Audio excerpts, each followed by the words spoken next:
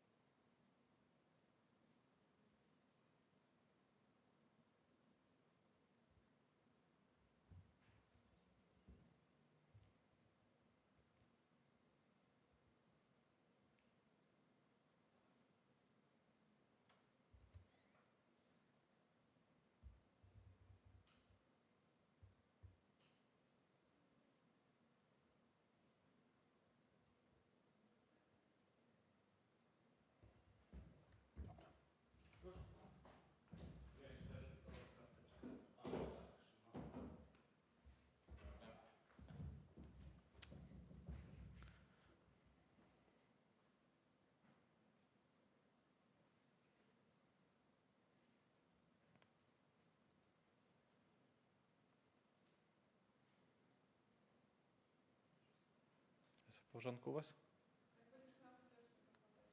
Chyba, że Robert przyjdzie już. Facebook? Wiesz, może klucz się zmienił właśnie. Jak otwieram wydarzenie, Mhm. widzę, że leci ten livestream. A, To nie wyświetla się na stronie. a, dalej na Facebooku się nie wyświetla, tak? Na Facebooku się nie wyświetla. Thank you. Yeah. Może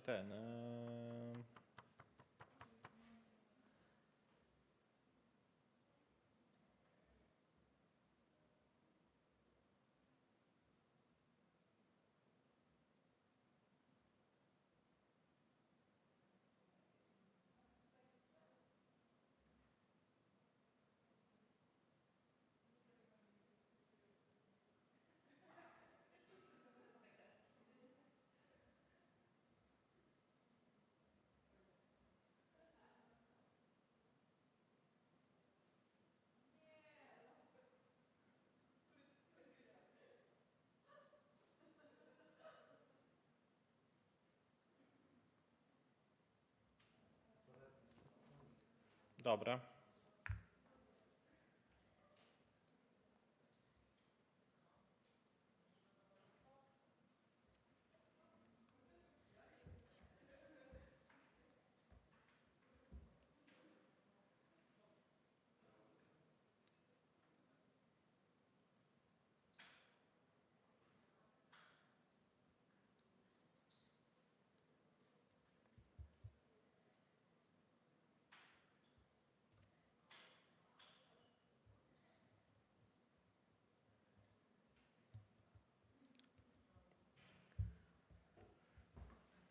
Dobry.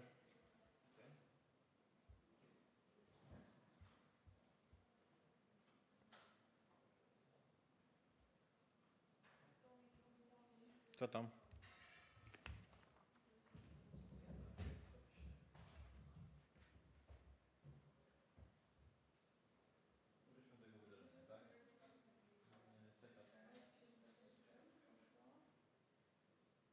Powinno być tutaj jako...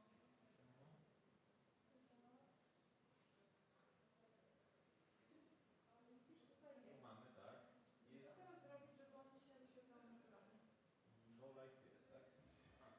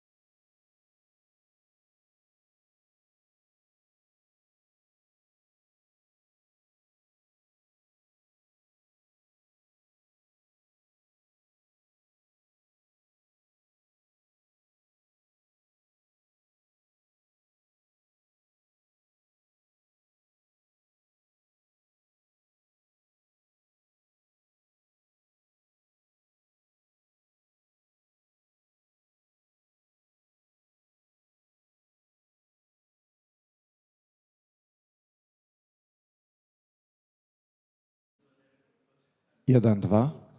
Raz, dwa, 5. 1, 1. Test.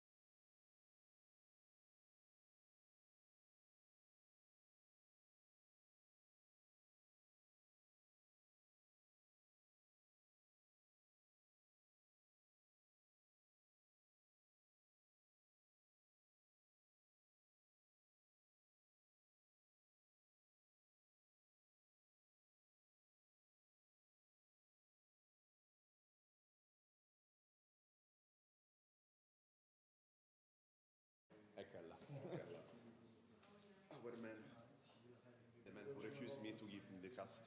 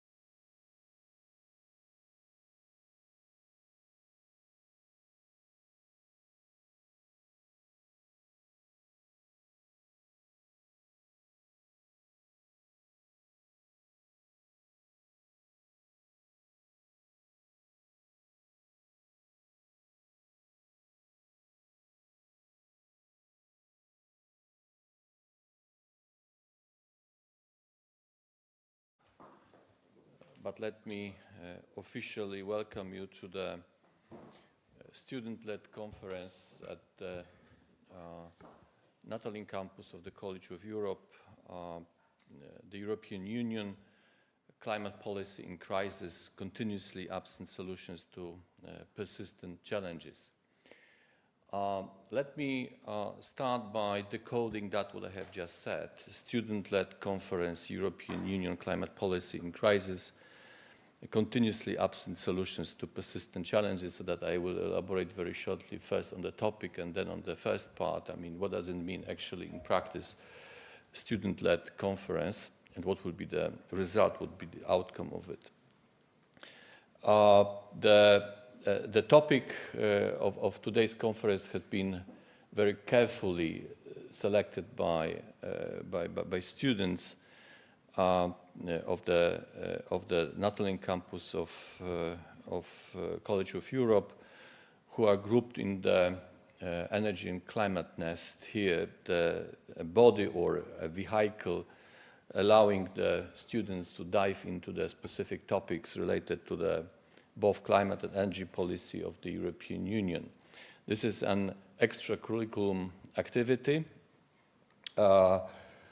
which enables students encountering people, but also engage in processes, including the preparation of the conference,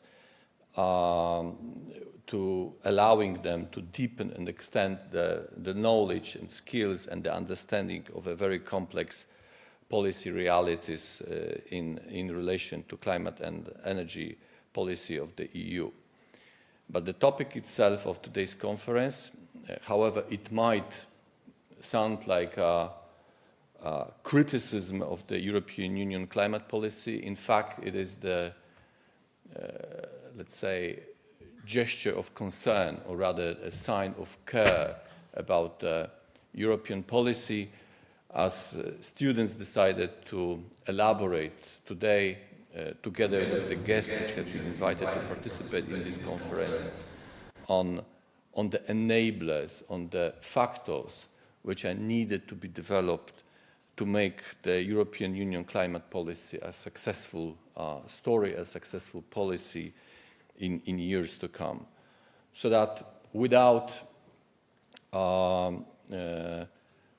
ignoring the realities and without ignoring the factors which are impeding the speed and the deepness of the development of the climate policy of the European Union, students decided to take several aspects and several factors which, in their opinion, are to define the effectiveness of the climate policy in the future. The first factor, which is being represented in the first panel of today's discussion, is the issue of the industrialization and actually the competition of the European economy in the era of decarbonisation, and how both the competitiveness of the EU and the industrialization of the EU interplace with in the decarbonization policy of the EU, and to what extent the climate policy of the EU is expected to take into account some aspects related to these two aspects, I mean, the industrialization and competitiveness.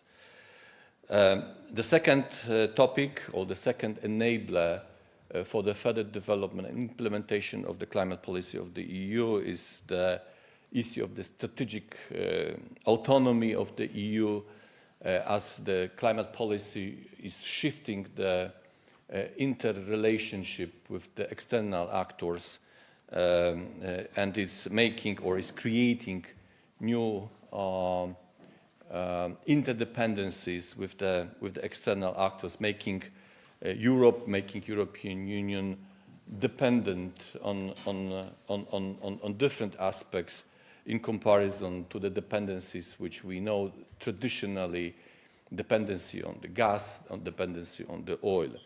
And the second panel of today's conference will elaborate on these new dependencies and how to make European Union more strategically autonomous, and how to make European Union more resilient to those external interdependencies, while implementing the climate policy in years to come. And the third element, which has been identified as an enabler for developing the climate policy of the European Union further, is the social acceptance within the European Union. The social acceptance understood as the political support, genuine political support for the continuation of the climate policy, the acceptance at the level of the political support, but also the support in the regions, and at the level of the cohesion of that what can result from the climate policy and the social and human-related aspects of the actions to be taken at the European Union level.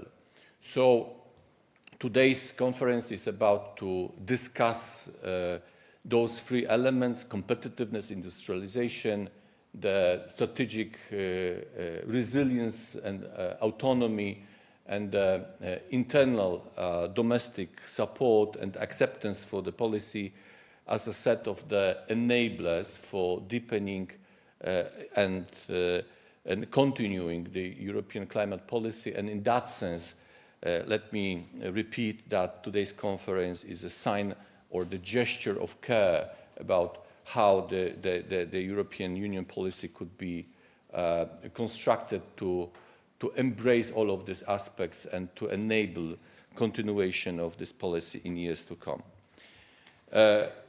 What does it mean, actually, the second part of that, what I have make an introduction, what does it mean, the student-led conference? This is obvious maybe for some of you, especially those who participate in that process, but let me also explain it to all of the guests who made the effort and they came today to this conference in person, but also to those who are following us online. So the students under the umbrella of NEST, Climate and Governance, were responsible for shaping the concept of this conference. Then they have been engaged in the process of drafting the call for papers, so the invitation to the external participants or prospective participants who decided to make an effort and submit paper to this conference. Students were also engaged in the process of assessment of the papers, shaping the program of the conference, and finally they will be leading panels today. So let me, in that context, express my great appreciation to all of the students engaged in the preparatory work. It was the long, year-long process starting from September 2025, leading us to today's conference, which is the peak, let's say, event showcasing the engagement of a group of people engaged on the merit of the conference, on selection of the papers, but also on the elements which are related to the organization of the logistic of the conference. So I would like to thank you very much from the very much outset of this conference, but also congratulate for your persistence and readiness to engage despite of the efforts you have to make, you also to keep your let's say, traditional curriculum-related obligations to be delivered on time, because, as I said, this is the extracurriculum activity which requires you to go outside of that, what is the minimum at the College of Europe. Let me finish by saying what will be the outcome of this conference. So we expect to have a very vibrant and vivid discussion today, and we hope to this discussion to lead to a very concrete policy recommendations. But more importantly, this conference is about to result in the set of the papers to be published as a post-conference publication in the period to come. And let me also show you the paper which has just been issued by the College of Europe under the supervision of Beatriz Martinez Romera, but also with the great support of Barbara and other colleagues involved in the process of preparing this publication. The same publication or a similar publication we expect will be issued after today's conference, after the peer review process, which will be led by Dr. Zofia Roguska, who I also want to welcome to this conference. So let me finish here. Again, thank for students for the engagement and for the persistence of being engaged in that process. And I think it is now time to move to the first panel. And in that context, I want to invite Ksenia to lead the first panel and to take responsibility as a representative of students for a successful implementation of this conference. So, Xenia, the floor is yours.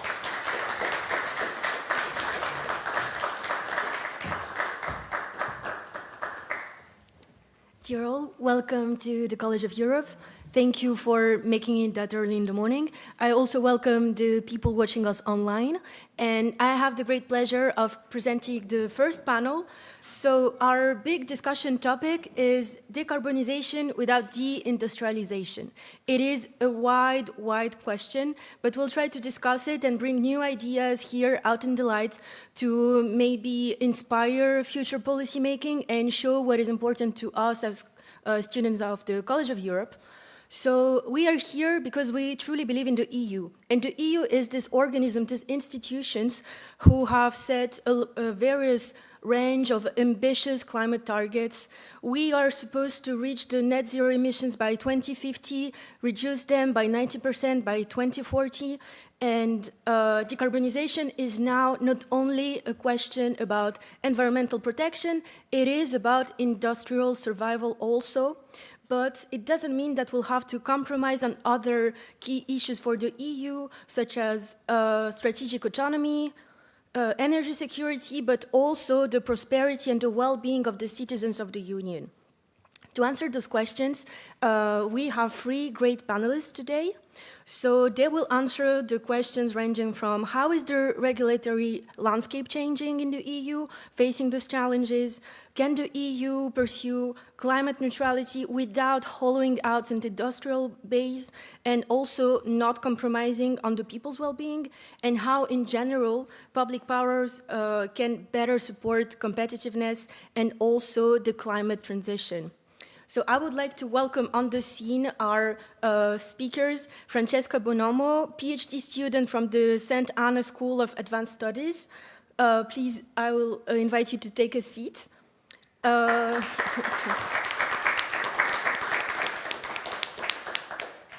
Our second speaker, Ahmed Gaid Zakaria, assistant lecturer at the University of Algiers III. Please have a seat also.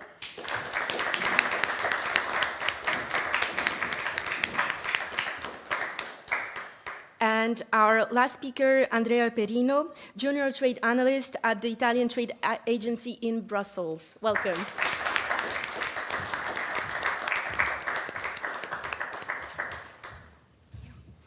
We will proceed by presenting each paper. So the first one is Francesca's. It's entitled Sacrificing Ecology for Competitiveness, Assessing the Clean Industrial Deal's Impact on EU Climate Law. I invite you to the desk, and then the next panelist will take the floor. Thank you.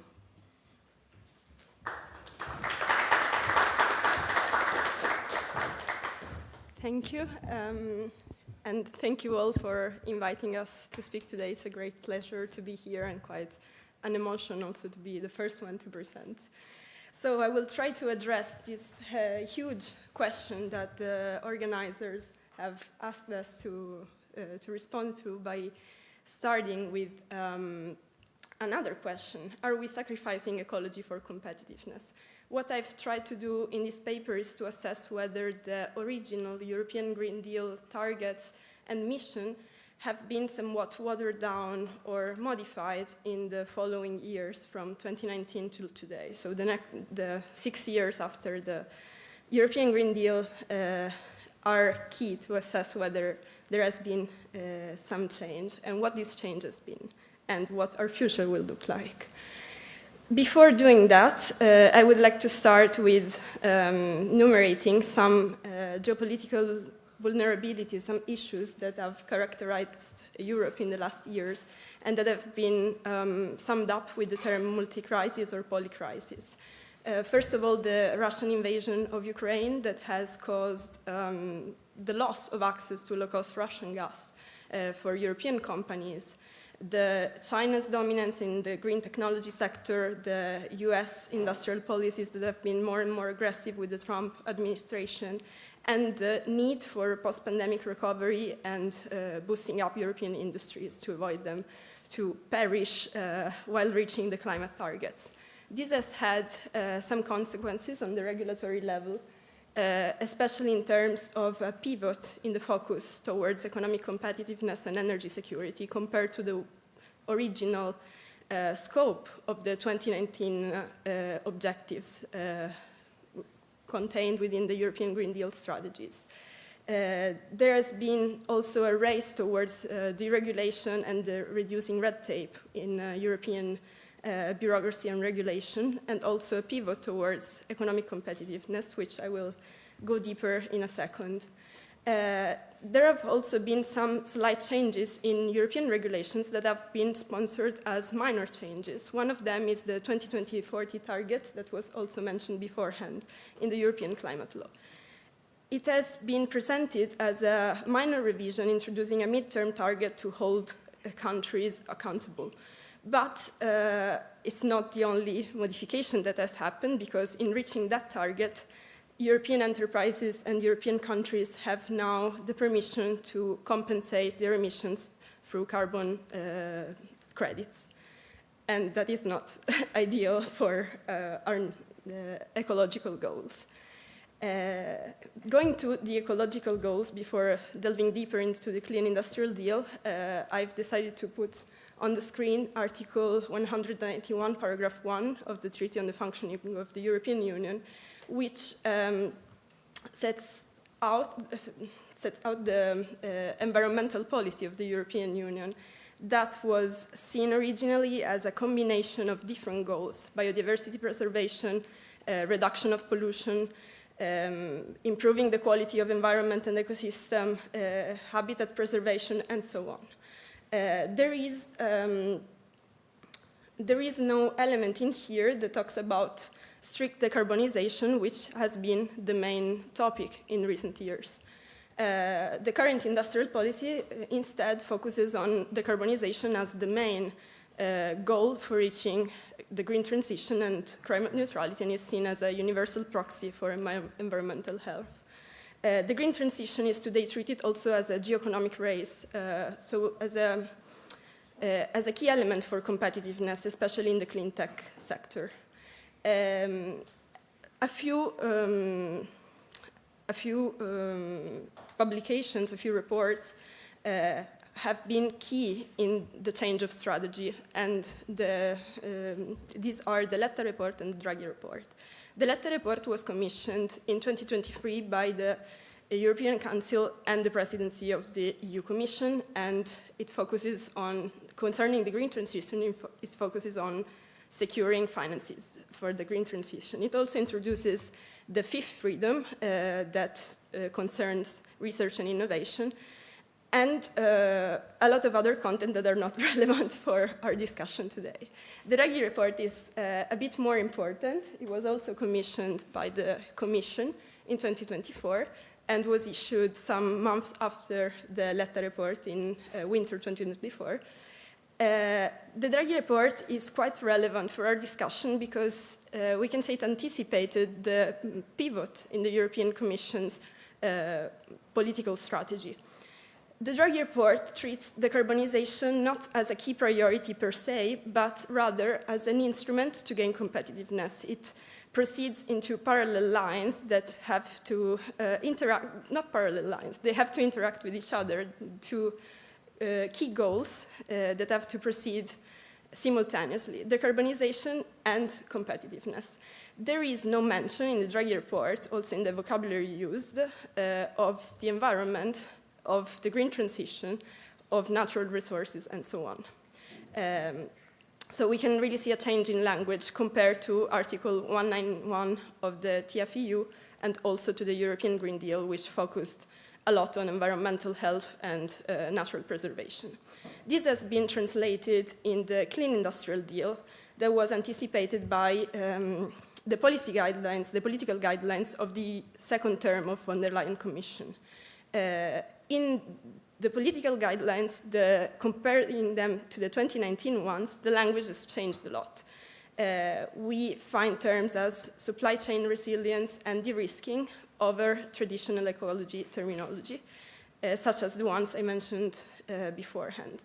And the new goal is not a green growth strategy in the sense that we understood within the European Green Deal context, but rather ensuring European industry with the means to survive a competitive market and not always a fair one, while at the same time hitting climate targets. But the way of hitting those climate targets has slightly changed, and also the importance and the consequences of those climate targets.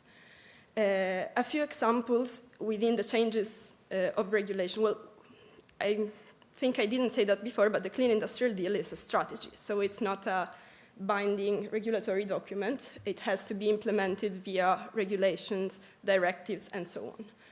A few of those are the ones you can see on the screen. They all have their own framework and cover different sectors of the European Union policy, but they have some elements in common, and that these are the ones that I want to stress today, because there is a real focus on simplification and acceleration that is, of course, needed to boost competitiveness and to boost the race for clean tech, but at the same time raises some concerns in terms of our ecological needs and also our principles that have been consolidated and that were taken for granted, for example, in the Letta report.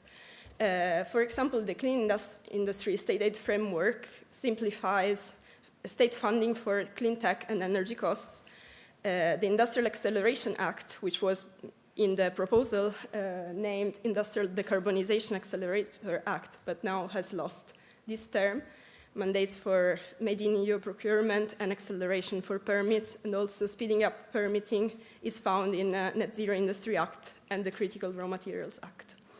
This has some inherent risks, because accelerating public permitting sometimes is not ideal for public participation and for thorough consideration of some consequences of different industrial procedures and so on. So the main consequences of this streamlined, the main features, the main policy elements of this streamlined permitting are macro zoning, so establishing industrial acceleration areas. That means doing the environmental impact assessment concerning a macro area beforehand, and afterwards all enterprises, all projects that want to be developed in that area have a green light to develop there instead of doing an impact assessment one by one. Another innovation is one-stop shops. That means having a single point of contact with the public administration for investors and project developers to speed up the process instead of having to deal with different administrations. And the tacit approval case, that means if the administration fails to reply to the ask for permitting in a given amount of time, the tacit approval comes forward and it's approved automatically. Another interesting change has been the introduction of the term overriding public interest, referred to the energy transition, that can be found into the Renewable Energy Directive, the third one, the Net Zero Industry Act, the Critical Raw Materials Act, but also in the Nature Restoration Law, where it is said that when a project is of overriding public interest, and there are some cases contained within the law, most of them are concerning renewable energy implants, then the nature restoration goals are second to those. The inherent risk, as I said, is bypassing public participation and also predetermining the outcomes of the decision process, because if an administration has as an indication that certain projects are overriding, so are more important than others, then when is this administration going to stop those projects in favor of nature restoration projects, which probably don't have an economic impact, or not at least in the short term. And these are only a few of the risks, because if we think about the compatibility of some renewable projects with environmental law, this has to go through a thorough analysis project by project and not a macro level analysis. So I think I will leave you with more questions than the ones you had before my presentation, but I will try to answer at least one. There is one principle that is rising in both EU national and international doctrine, that is the non-regression principles. That means that states are forbid to weaken domestic environmental protection.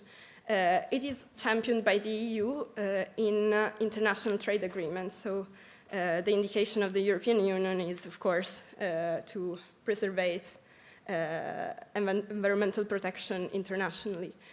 But there are some backdoors towards this principle that is not, of course, contained in the treaties or in any other regulation, such as the overriding public interest presumption or the goals of the Clean Industrial Deal. So I will leave you with the answer to this question, which is probably not compatible with the non-regression principle, at least if we don't give a thorough thought to every project that we are trying to implement in our lands. And it's not that the lack of technology or the lack of competencies in this field are going to ruin our environmental efforts, but they have to go side by side and one cannot override the other. We'll leave you the floor to some of my colleagues for questions. Thank you, friend.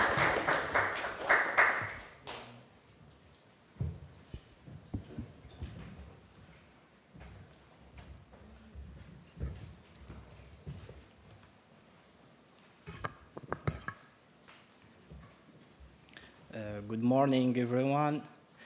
First of all, I would like to express my sincere gratitude to the organizers of this conference for giving me the opportunity to present my research. It's a great pleasure and honor to participate in this event and to contribute to the discussion on one of the most important challenges facing the European Union. Today, I will present my article entitled How to Balance the Climate Ambition with the Industrial Competitiveness and Energy Security. The European Union climate policy involves important trade-offs between these three objectives. And the European Union now is positioned as a leader, a global climate leader, and through the strategy of the European Green Deal and the 2030 targets. And the recent energy crisis and geopolitical risks have made these trade-offs very difficult for policymakers. And so to address this issue, I tried to analyze these three objectives by using the integrated assessment models based on DICE model, and by using the 4 key variables. So we have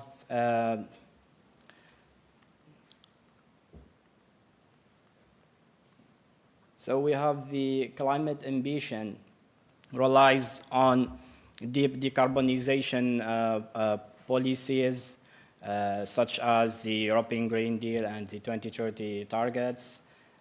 So it requires deep decarbonization of the energy system and also replacing the fossil fuels with the renewable energy and carbon pricing. This change will create so the economic adjustment costs, especially for the energy so intensive industries. For the industrial competitiveness is a major concern, especially for industries like chemicals and steel, aluminum, etc., under the climate regulations. This will this will create a carbon leakage, especially for the firms that will move their production abroad.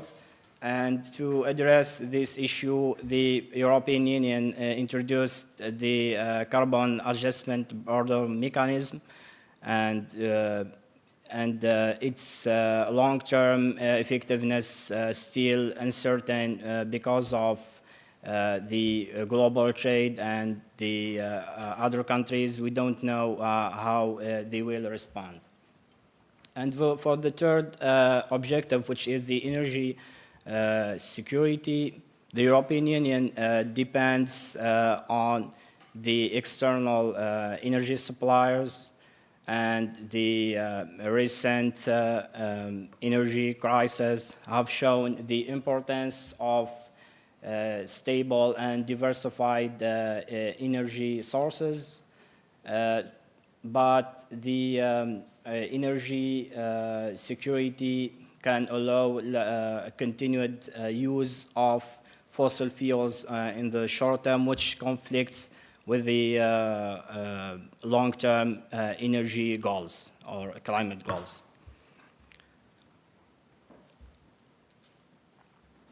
So I shaped a model which is called DICE model, a dynamic integrated climate and economy.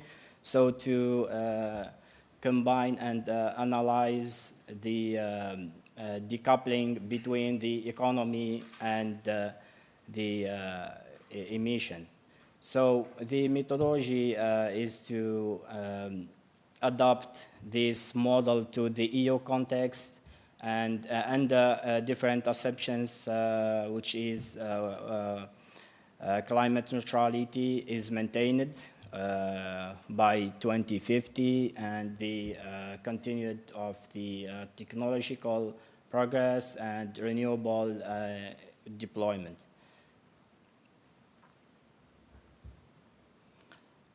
So we have 3 scenarios in this model, which are the delayed climate action, which is characterized by low carbon pricing and slow decarbonization and dependence on fossil fuel. The second scenario is the ambitious decarbonization, which is characterized by the strong carbon pricing and rapid renewable energy.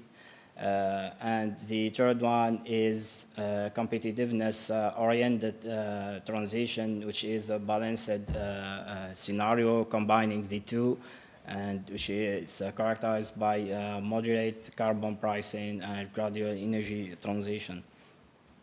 So in this model, when using these 3 scenarios, I used key variables like the GDP and the emissions, and also the temperature and environmental damage, and the policy instruments such as the carbon taxes and energy regulations. Here we have the figures that for our 3 scenarios, and we have these 4 key variables. So we have on the short term the first scenario, which is a delayed climate action, is we have emission will increase over time, and for the 2 others, the emissions decrease by 2050 until achieving the zero carbon emission, which is the objective of the European Green Deal. And for also we have the decoupling between the economy and also the emissions, the carbon emissions. So it measure the level of emissions by created by per GDP. And so to explain this, we have made this table. So for the economic performance, the delayed climate action on the long term, there is a decline due to climate damage, and stable growth for the balanced transition, and a higher growth for ambitious decarbonization. And on the short term, there is a higher output, so no transition cost for the delayed climate, and moderate adjustment for the competitiveness-oriented transition scenario. And for the third scenario, which is the ambitious decarbonization, there is a lower output, so investment cost. For the third variable, which is the energy security on long term, this persistent or dependence on fossil fuel for the delayed climate, and gradual improvement and higher energy autonomy for the ambitious decarbonization scenario. So overall, on the short term, the delayed climate action performs worse, and the ambitious decarbonization on the long term performs very good. So we pass to this sequencing climate policy to reduce the trade-off between the three objectives. So we have to build basic systems, with renewable energy, electric grids, and transport network. And after that, we have to need to adapt without losing competitiveness. And by supports like subsidies, innovation funding, and we have the carbon pricing. So once the alternative exists, the firms reduce emissions without causing the major economic shocks, and not to affect the competitiveness. And finally, we have the deep decarbonization. After this process, we will achieve the objective, which is the climate neutrality. So our main findings are the trade-off are manageable. So the trade-off, the three objectives are interconnected, and we cannot maximize one objective without affecting other objectives. So if we want to maximize one objective, we will make or create costs or adjustments for the other objective. And the delayed action increases risks because there is not a strict regulations on the climate ambition, while the ambitious scenario performs best. For the recommendation is we have to invest in renewables, support the green innovation, and to diversify the energy sources, and maintaining also the policy stability. Finally, the successful green transition requires not only ambitious climate policies, but a strong governance and well-sequenced policies implementation. And thank you for your attention.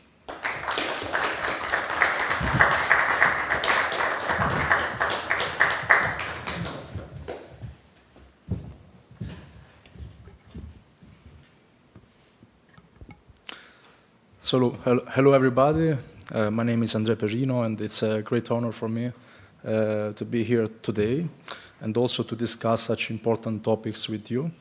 Indeed, I put forward some very ambitious solutions, as you can also read from the title, which is Manifesto for a New EU Public Interventionism, the only path forward to a climate-neutral Europe by 2050. So, indeed, it seems pretty ambitious at first, but when we contrast it with the great questions we have ahead, it is way more coherent. So, what kind of questions do we face?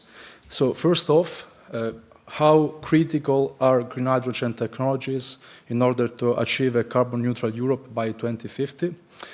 Why the current EU policies are failing in order to develop and scale up hydrogen at a commercial level? What kind of lessons can we also retrieve from alternative state-led hydrogen developing models, for example, coming from South Africa or China? And what kind of policy innovations can we propose in order to solve these problems? And this is what I was calling a manifesto. So first off, hydrogen. Hydrogen is the most present element in the universe, but in the Earth we find it only in bound forms. So if you want a clean version of it, we need to retrieve it from water using clean electricity, in particular coming from solar and wind, through a process which is called power to X. So basically, using this clean electricity, we transform the electron into a clean molecule, as if it were like a natural gas, but with the benefit that it doesn't pollute, it doesn't release greenhouse gases. So we can kind of transport it, store it. So this is the simple version, but it's very important because this would solve the so-called decarbonisation gap, which is that there are some sectors, so-called hard-to-abate sectors, which we cannot really decarbonize just using direct electrification. So, for example, steel industry, glass industry, ceramic, shipping and aviation fuels and so on. This is why the European Union released in 2020 the EU hydrogen strategy, which has several targets over time, up to a full 2050 hydrogen economy, meaning that hydrogen is integrated in all over the energy system. And you can also look in the picture. So this is the very famous Hindenburg tragedy, where you had this balloon with hydrogen in order to fluctuate, which exploded in the end. But this is very interesting because it shows how inflammable and powerful hydrogen is. So it's a tragedy, but I think that the Green Deal supporters, we have a good news by knowing that for this picture, no greenhouse gases were released. But it is not all a bed of roses, because the European hydrogen strategy is part of the so-called hydrogen hype. Okay, so they believe that it's possible to create a full hydrogen economy by 2050, but in the literature you can also find some scientists who are totally against, and they say that it's not possible at all to use hydrogen for energy purposes, meaning that this hydrogen hype will eventually become a hydrogen bubble. And then we have the middle with the hydrogen realism, meaning that we will not have a hydrogen economy, but hydrogen will be useful for those sectors where it is unavoidable. And why are we talking first off about hydrogen skepticism? Because 4 years after the EU hydrogen strategy has been released, actually almost no project really made it through at the European level. Most of the hydrogen projects failed, despite many European funds, like the European Hydrogen Bank at its second auction, which also failed. And virtually we only have demonstration projects, but no hydrogen market. So much that the European Court of Auditors in 2024 even released a report by saying that the European hydrogen strategy was too ambitious, but actually detached from reality. And it would not be like that much of a problem if it only were for demonstration projects, but the European Union is taking big, because it's also aiming at creating cheap hydrogen, for example, from North Africa, where you have abundant solar and wind resources, and transporting it up to Europe and even up to Germany, which is the industrial core of the European Union. The thing is, so the most important project is the South H2 corridor, which was announced already back in 2023. And we already had several rounds of memorandum of understanding, first between energy firms and secondly between governments. but so far there were no actual final investment decision. And this reminds us of another project which was very similar more than 20 years ago, the Euro-Quebec hydrogen pilot project, where the European Union invested up to 38 million euros in order to do basically the same, like producing cheap green hydrogen through hydroelectric power in Canada and importing it to Europe. And not only failed, but we don't talk about it anymore. You cannot find it in any official European document today. But why is this happening? Because of the so-called chicken and egg dilemma. Basically, there is no hydrogen supply which is created because there is no green hydrogen demand. And there is no green hydrogen demand because there is no green hydrogen supply, which would be too expensive because the power-to-X process, which is the blessing of hydrogen because it allows you to transform an electron into a clean molecule, is actually also its course. In a way that all this conversion process is very inefficient, up to a final output of around 30 to 40% of the initial input, which is really, really low, and this is besides the efficiency of the electrolyzer, so it doesn't matter. It's always very expensive, and Professor Samuel Fulfary, a former European official whom I interviewed, and who is the public enemy #1 against hydrogen, says burning green hydrogen molecules is like burning Louis Vuitton handbags for heat. So I don't know what our fellow colleagues will think about this, but yeah, it's a pretty dangerous way for producing energy. And I asked this directly to former Director General of DG Environment, Karl Falkenberg, like he was one of the main responsibles, and I asked him, why did you release such an unrealistic hydrogen strategy? And he told me like they were desperate to come up with innovation and to have an answer to all those questions. And this is very important because they bought a cheap answer from green hydrogen, but those questions remain with an open question mark. And these questions are basically the title of the panel, how to decarbonize without deindustrializing. So we need to find a way, and even the hydrogen realists say, according to the model of the clean hydrogen ladder, that maybe we will not reach a full hydrogen economy, but we still need hydrogen and clean tech, like carbon capture and storage and so on, which is also failing to some extent, in order to decarbonize some fundamental sectors, first off steel and fertilizer, but also shipping and aviation fuels. So is there a way to solve this chicken and egg dilemma? Yes, but we should look very far from our nose and from our perception and ideas. South Africa has been the first and almost the only country to find a way for a similar strand of energy business, which is coal to liquid. Basically, during the apartheid, South Africa received an embargo, and they could not import any oil anymore. So they were forced to start the production of synthetic oil from coal, which is also very, very expensive because you still do a lot of conversion processes, but it is very good for energy security, so much that the United States tried even their own program, and they failed because it was too expensive. But South Africa did it because they were forced to do it. And they did it through a state-owned enterprise called Sasol, so much that even after the embargo, they remain in a lock-in, meaning that this enterprise is still producing coal to liquid. And China later on did pretty much the same with its state-owned enterprises. First with coal to liquid, and now with green hydrogen. China already produces twice the quantity of green hydrogen, which is the output of Europe. So, of course, we cannot copy-paste these models to Europe because we have a different way of production, and we do not believe that much in a state-led economy.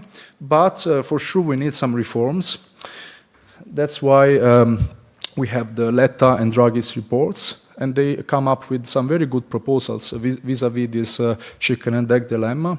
So first off, the 28 regime, which would allow the European enterprises to work in a similar law environment.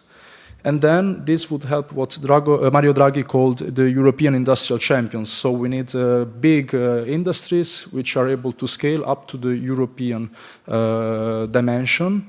And in order to do this, we need the capital markets union, which allow the enterprises to take risk at the same level that they could do, for example, in the United States. But there is a problem. You need to change the treaties for this. Is it foreseeable in the future? We don't know, but it's very hard. So they don't actually solve the problem outright. And the question is, why so many programs we already have in the European Union, from the European Hydrogen Bank to the Decarbonisation Bank and all the, like the CSAF and so on, don't succeed in their objective? Because there is this so-called valley of death in innovation. Basically, all these demonstration projects, which are put forward with the public subsidies, after the demonstration phase, fail to scale up and to become commercially viable. And I interviewed the Italian scientific attaché to the Embassy of Italy to Berlin, who confirmed that the problem is that most of these programs are managed by universities and research centers, which have an interest in receiving this funding for the demonstration projects. But of course, they have no interest in going forward for a commercialization scale, because it's not their role. It's the role of industries, and some industries tried as well. So I interviewed one of the most important executives of Confindustria, the representation of Italian industries, but also a CEO himself of a very important listed clean tech company in Italy. And he basically confirmed that there is no real market in green hydrogen anywhere. So there are many demonstration projects, but there is no green hydrogen market. You cannot really buy and trade it. There is only blue hydrogen in the best case scenario. So green hydrogen is a market failure. And this is a first important innovation to take into account in comparison to what the European Union believes in relation to hydrogen.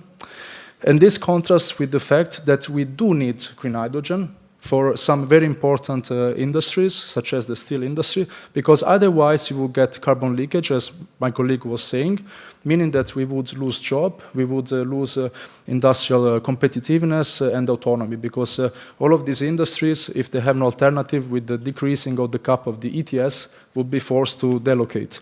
So we need the public utility approach. Hydrogen should be like a public utility for these industries. And it is what I would call like a whatever it takes condition from our hero, Mario Draghi.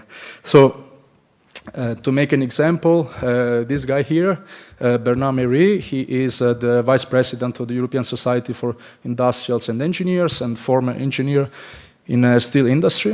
And he made some provisions according to which you need up to 900 billion euros in order to decarbonize the whole steel industry in Europe, which is too much for private steel producers. You necessarily need the help of the public sector.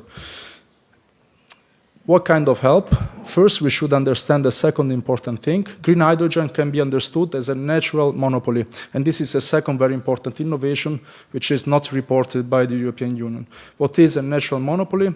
It's a kind of market where competition is not good, because if you have many enterprises, the market remains a failure. The only way to develop it's to have one enterprise which is able to reduce all the costs, because cost duplication would be bad for this kind of very strange market. So it is the markets of utilities like water, electricity to some extent, and so on.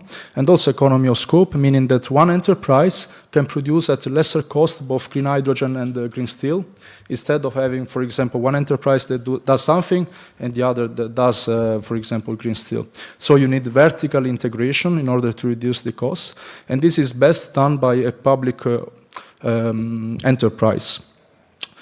And very importantly, in the case of green hydrogen, nobody reports this, but at the thermochemical level, so we are not talking about finance yet, it takes 7 times more energy to retrieve 1 mole of green hydrogen from water, instead than retrieving it from methane.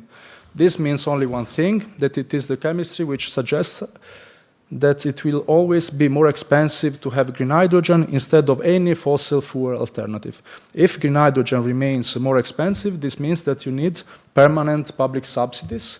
And if you only need a few enterprises or one enterprise in the market to have vertical integration, it means that the best way is to rely on a state-owned enterprise.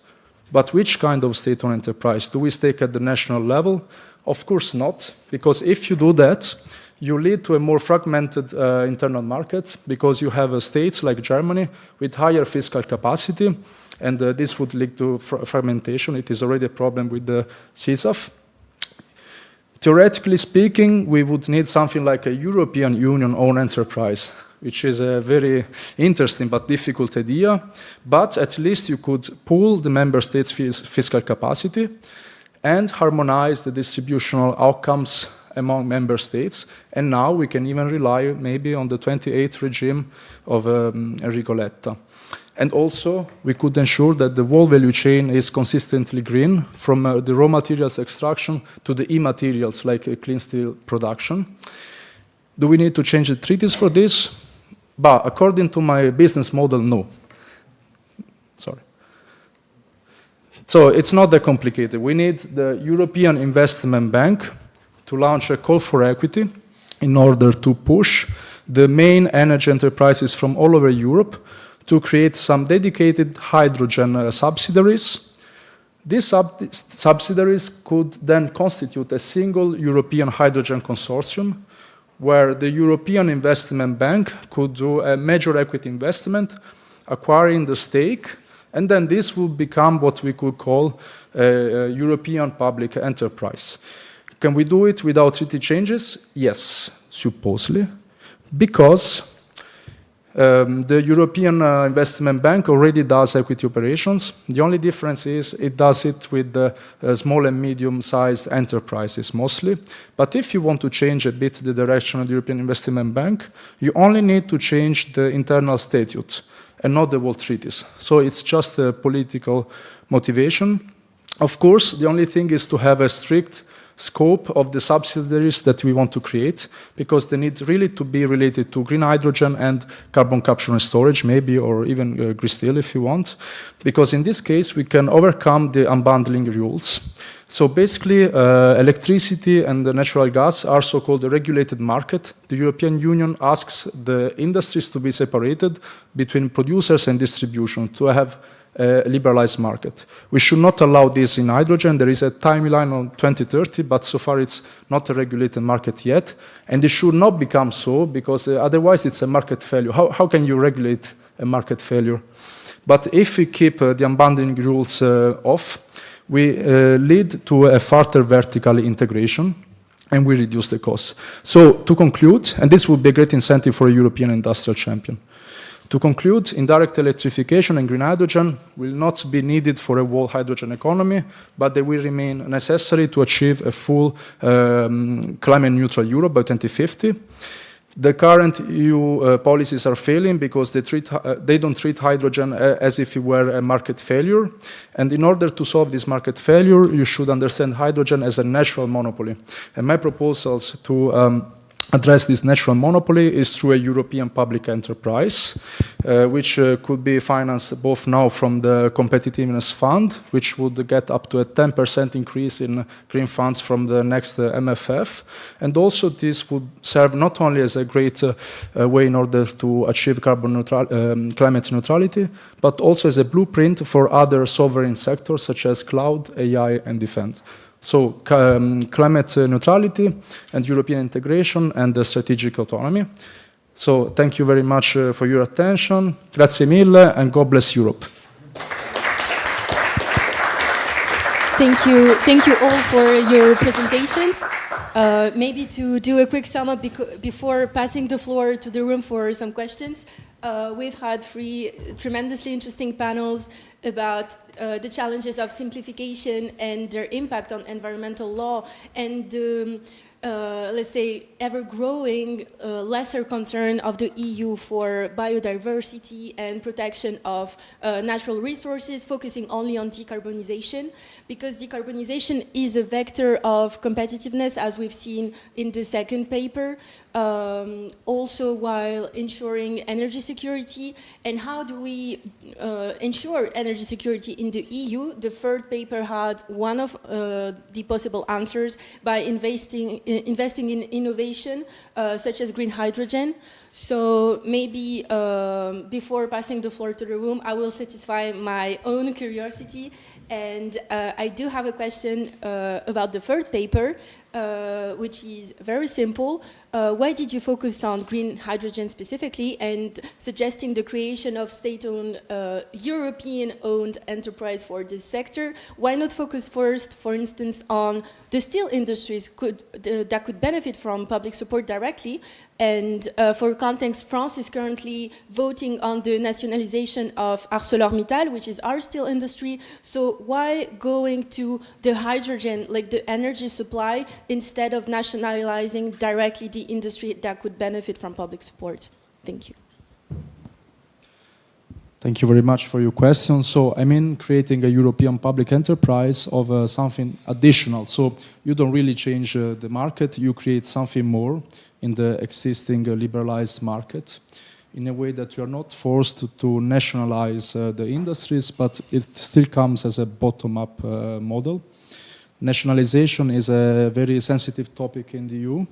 Maybe it's possible to make it in France, where also the nuclear sector, the nuclear power plants are to some extent nationalized.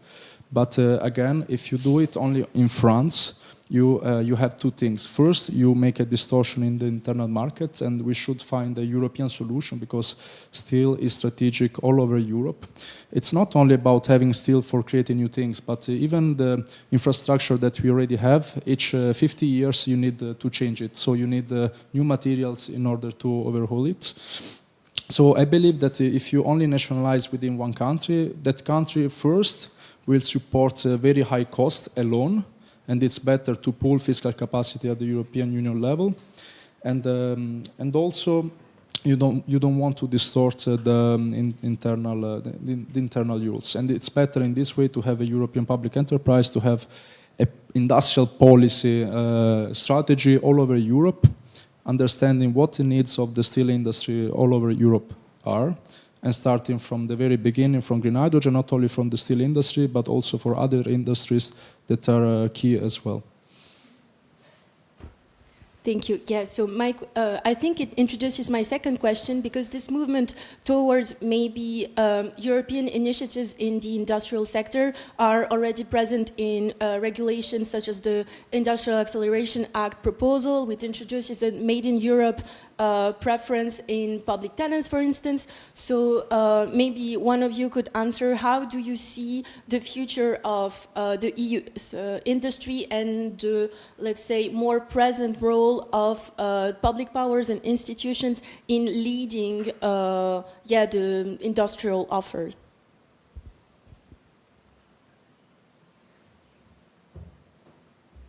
I don't know if I'm the right person to answer this because I'm mainly concerned with EU environmental law. So I'm probably on the other side of this question. But I think we're seeing public interventionism across all sectors.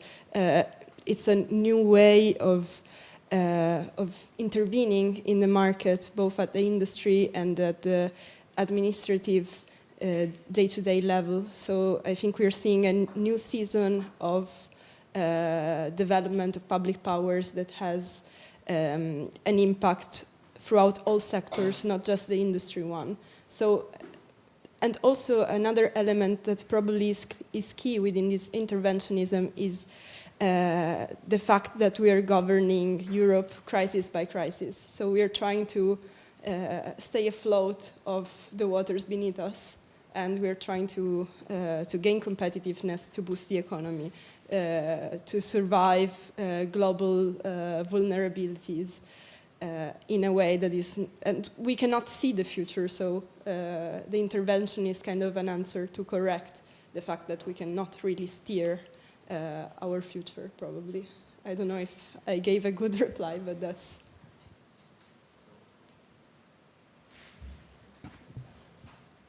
Thank you for your questions. So the industrial competitiveness, so it is interconnected. The three objectives are interconnected, and the problem of the trade-offs is inherent between these three objectives. And to achieve the climate objective, the policymakers want to maintain the industrial competitiveness and also to ensure the energy security.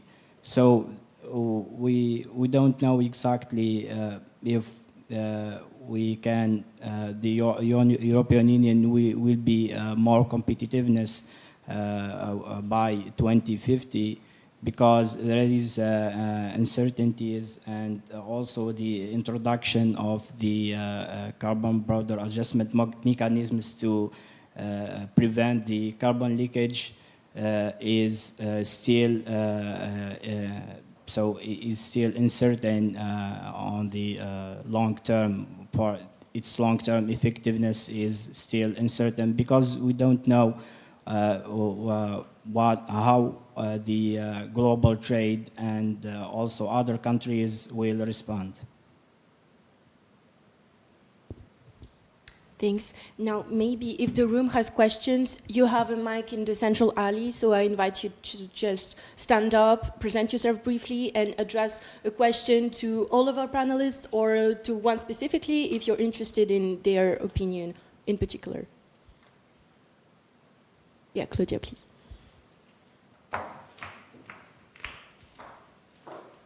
It's random. Thank you so much for being here, for making the way to our beautiful campus, and thank you so much for those 3 super interesting presentations, really. I'm amazed.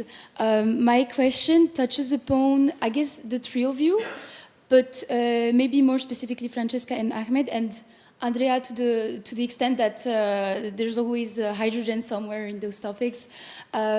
So where I come from, in terms of reflection on all of this conference, is that in order to have decarbonization, well, we need renewables, and but those renewables don't come from solely the wind and the sun. It comes from those raw materials and mining. And well, Francesca, you mentioned the principle of non-regression. So I wanted to know your opinion in the conversation on not in my backyard, on the NIMBY debates, or on the better in my backyard, the BIMBY debates, because in order to have such decarbonization, or in order to have green hydrogen, we need so much renewables, and in order to be independent, we need to bring those materials from inside of the EU. So how can we do that without actually regressing from our environmental laws? Yes, and because Ahmed, you showed the triangle of the energy dilemma: decarbonization, energy security, competitiveness. Do you, the three of you think we could actually have a rectangle with like a 4th little angle for the environment? Does that work? What is your take on all of those points? Thank you. Thank you for your question. It was really amazingly formulated and very, very interesting. So I will start from the last one, which in my opinion is yes, it should be there. It should be in the equation. And I don't know why we're starting to forget it and to leave it aside. And concerning the first part of your question, the not in my backyard movement and so on, I think one of the key issues in this race, in this speeding up everything, is exactly that. We're missing the people from the equation, the people's opinions. So probably by boosting public participation, informing public opinion via scientific expertise and having public discussion, so boosting actually democracy in the renewable energy discussion could also be one of the solution. I would not say is the solution. And I will probably leave to my colleagues the part on extracting raw materials from our soil and the compatibility with the EU environmental law, because I myself don't have an answer to that, and it's quite, also as a person and not only as a researcher, it's quite stressful to think about these things.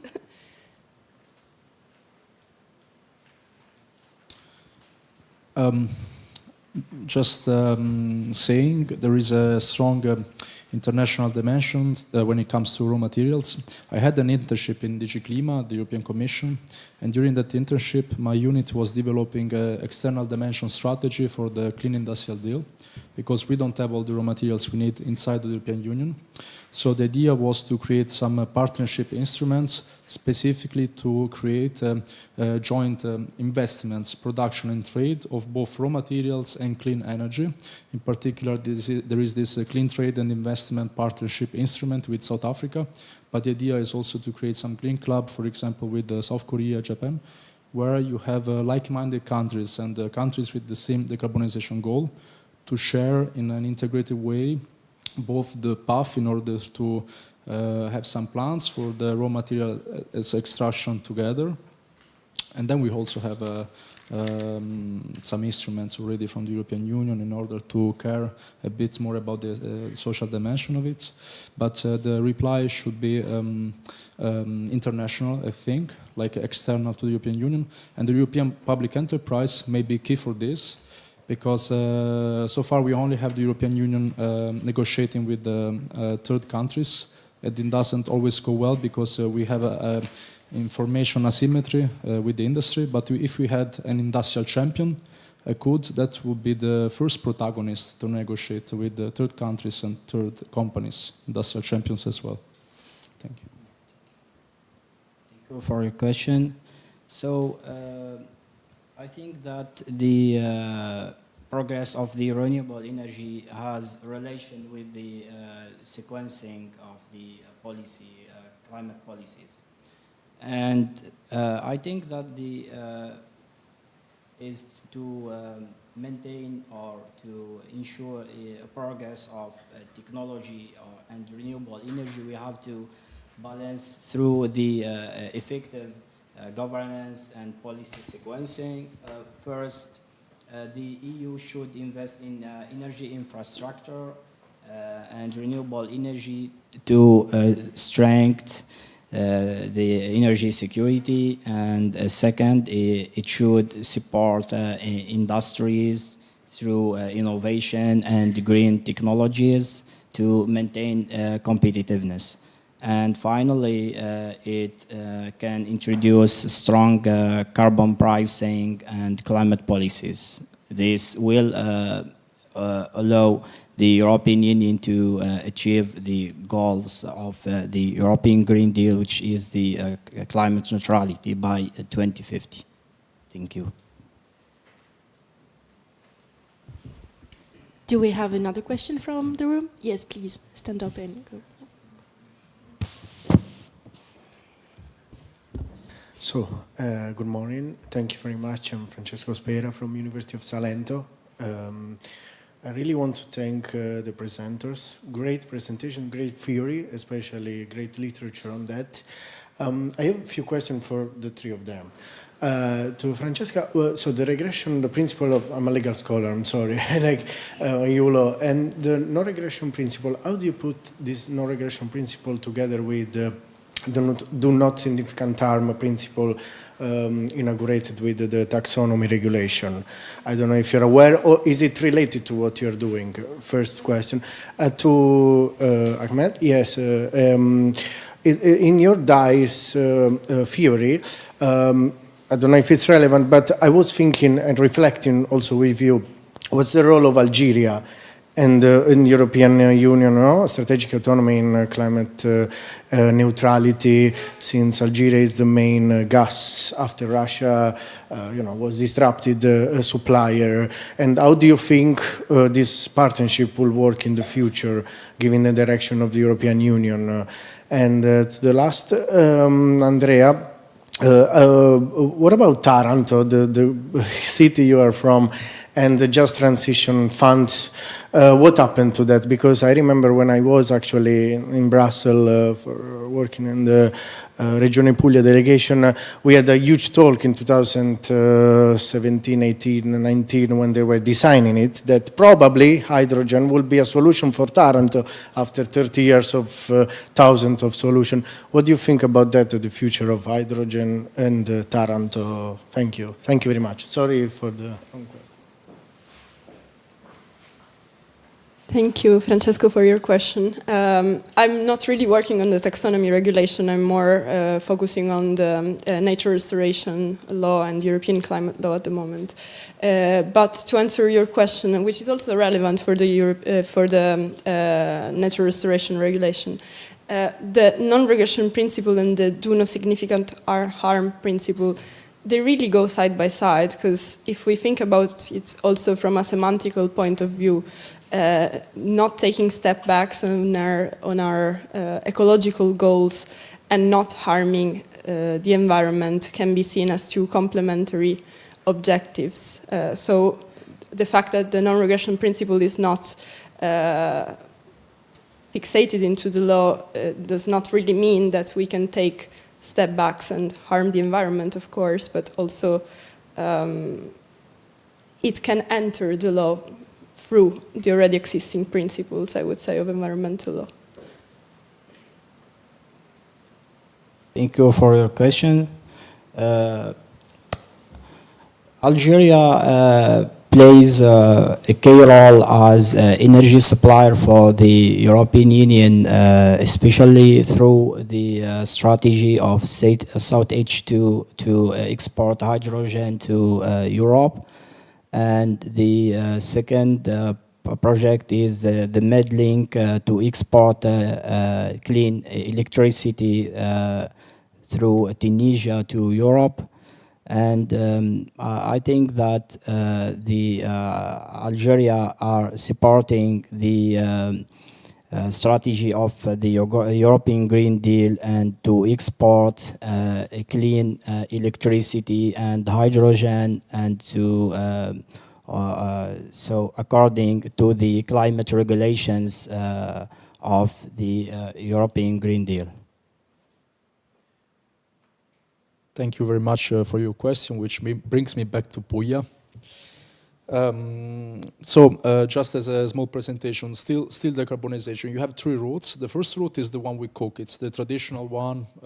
It's the most used in the world. Then there are two decarbonization routes. The first is with the scrap-based steel, which is actually like a circular economy, because you use the remnants of steel and you use an electric air furnace in order to produce new green steel. In order to do that, you only need green electricity. You don't need hydrogen.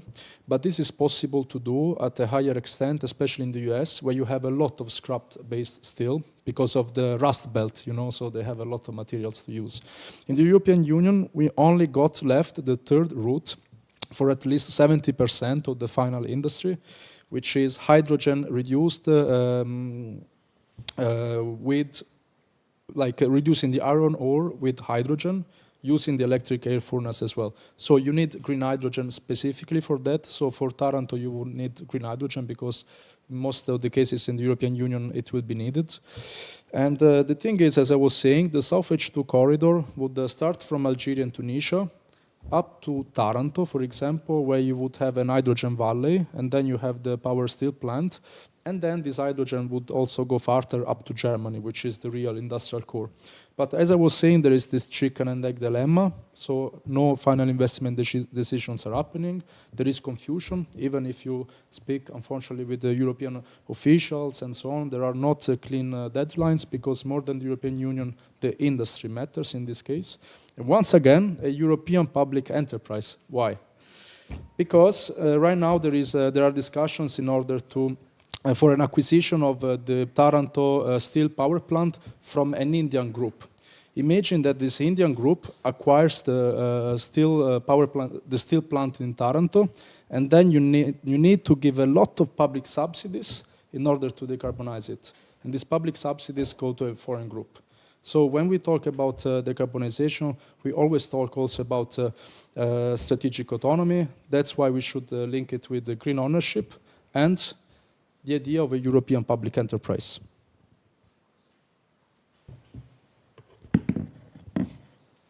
Yes, we're going to take one last question before the break.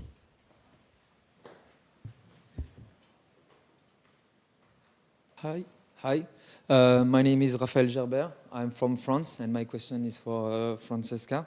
So post-2022, we witnessed a really substantial European response, but mainly on the topic of energy and competitiveness. You said like, yeah, the clean industrial deal, AII also. We know that there is no competitiveness without environmental protection, or at least without environmental policies. You also said that and highlighted that EU have a competence on environmental deal through Article 11, but also through Article 194.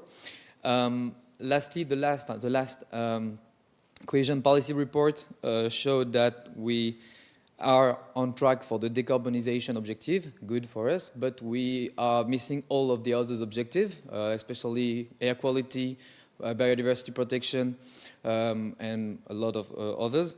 My question is simple. Do you feel that we are still actively thinking of the environment, especially when we are talking about energy production? Hydrogen and green hydrogen are requiring a lot of water, for example. Is talking about energy is politically more easier than talking about environment, especially like in the current situation? And why we did not have the same regulation boom as energy-related topic post-2022? Thank you. Thank you for your question. It was, I think it's more provocative than answer-seeking, I would say.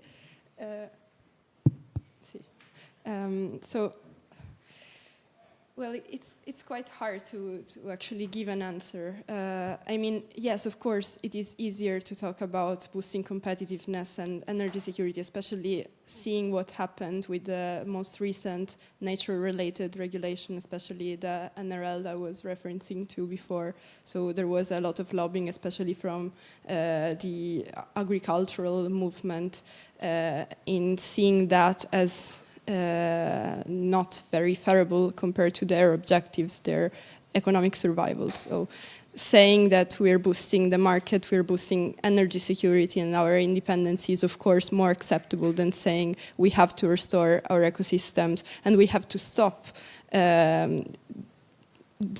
building in these ecosystems or digging for raw materials or doing this kind of activities that might potentially be harmful for the environment.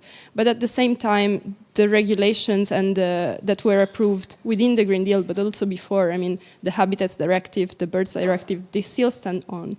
The matter here is the effectiveness of these directives. I mean, we've also seen a shift in the instrument used, directive and now regulations, almost throughout all environmental policies. So something is happening. I would not say that the ecological targets have been just forgotten. I would say they have been compromised with more pressing needs, or at least what most people or most politicians see as pressing. And we've also seen, I mean, a shift in the political landscape in the European Union. So there's a lot of changes going on that have not made it possible for ecological targets in the way that they were put up front in the previous years to be maintained. But at the same time, we don't have to think about the Green Deal or the before 2022 objectives as green and ecological stricto sensu. I mean, the European Green Deal is always a green growth strategy. So it does not talk about deindustrializing, it does not talk about stopping production or removing existing implants. I mean, it talks about balancing those two objectives. What we are seeing is not a real balance anymore, probably a step back in natural targets and a step forward in decarbonization, clean tech. I mean, the word clean, I would not say is the reason for the word clean is not the mission that we need to improve the environment and climate change, but rather because we see it strategically as a competitiveness issue, as something that the European Union can excel on, because the others have not reached that yet, except maybe for China. Thank you for all of your super interesting questions. I now invite you to take the break in the auditorium just next door, and the second panel on strategic autonomy is going to take place at 11:45. See you soon.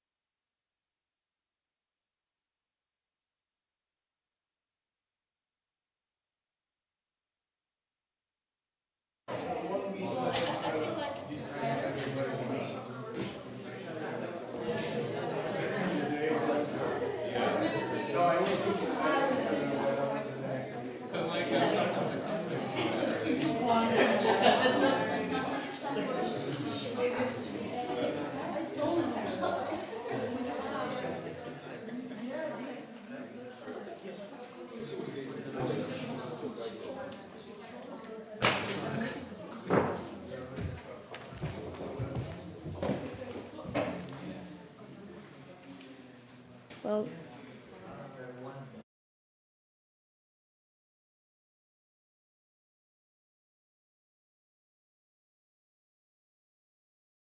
Esteemed audience, fellow colleagues, esteemed speakers and members of the academic administration for being here, for your time.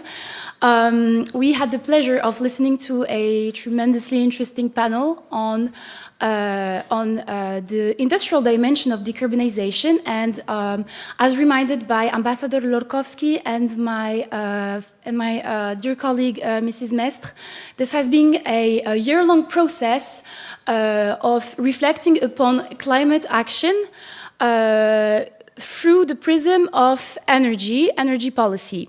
So now this panel focuses not necessarily on energy security, but on the security dimension of energy, if this makes sense.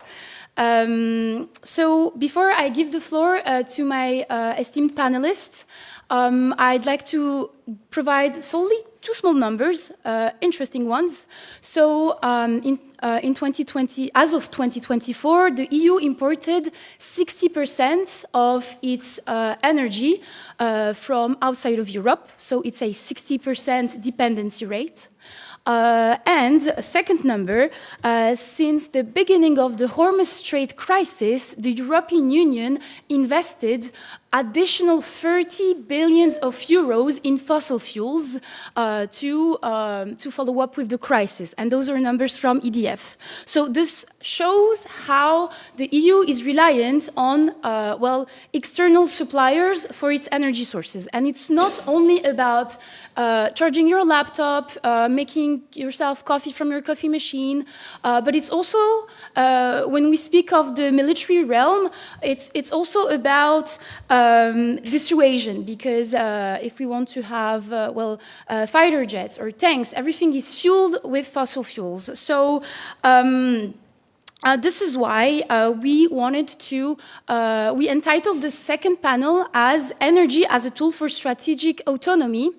And the first presentation captures this idea perfectly with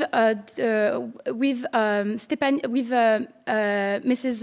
Stepanida Lavrusenko, master student at the Institute for International Studies at the Jagiellonian University of Krakow, that I have the pleasure to welcome for a discussion on the EU security climate conundrum. Thank you.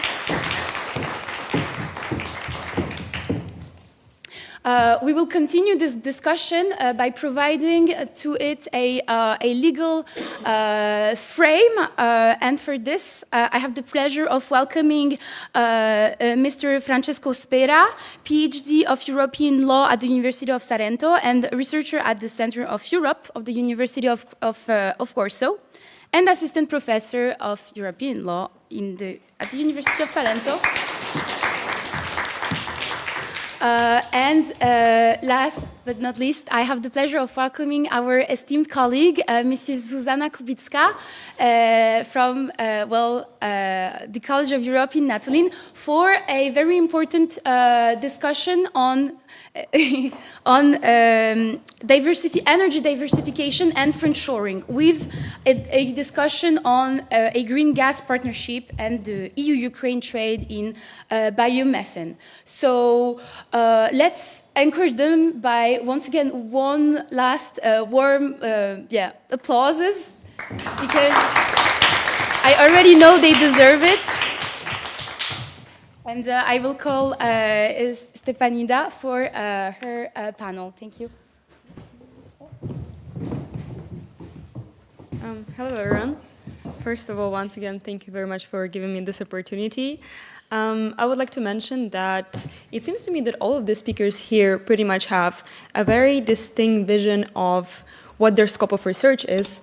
And to me, it's a bit different, because I feel like this research will sort of touch up on a lot of technical moments that already been mentioned, but what I really want to talk about is the framework that Climate Deal in 2019 created for the further integration of climate policies within different civil sectors of European Union. However, what it forgot to kind of take into account is the growing importance of rearmament.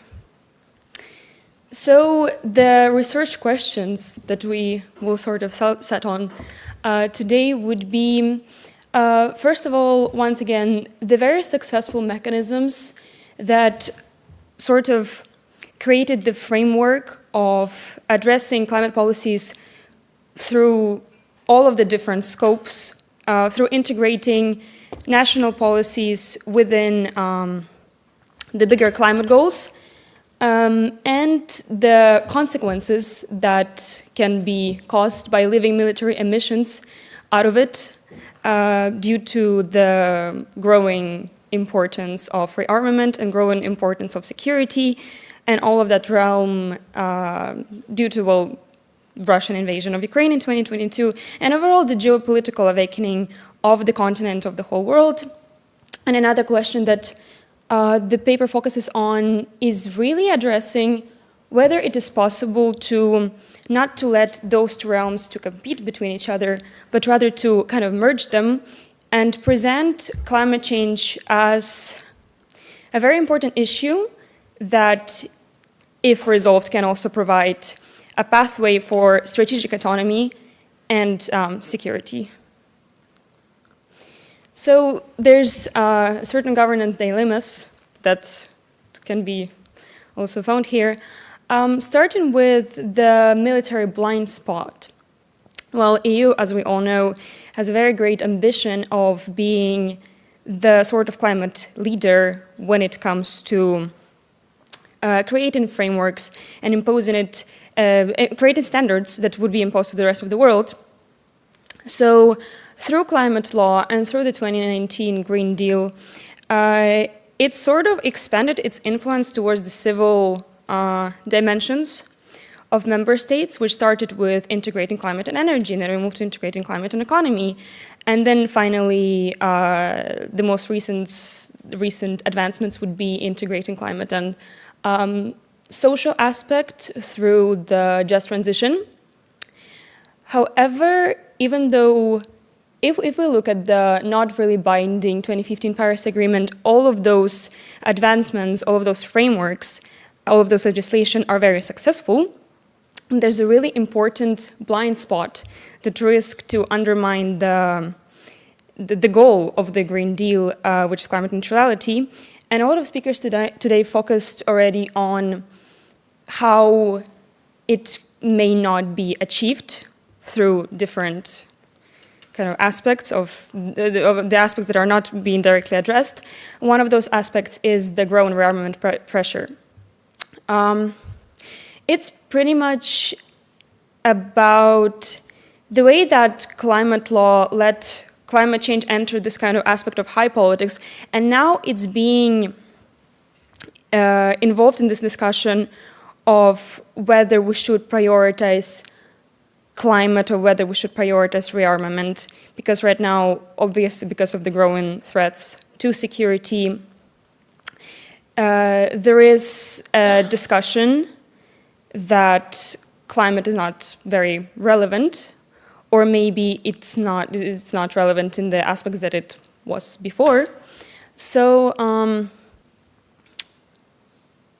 yeah, to that, in terms of climate relevance, I would like to kind of show the little timeline of how climate legislation can be used as sort of a pathway to resolve different crises. Obviously, the 2020s is the decade of public crisis, starting with COVID-19 and economic crisis that followed that, and then the energy shock because of the inconsistencies within Russian supply, and then obviously the 2022 Russian invasion.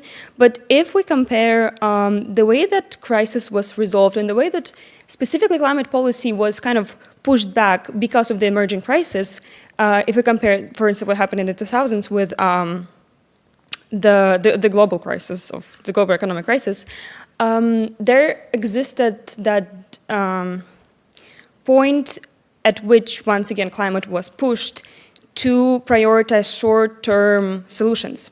However, here we can see how through the Next Generation EU funds, how through the Repower EU project, the emerging crisis could be resolved through the frameworks that the Green Deal already provided within it. So through this kind of theoretical development of crisis policy catalysis, I would very much like to point out that there's no need to make those two aspects of EU policy, climate and security, competing, because there's a way to achieve one through another. However, the very important issue here is that to address emissions, to address military emissions specifically, they should first be quantified. And here where it gets a little bit complicated. Through the historical development of basically any climate solutions, any climate addressing frameworks, there was no development that would include military emissions within it. Obviously, under the UN framework, we understand that there's a certain set of countries, industrialized, very developed economies, that would have to present the annual reports of their emissions. However, military emissions were always exempt from that process. And it wasn't something that the Green Deal provided a solution of. So if someone is interested, you can go scan that QR code and you will end up at a very interesting page called the Military and Emissions Gap. And they have like a little interactive map there where they have all of the countries and all of the governments kind of listed. There's countries that are sort of like in that black color. These are the countries that, according to the UN framework, are supposed to provide the reports of their emissions. However, yeah, once again, military emissions are excluded. And the way that this website is trying to merge and kind of cover that gap that was created is through analyzing military spending and the emissions report that already are provided. So there's also a way to see if there's even enough data provided, like in general, provided emissions to cover that gap. So that's a really interesting way of showing how independent research is trying to merge those two aspects together and cover the gap that should not exist because, well, the framework was already created, they were just like exempted from it. So even though there's a lot of inconsistencies in determining that military footprint, we can estimate that if combined altogether, global militaries would account for 5.5% of the global greenhouse gas emissions in the world. They would even surpass Russia. In terms of EU, only 1/3 of European nations actually knows their carbon footprint, and only 2 are committed to the net zero defense operations. It's Austria and Slovakia, I think. Yeah, so kind of a conclusion to that previous section. Without closing that gap, there's no way to address it through new legislation or new frameworks. And those frameworks are pretty much needed so that the rise in rearmament would not jeopardize climate action. So right now we're going to look at solutions that were already presented by some of the speakers, and also, yeah, these are mostly technical solutions, which involve such a thing as European Defence Fund. It's basically like investments towards dual-use technologies. Dual-use technologies is something that can be used for both civil and defense sector, which would, if invested in, it would kind of provide a pathway to shift perspective from viewing decarbonization as something that can jeopardize security and military goals to something that can even enhance it. Because the thing is, not only global militaries are one of the biggest consumers of fossil fuels, there's also a completely different rhetoric in how civil ministries and defense ministries are treating emissions in general. So if civil industry ministries, they kind of recognize the anthropological factor behind it, defense sort of posed that question in a sense of how will climate change kind of destroy the supply chains that military logistics depends on, right? So there's no even a realization of how dependent militaries are to the fossil fuels. And of course, if there would be any introduction of, for instance, alternative fuels, which European Defence Fund, they developing alternative fuels for maritime and aviation that could be obviously used as well in civil kind of aspects. So there's no way of, there's the question that military efficiency and efficiency of operations specifically can be under threat because of those new fuels. But the more attention is paid to that, the more investments are attracted to that issue, the more the sort of framing of climate action as something that can kind of be in the path of rearmament and autonomy will be kind of gone and reframed and reshaped. So the thing about all of those amazing dual-use potential developments and technologies is that they rely a lot on very inconsistent, because of, once again, geopolitical awakening, supply chains. So here, kind of where it gets to the part of something that our speakers talked about previously, and the ability to invest into the alternative ways of producing and extracting and recycling critical materials within the EU. So if we talk about the 3 Rs, it's basically the example that could be, that I can talk about here really quick, is the, once again, the green hydrogen. So the possibilities of circulating economy kind of helping to bring that all together. And the key policy advancements that could be taken here, besides investments in dual-use innovations and creating the circular defense roadmaps for the security and the civil aspects, would also be extending transparency standards and the fact that military emissions should be addressed directly, both military emissions of first, second, and third scope, meaning well, military emissions of the first and second is like military operations directly, but third scope involves also logistics behind it. So there's a thing that even if countries report about it, there is always a threat that they would put those logistics into transport emissions, for instance. However, there should be that understanding of the fact that it's still military emissions and it still can affect climate and climate governance in different way. So yeah, now kind of circling back to the topic of that section, the path to strategic autonomy.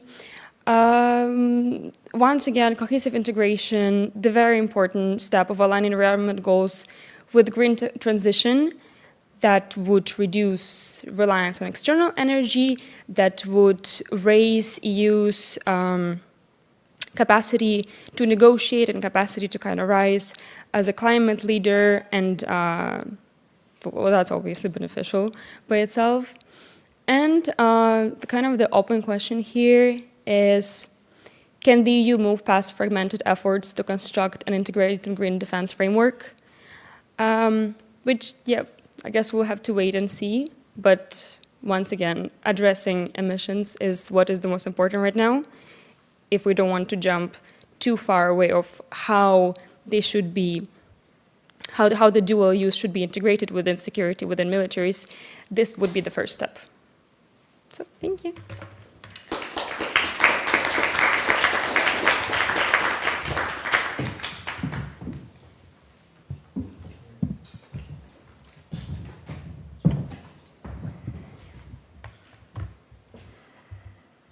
We will have time for questions later. You can save them. All right. Okay. Just change like that. Okay. All right. So thank you very much to the organizer, and I think it's very important as the first presenter stressed the point that the students organized that. They worked hard for it, and I think these reflections, theories, and the future of energetic and climate autonomy should be also in the hands of students and following this path they had over here. And I really appreciate talking with them. They're really, really prepared on that. On that, I will say that what I present over here is the theoretical basis of a book I'm working. It's been accepted, Routledge, never know how to pronounce it. So one piece of it will be sort of a theoretical basis, how to tackle crisis, or how you responded to crisis in the energy sector and through the topic of the energy sectors. So since, okay, we are leading to lunch, what I propose here, it's a menu, let's say that. And so it's actually an Italo-Polish menu. So what I propose here is to start with the French will say entrée, we say antipasto, which is this Brussels effect. You know this very well, I know that. And how this book has shaped at least EU legal, not only legal, studies in general, maybe too much, also because it's very focused on economical analysis on that. However, it has shaped that, but he has some assumption that I will say that has been challenged by these changes, of course, first COVID, then the war in Ukraine, and so forth, other one. Like we can put all the crises all together. And that's why that inspires me, or at least makes me trigger the point that I need to find some other new antipasto, which has to be some crisis that explains the EU integration through the lens of its new direction that put crisis in the very beginning, and at least from a EU law perspective, doesn't go with the same assumption of integration through law, but it's integration through crisis and integration through, and you will see that, soft law. Which is the main point of it. And this what we call, and so this theory of crisis, of course, started to born and raise mostly in that period. These are the main literature that I quote in the book, in the work. And of course, that triggered something that, of course, this Brussels effect, at least assumption, in my point of view, from a legal point perspective, didn't trigger, didn't tackle. Let's say that with the Brussels effect, we had a more passive stance of the EU. With the EURED, de facto, you know that, how it worked. With crisis and crisis installing it, well, we had something different. We had a commission with another resolute posture. At least it's what what the officials declared.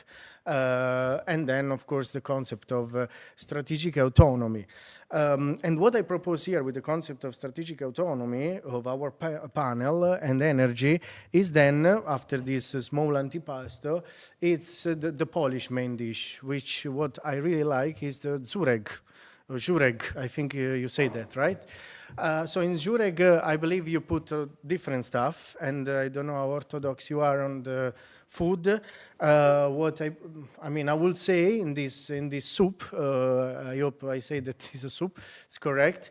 I think that I will put together the strategic autonomy, which is this new stand or active stand allegedly of European Union, plus given by the fact that a lot of more literature recently, including a paper I wrote, are tackling the Brussels effect or trying to understand whether this Brussels effect still apply from a legal point of view, and that has the assumption of an aggressive and active role of the Commission, not a passive standing, at least what we say. In my work, I tackle this assumption and in three different policy areas.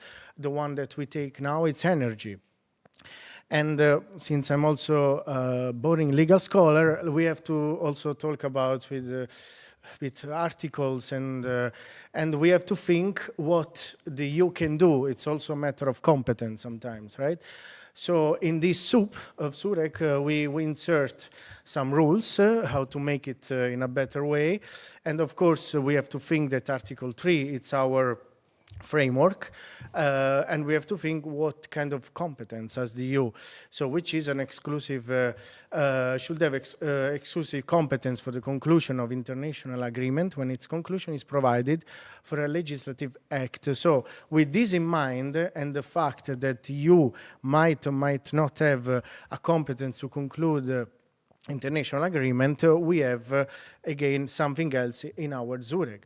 And then we insert a new ingredient, which is the crisis, which is also the basis of the theory I used, which are the different energy crises starting before 2022, that at least what's the main one the literature tackle, which is in January 2009, the pricing dispute between Russia and Ukraine, the Crimea accession by Russia in 2014, and sanction following the Russian invasion of Ukraine in 2022. These were the main three crises that actually the theory explained as a sort of permanent crisis that has sometimes its peak. So we have a permanent crisis, we live in permanent crisis, where sometimes we have this peak. And this is the basic of first, what in this, let's say, menu we put as a strategic autonomy, which we found in the documents of the EU, in the Repower EU, where this open strategic autonomy has always been something that should strengthen the EU, is resilience, and the global green energy transition can support the EU in achieving its broader geopolitical objectives to reinforce resilience and open strategic autonomy. And we see it in these documents all around. So we have that in these recipes. And we have to remember that the external objective of a global actor and strategic autonomous union also fall within actually not an agenda of strategic autonomy, but also an article, which is Article 3.5, where it's also written that in relation with the rest of the world, the union affirms and promote its values and interests, contributing to the protection of its citizens, and peace, security, etc., and solidarity, especially solidarity. So that tackle and that strategic autonomy goes together with article and follows, I think, the article of the European Union. And the green transition is, by the way, the only way to simultaneously ensure sustainable, secure, and affordable energy worldwide, according to the Commission. And this is widely promoted in Repower EU plan, as you know, and that it can be seen, or that's what I try to analyze in the all so action for strategic autonomy in some of the let's say initiative of the EU within the Repower plan, for instance, diversifying our energy supply, securing affordable energy supplies, interesting in renewables, etc., etc. And that comes the other element in our recipe of this Jurek, and I hope you will not kill me after I maybe ruined your Jurek, that this is the neo-functionalism, which is this theory based on the fact that crisis has this triggering point. So, to simplify, integration through crisis. And this, you can find all the literature on that. That goes behind, so to say, just to simplify it, classical neo-functionalism, that go like Schmitter, you know that, or Schimmelfenning, and when the new crisis in policy not under exclusive competence of the EU, as normally striked, and so you had to find solution, and you have different type of solution and integration, which we can use like, let's say, 3 elements of this neo-functionalism, which goes, let's say, and in my paper I try to explain better that the crisis struck in a governance and in an area which is not yet regulated. However, the tendency of the states is to lose to not lose sovereignty, which was different from the classical idea of neo-functionalism of Schmitter, that goes back to Mitrany, that goes back to Jean Monnet, you know that very well. So that was the other element of it. And then the third element is the functional synergies between different political areas. So that's different areas that was, for instance, clear in migration studies and law mingled together. So this was, so the third and last important element of our recipe, and this actually can be struck by let's say the orthodox of Jurek, is soft law employment. Because can you use soft law to achieve strategic autonomy explained by neo-functionalism? Well, at least in the document of Repower EU and its external strategy, it's written that they can. So international outreach, join up. International outreach will focus on concluding long-term cooperation frameworks with trusted partners via binding or non-binding. You know that soft law means non-binding act of the EU. And you can have some example. This is a new thing. This is not new. European Union has always relied on soft law act on external energy. But this on Repower EU, within this new framework, it's a new thing. Example of it, we have, for instance, after Repower EU, the Memorandum of Understanding on Cooperation Related to Energy between European Union and Argentine Republic, but we have at least 10 of them or even more. And you know that why we talk about informalization, because it has been and the recourse to non-binding instrument governing the relation of European Union with the rest of the world is increasingly common, and this is quite given in that sense. So this was very common, especially in migration. Do you remember this EU-Turkey statement? This was one of the first that gave this doctrine, this great, let's say, analysis on that. And so the point is, can European Union insert in a recipe, classical recipe, Polish recipe, something that is not classical? So are there some rules on it? Well, there are, I will say. So, okay, the basis that they used is the Versailles 2022 Versailles Declaration, but the Court of Justice actually said which rules are that. Don't be scared by this huge text. It's just parameters and let's put it as rules of the perfect Jurek recipes. And the Court of Justice said that, okay, you can do it, but please follow some rules, okay? It's like Italians don't like pineapple on pizza, you don't like, I don't know, banana in your Jurek, right? So, and what the Court of Justice said is that yes, you can do it. You can actually enter into international agreements, but you have to do it with some rules. You cannot bypass EU law, and this was clear in France versus Commission. This is case law of the Court of Justice, and the court set certain limits for an EU institution to adopt soft law. So making this Article 17 not a leeway for the Commission to conclude whatever they want, but to make some constraint. And that was clear also in the Swiss MOU, NF versus European Council, where the principle of institutional balance should be respected. So we have some clear rules on it. And that's why we can see that principle of conferral, clear in Francis versus Commission, and the Swiss MOU, institutional balance should be fully respected. Should be fully respected with Article 17 not used as open door for the Commission, and in order to enter even soft law, not binding agreement, well, the court set some rules that the Commission needs to have explicit authorization. And this explicit authorization doesn't come from European Council conclusion, as we saw in Versailles Declaration. So we have some problem here with this receipt. And Article 2018, which serves a foundation for evaluating the framework of international agreements, it was made an autonomous and general constitutional scope legal base. So you have to use that. That was clean in Australia green gas emission. So most of the MOU adopted after the Repower EU, at least what I saw, lacked the express authorization according to the rules given by the Court of Justice in the one that I showed you. A part of some example that also some important scholar like Andrade showed, so the energy memorandum with Tunisia as the express authorization. For the rest, we don't, or at least I didn't find it publicly accessible, whether I requested, and after 3 months, I received, and this is, to be honest, every document I wanted.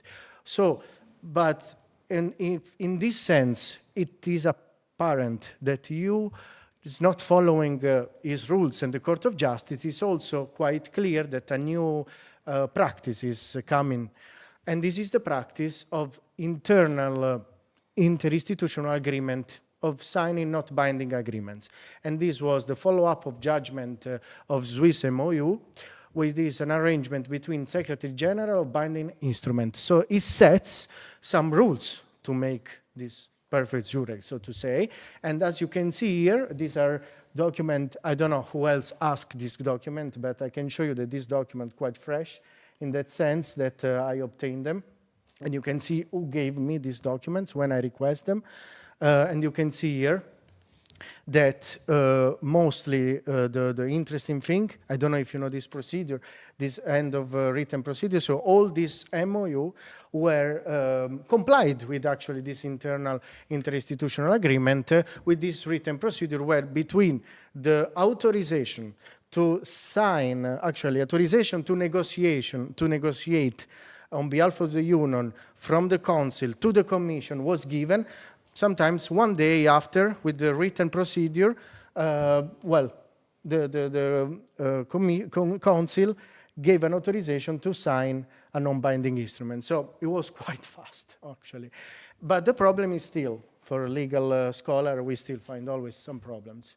Otherwise, we have to justify our job sometimes, you know. So the principle of transparency and the right in information has been an issue, for instance, and the principle of effective judicial protection of human rights that draw the cases from migration studies and law.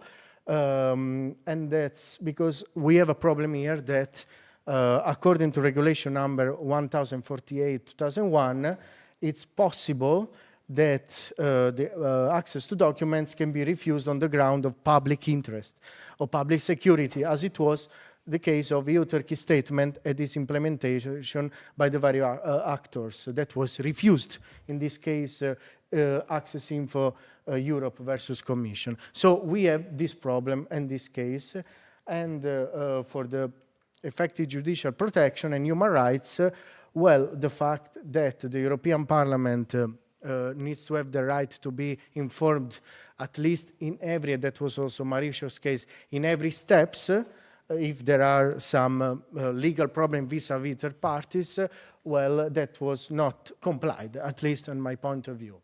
And so on this conclusion, we can say, when we evaluate these recipes, and you can tell me whether it was a good or not recipes, in the sweet, let's say, the dessert, the Commission negotiated and signed most of these MOUs, drawing legitimacy from European Council conclusions such as the Versailles Declaration. But in many cases, the Council gave authorization through a written procedure and disclosure of documents required by me. The Parliament's role has been very problematic.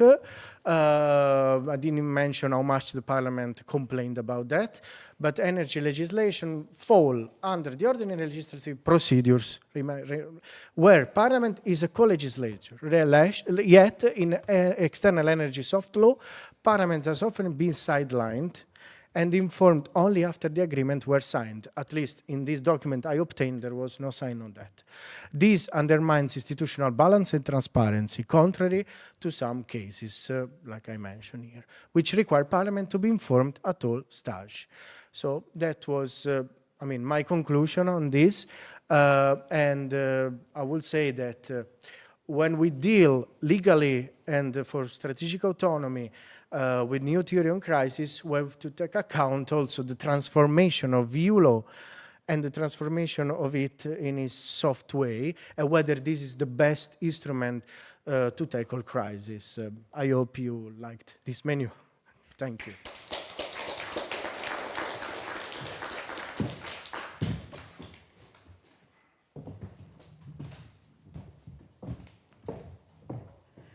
Hello, thank you, Claudia, for being our moderator, and also to my guest speakers, especially for the elementary metaphor.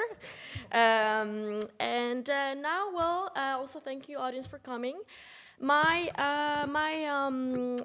presentation is about a green gas partnership, about a potential idea for the EU-Ukraine trade in biomethane. And well, my idea for this policy brief starts with something we've probably all heard about so far, energy trilemma.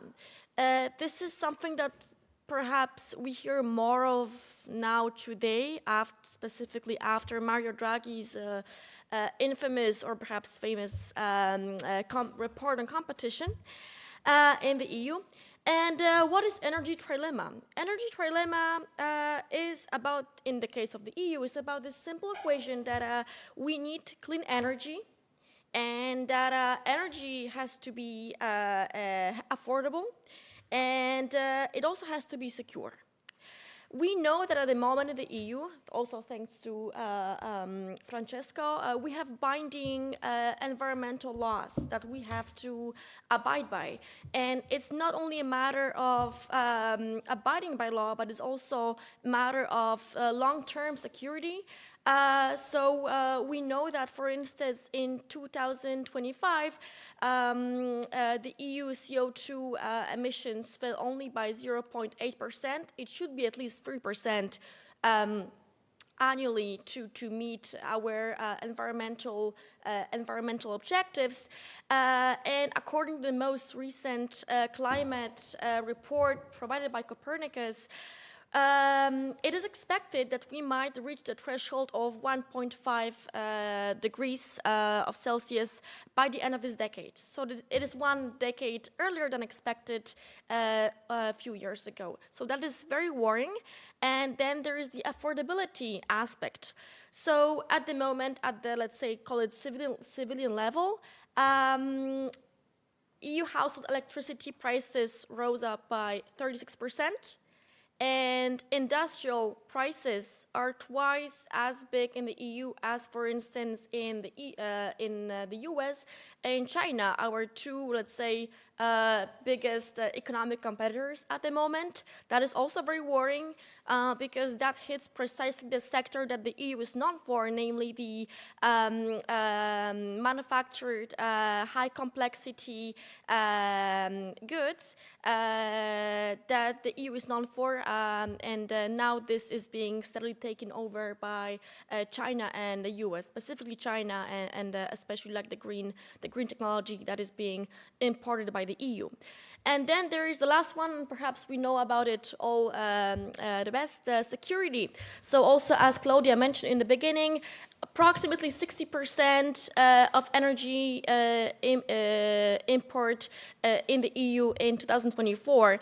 And we know that Russia obviously has weaponized gas deliveries in the recent years because of the EU support for Ukraine.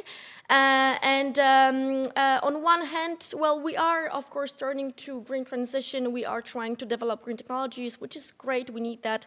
However, we are sort of swapping one dependency for another, because if we want to rely on solar panels and wind turbines, et cetera, we're going to be inevitably tied up to China, which is at the moment the biggest manufacturer and producer of these crucial components, as well as critical raw materials. Okay, so that is the rationale, and well, when we think about how to overcome the energy trilemma, the two biggest contenders are electrification and hydrogen.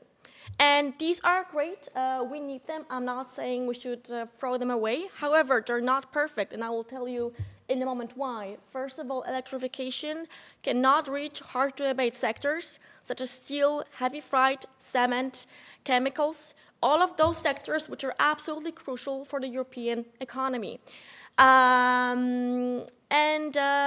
Even assuming very optimistically that we will be able to carry out green transition, the EU still will need approximately 300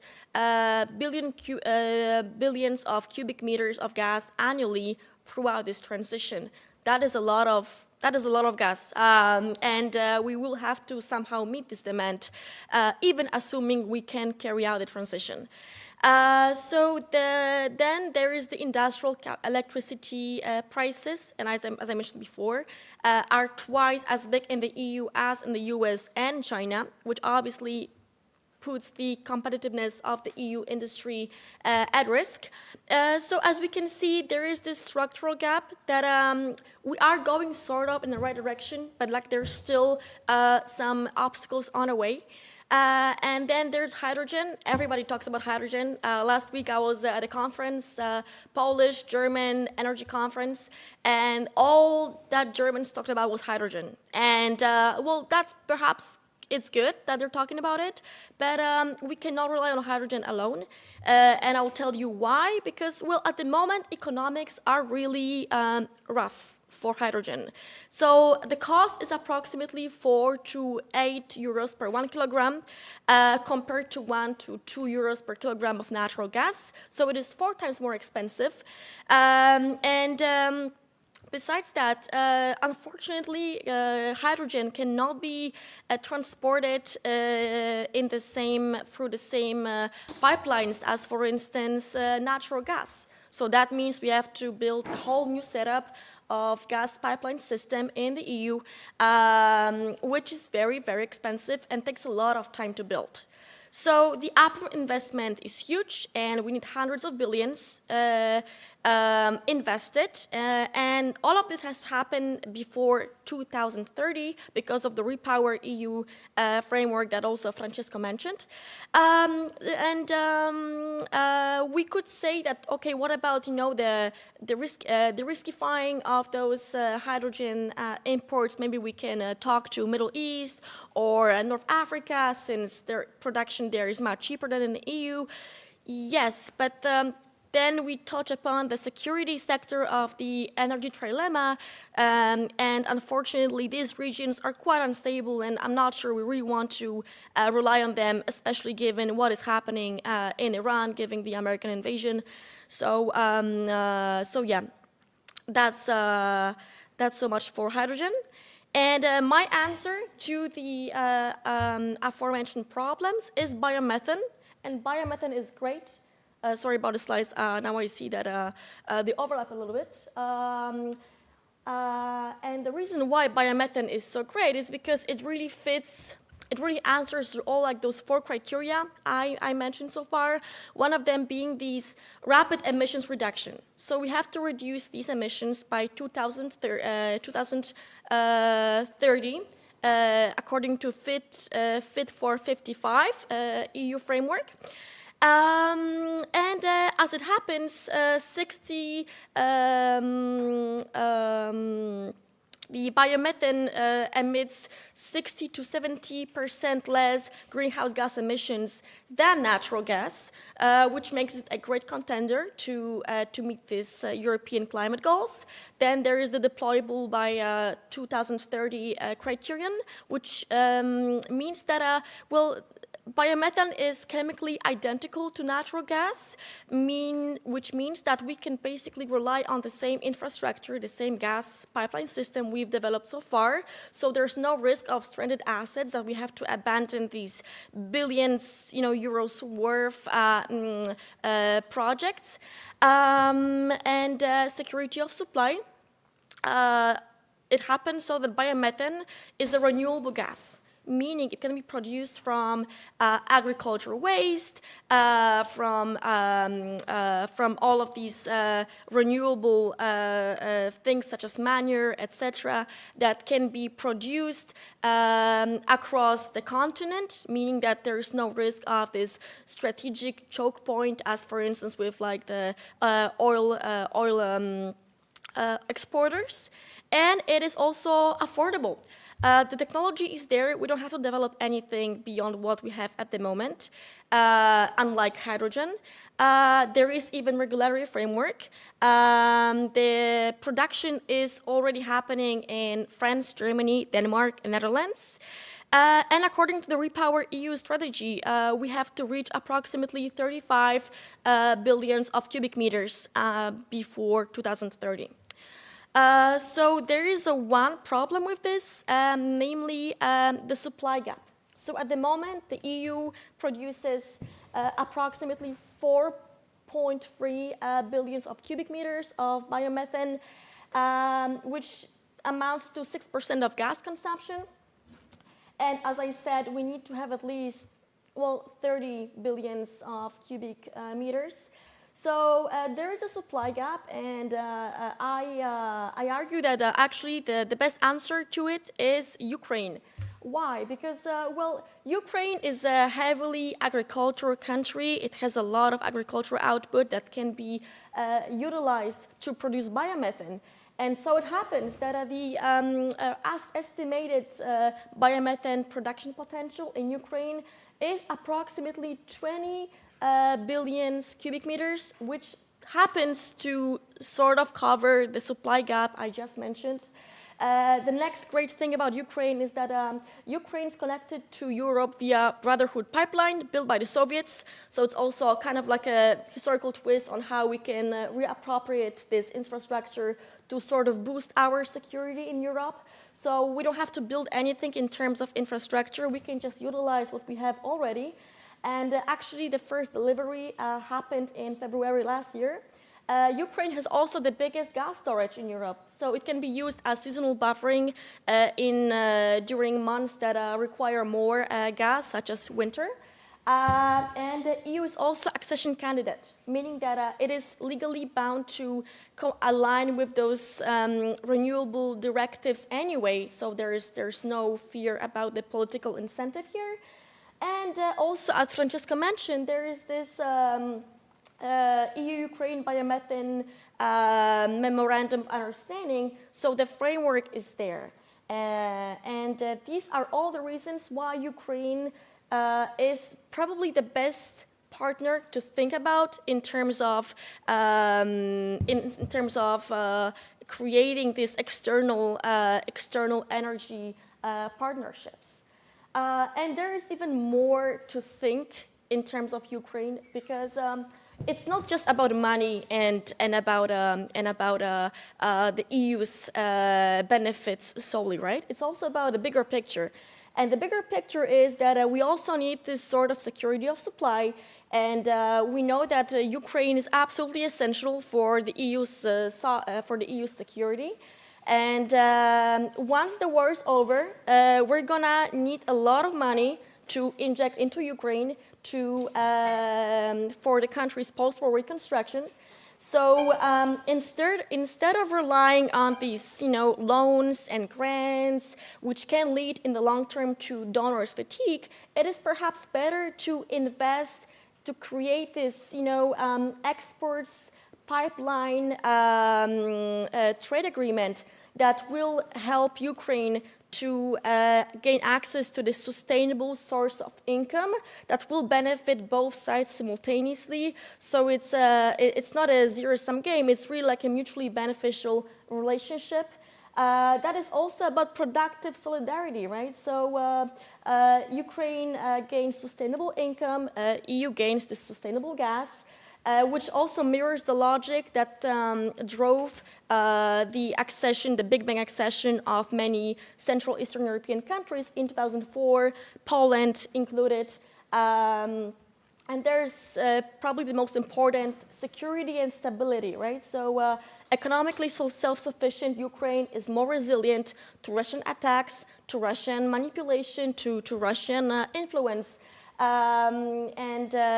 That's what we need, right? We want to have sovereign Ukraine, which is a free and independent country. And building this biomethane trade relationship is a step in a good direction. So the policy recommendation sounds a bit technical, but it's actually very easy. There are two main conditions. And first of all, it's life cycle greenhouse gas emissions verifications. So for biomethane to be considered renewable gas, it must be demonstrated to have at least 65% fewer greenhouse gas emissions than natural gas across its full life cycle. And for that to happen, Ukraine needs an independent ecosystem of qualified auditors who are separated from producers, who will simply calculate the greenhouse gas emissions at every single stage of biomethane production. The next condition is a double counting prevention. So Ukraine's National Guarantees of Origin Registry, which was also launched not so far ago, in February this year, should be connected to the EU Union database. The whole point is about the fact that the EU has this union database to prevent double counting, so that once a molecule of let's say biomethane is sold somewhere, the certificate that was issued for this transaction is cancelled, so that there is no risk of a financial fraud that the same unit is sold twice. At this point, given that Ukraine already has guarantees of origin registry, if we connect this registry to the union database, that can really help to unify these databases so that there's no risk of double counting.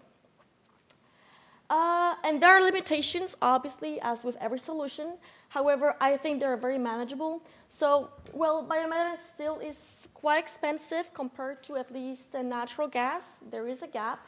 However, we can expect this to change, mostly because of the upcoming EU ETS carbon price framework, which makes natural gas obviously more expensive. And also we have these very reassuring examples from the past, such as the development of solar and wind power, which also were very, very expensive in the beginning, but as technology was deployed and there was more investments in the R&D, their prices eventually fell. So we have this example, this proof of concept from the past. And then there is the wartime operational risks, quite tricky, given that we don't know when the war ends. We also know that Russia, in its very aggressive imperial invasion of Ukraine, targets specifically Ukrainian energy infrastructure. That is not something we can control at the moment. However, the good thing about biomethane is, as I said before, it can be produced geographically in a way that is very dispersed. So it's not a concentrated production of biomethane in one specific region. It happens everywhere as Ukrainian farmers who will live all across Ukraine produce this agricultural output that can be then used to produce biomethane. And the conclusion. So, as I said, biomethane meets all 4 EU energy criteria. So, emissions, affordability, security, and also, most importantly, this 2030 deployability that is set out in the Repower EU framework. And at the moment, Ukraine is honestly the only viable external partner to who combines this scalability potential, existing pipeline connectivity, and also regulatory alignment, as well as political incentives. And the first delivery happened, as I said, last year. So once again, proof of concept. This is an operational, workable solution, not just a pipe dream. And there are only 2 remaining steps because the regulatory framework is there. We don't have to reinvent the wheel, namely these independent lifecycle verification and also like the merging of the databases of Ukraine and the EU. And lastly, beyond energy, well, you know, Ukraine's economic recovery and independence from Russia in every possible way, economically, politically, etc., is in our European interest. So making this partnership happening is what is needed for Ukraine's future EU accession.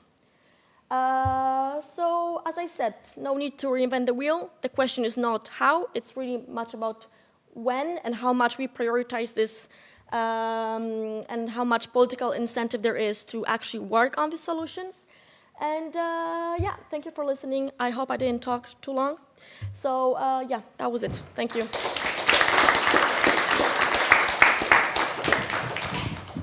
Thank you so much to our 3 panelists, and sorry for the spreading delay since the beginning of the conference. Don't worry, the canteen is open until 2:30. So yeah, it's finally time for questions, and if you allow me, I have burning ones before I give you the floor if you have some questions. Yeah, so some points that I had from your presentation, Stepanida, is that the military and climate realms are not necessarily competing, but they can also be converging. Francesco, what I got really from you is that soft law is not as as soft as we think, as it has concrete results on a topic as true, as concrete as energy. Zuzana, you showcased very clearly how biomethane trade is already feasible. It doesn't have infrastructure problem like for hydrogen. It's economically feasible, and given the urgency of climate emission reduction, it is indeed preferable to other to fossil gas. If you allow me, I already have some question, and I'd like to start with Stepanida maybe. I'd like to know whether you think that there is a future of a true CO2 accountability of the military.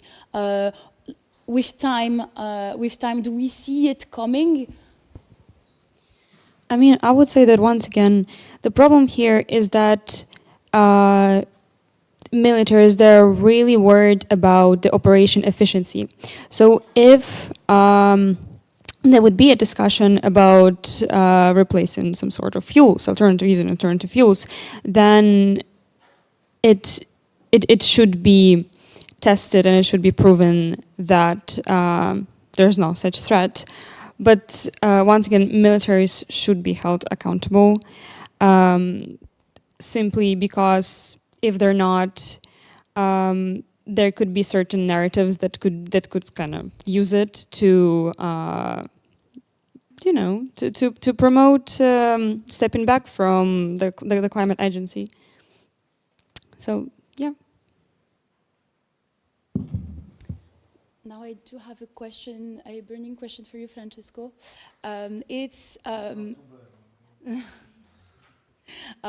Well, you mentioned strategic partnerships, memorandum of understandings, and those are soft law tools. yes, to do partnerships. However, this is still soft law, and in this context of weaponizations, is soft law enough? Can't those agreements be disrupted? Is soft law enough?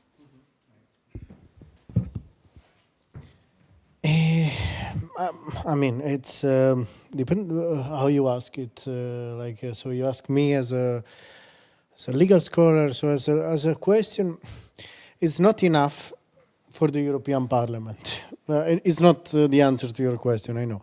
It's not enough to hold institution accountable and under the rule of law they declare to protect. In other cases, like for instance, look at Commission versus Hungary and Poland that kind of disappeared from the horizon. So in a union that wants to be held accountable and protect its rule of law and promote its rule of law, as Article 3, Article 21 of the treaties says, so they are bound by that, and it's an autonomous article, so they do. You know, they have to do it. Can they be distracted? This is an international law question, and I mean, the practice shows in this field that normally they are not, because it's a win-win for both sides. Let's say now can be Tunisia, then Algeria, Azerbaijan. I'm thinking about this case, also the one you mentioned. Actually, I also studied that one. So they are normally they are not, and actually they are done for the purpose that the classical one, so the hard law agreements, will be disrupted. So they know in the beginning that there are, in principle, not good legal basis and not the political condition to do that. That is why, this is the theory of soft law, they use soft law. So whether it's a stable system to have strategic autonomy as supplier, this is another question. For now, the practice shows from the beginning of 2000, where these agreements were studied, that it works in the sense that in terms of efficiency, in terms, if we go back to law and EU law, it might disrupt the system. It might disrupt our basic principle, institutional balance. It might give the Commission too much power to do whatever they want. I mean, I didn't present, and I think it's in the paper, the whole discussion that also some famous scholar, Andrade, better than me, explained that there is this, what is this Team Europe going around after this, what is the name of this, global partnership, this strategy. There is this Team Europe that is going everywhere and is managing all this. You know, that is not there in the treaty, and we have to understand what is, you know, the principle of confer and institutional balance and how much this will be extended. Because if these are not respected, we will have a backlash that had Hungary, at Poland at some point, and we will give, you know, like we will promote nationalist and Russian narrative that the EU is doing something, you know, like over, you know, the national competencies or the identities that we, you know, aim to protect. So it's I know that it's not a clear answer, but I think in terms of efficiency, I mean, this has to be evaluated in 50 years. What I can say, what I read, it was the last publication of Wessel and Van Voren and Larik on that. The chapter of EU external law and energy, it was that they were kind of efficient, but not in line with EU law. That I can tell you, for instance. So that's it depends on what's the priorities for us. So. And this is an open question and a reflection for me. Like we pursue, we are talking about strategic autonomy with new innovative system and values and instrument. But what about the system that is behind it, the legal basis that we ought to promote and protect within ourselves and abroad, because that can disrupt the system. I think at some point you already did. As it was, for instance, the recovery resilience plans criticized, and that was the basic of a lot of cases where it was brought to the Court of Justice. What is the legitimacy of it? And then, you don't have the consensus, permissive consensus, as they say, of doing more and more integration, because the member states, they are reluctant still to more integration. They will be more reluctant if they perceive that the Commission is not following the basic treaties and principles. This is my opinion on that. So a different answer to one question, I'm sorry. Thanks a lot. This is this conference trying to encompass as many topics in one angle, and I had the final questions for you, Susanna. I understood from your very clear presentation how biomethane is feasible. It's positive for Europe. However, Ukraine has entered energy supply cuts, targeting of its energy infrastructures. So how, in time, how or when do you see it happening that we have this biomethane trade with Europe while Ukraine is still able to supply itself in energy? Hope this is clear. Yes, thank you for the question. So actually, as I also mentioned in my presentation, the first delivery of biomethane to Europe happened. Does it work? Yeah, that's work. Last year in February. So it has been operationalized. So from the regulatory standpoint, it is very feasible. Well, you're right that the war is obviously a big obstacle. It's hard to, as I said, anticipate where we can reasonably expect the war to end. The good thing is that the production of biomethane can really be very well decentralized. And this energy decentralization is something that also Ukraine is at the moment pioneering at, because, well, for them it's like a really existential necessity. We know that Russia is targeting civilian energy infrastructure for not to really gain the war in terms of military grammar, but really to terrorize population, to force people into submission. So that is the real target, the real purpose of bombing these gas systems. However, they are even after those 4 years of war, Ukraine still in energy terms is quite sufficient, and that also it's kind of a proof of concept that we can also be optimistic about those biomethane deliveries, because as I said, it can be very well decentralized. Farmers who produce the agricultural output, they exist all over Ukraine, and those small biomethane sort of factories can also be built at a very small scale and can be connected to the grid, which is also not very expensive.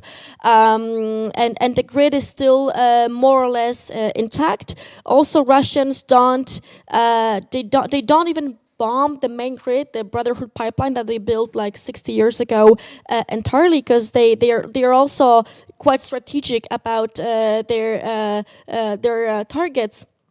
Since they still might expect to be reliant on it in near future, assuming, of course, that they win the war. So I would say we should not obviously expect that within a year we're gonna have this huge scalability of biomethane production in Ukraine. However, given that the first delivery took place last year, we should invest and provide enough technical and financial support to Ukraine steadily to see how this partnership develops eventually, and it can be slowly scalable. So yeah, that will be my answer. I hope it's comprehensive enough. Thank you. Absolutely. Thanks a lot. Does the audience have questions? We would love to hear it. Yes, please. You can come on the mic that is standing. So, first off, thank you very much. All the presentations were extremely interesting and engaging, from this nexus between war and climate to a new strategic role for the Ukraine in the biomethane trade with the European Union. But so first off, I have a question for Francesco. I found it really engaging, the discussion over the memorandum of understanding and how this soft law may or may not be really lawful, in a way that sometimes this missing access to the official documents, as well as the Commission making soft law without taking the European Parliament into account, can be pretty dangerous. And I would like to add another side to this equation: the effects themselves of this memorandum of understanding on the international credibility of the European Union. Because especially if we talk about hydrogen, for example, the European Union is doing a lot of memorandum of understanding of any kind, especially with African countries, but also with the neighboring countries and so on. And every kind of this memorandum of understanding is like, we will do this, we will do that. But actually the results never come, especially in hydrogen, but also in other kinds of energy forms. So this is one side, it hampers the credibility and at the international level, and the other side is also that it's a kind of a private diplomacy. It's closed, and this is especially dangerous also within member states, because then you have Germany, for example, doing a memorandum of understanding in a similar kind or on the same topics with the same countries, where the European Union does the same. So you have the Team Europe falling apart and this is also a question for all of you, like this washing.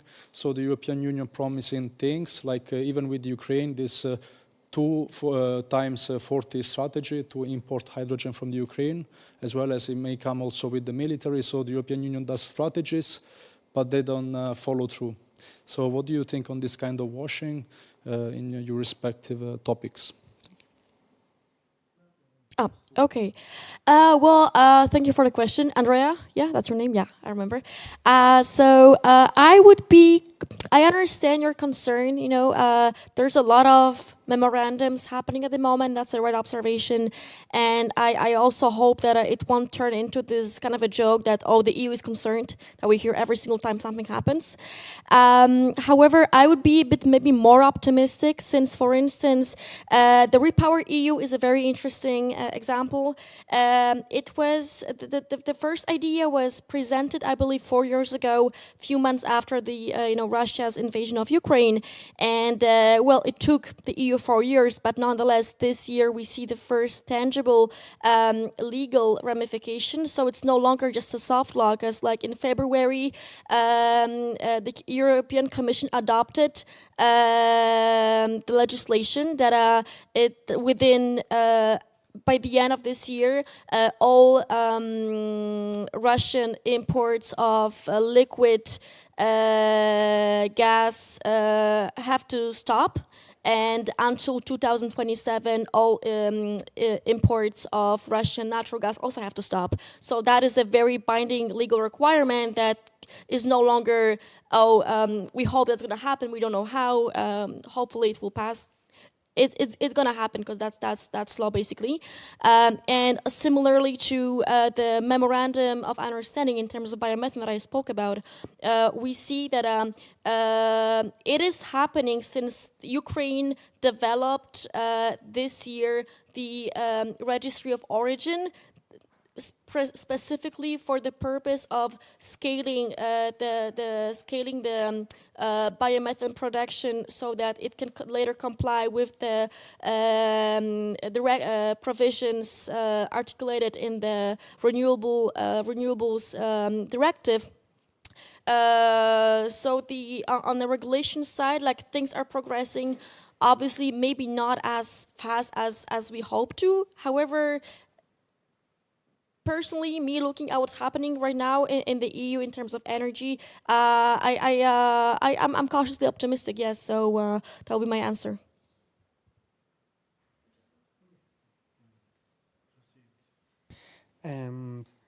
So thank you, Andrea, for the question. And so a bit what he said, it answered your question about efficiency, and also she answered of some of these instruments, which of course I didn't tackle in this book, otherwise it will become an encyclopedia of it.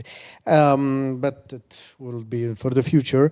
Also the credibility, it's always that. The point is, on theory, let's go back to theory, like first fact and then theory normally the legal scholars say. But so having soft law in different fields of European Union, most of you knows that is quite an emerging trend for 20 years now. The most important one were in the migration field. The most difficult one in migration field were those who have been alternative to hard law instrument. For instance, instead of doing an EU readmission agreement, because we have a directive for that, with Turkey, or Turkey, as they want to say now, well, we had this EU-Turkey statement. As I showed, the NF case and all this Access Info Europe case showed, it's very difficult to challenge because these are alternatives. These tackle fundamental rights of people involved, because you can only, they really enters into vis-a-vis the legal, let's say, personality of the individuals involved, because they remove them from Greece and put them to Syria or to Turkey, I'm sorry. So those are very, very, very difficult to withstand and to comply with. The other one, so this one is one category of external soft law, which I, in another article, part of this theory, I categorize as a taxonomy of EU external soft law in our external relation. Is different from those who are, so these are called normally parallel functions, so alternative. Those one that we are talking about have a sort of pre-law function. So sometimes they can be alternative, but mostly they prepare, as she said, hard law agreements. So if this function is less problematic in general, but still we like to do this job as a legal scholar, and we found some problematic on transparency, European Parliament, so you don't have a problem on fundamental rights, but you can have problem of institutional balance, for instance. And again, credibility, of course. I mean, the problem, again, I said, if you employ and if you soften or informalize your external relations, well, some people would say that it's fine because the EU is becoming some sort of international organization, classical international organization, or they say, someone, Terpan said, but it's normalization of the EU as a state, so states do soft law. I would say that the nature or unique nature or sui generis nature of EU, as the Court of Justice said, well, make or should make, this is a normative question, soft law, the use of soft law different. And that's why they can be employed, but they should have their peculiarities. It means that the Court of Justice and the principle of institutional balance should be fully respected. Of course, I think somehow it's a damage for the EU, but I think from inside, not from outside, because states, Algeria, or these countries, they don't perceive the same thing as we perceive inside the use of soft law. For them, and international law teaches that it's a normal practice.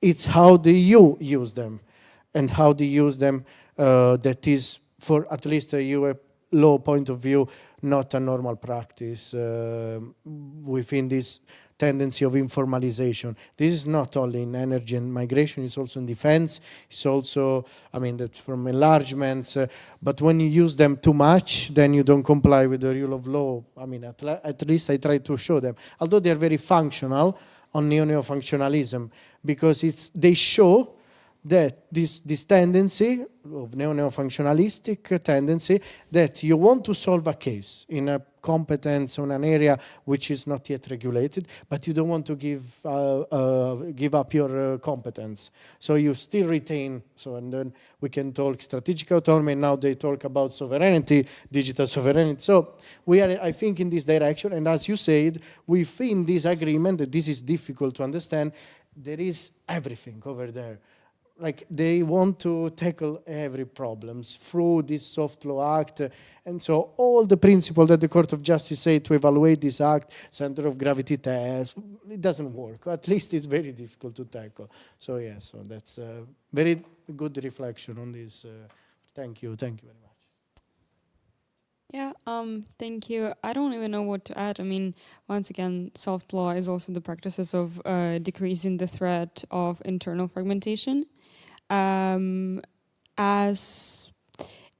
you know, if internally EU is pretty much on the same page with all of this legislation, its influence outside is also increases. So obviously, if there's a need of a certain legislation, sooner or later it will be implemented. So. Thank you very much for all of those comprehensive questions. We will not stand between your lunch now, and we will come back after a 1-hour break for the last panel. Yes, if you need to ask more questions, obviously our panelists are still available. Thank you very much for your endurance and staying here with us and focused. Yeah, so see you after the break for the last panel. Thank you very much.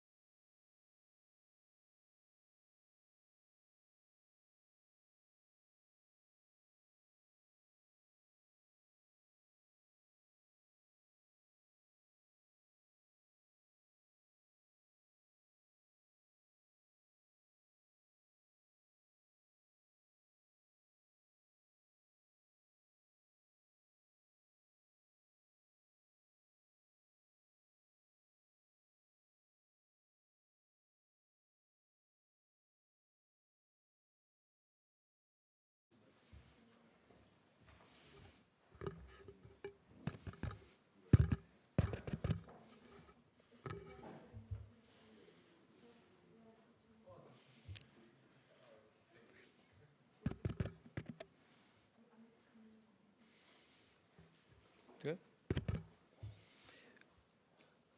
1, 2, okay. Dear all, esteemed guests, dear students from Natolin, welcome to the third and last panel of our climate conference. My name is Raphaël Gerbert, and I will have the honor to moderate this panel. Our topic is inclusive governance and social acceptability. And before giving the floor to our really interesting speakers, I would like to emphasize quick notions. So Europe is warming at approximately twice the global average rate. But it is essential to know that the impact within the European Union are unequal. Some regions are facing more negative impact than others. And therefore, European Union took measures, the European Green Deal, and in its presentation of the European Green Deal in 2019, Ursula von der Leyen expressly stated, and I'm quoting, "I am convinced that the whole growth model that is based on fossil fuel and pollution is out of date, and it is out of touch with our planet. And we want to really make things different, but we also have to be sure that no one is left behind. In other words, the transition will either be working for all and be just, or it will not work at all." Now, more than 7 years after this speech, what is the situation? It is time for an assessment. This panel will therefore focus on the core challenges of the European Green Deal, the just transition. The EU has developed crucial but also complex mechanism to advance its commitment to leave no one behind in this green transition. However, considering notable limitation and the context of what has been described as a perma-crisis of overlapping socio-economic, geopolitical, and environmental challenge, it remains uncertain. I want you to know during the speech to keep in mind that the transition is not a uniform process. It creates winners and losers, and those can be geographically concentrated. The DUST project under Horizon 2020, which means democratizing just sustainability transition, has explored how to make the green transition more inclusive and democratically legitimate, and it underlined that the success of the transition depends not only in getting the technical and financial architecture right, but also on building a genuine social coalition in support of it, including the region where the tensions are the highest. Now, having said that, I would like to introduce our esteemed speakers for today's panel. And I will begin with Amri Shanin, who will explore the institutional silo failure between the Clean Industrial Deal and the Social Climate Fund. Welcome, Amri. Thank you. Then we are also really lucky to have Katia Zattini, who will interrogate the spatial dimension of exclusion. Welcome, Katia. Thank you. And last but not least, Monia Carletti, we will bring distributional economics and to bear on the question of disproportionately burden between lower income households and middle class. Welcome, Monia.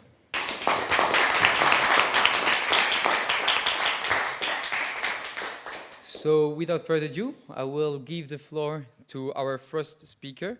Amri, the floor is yours. Thank you, everybody, for having me today.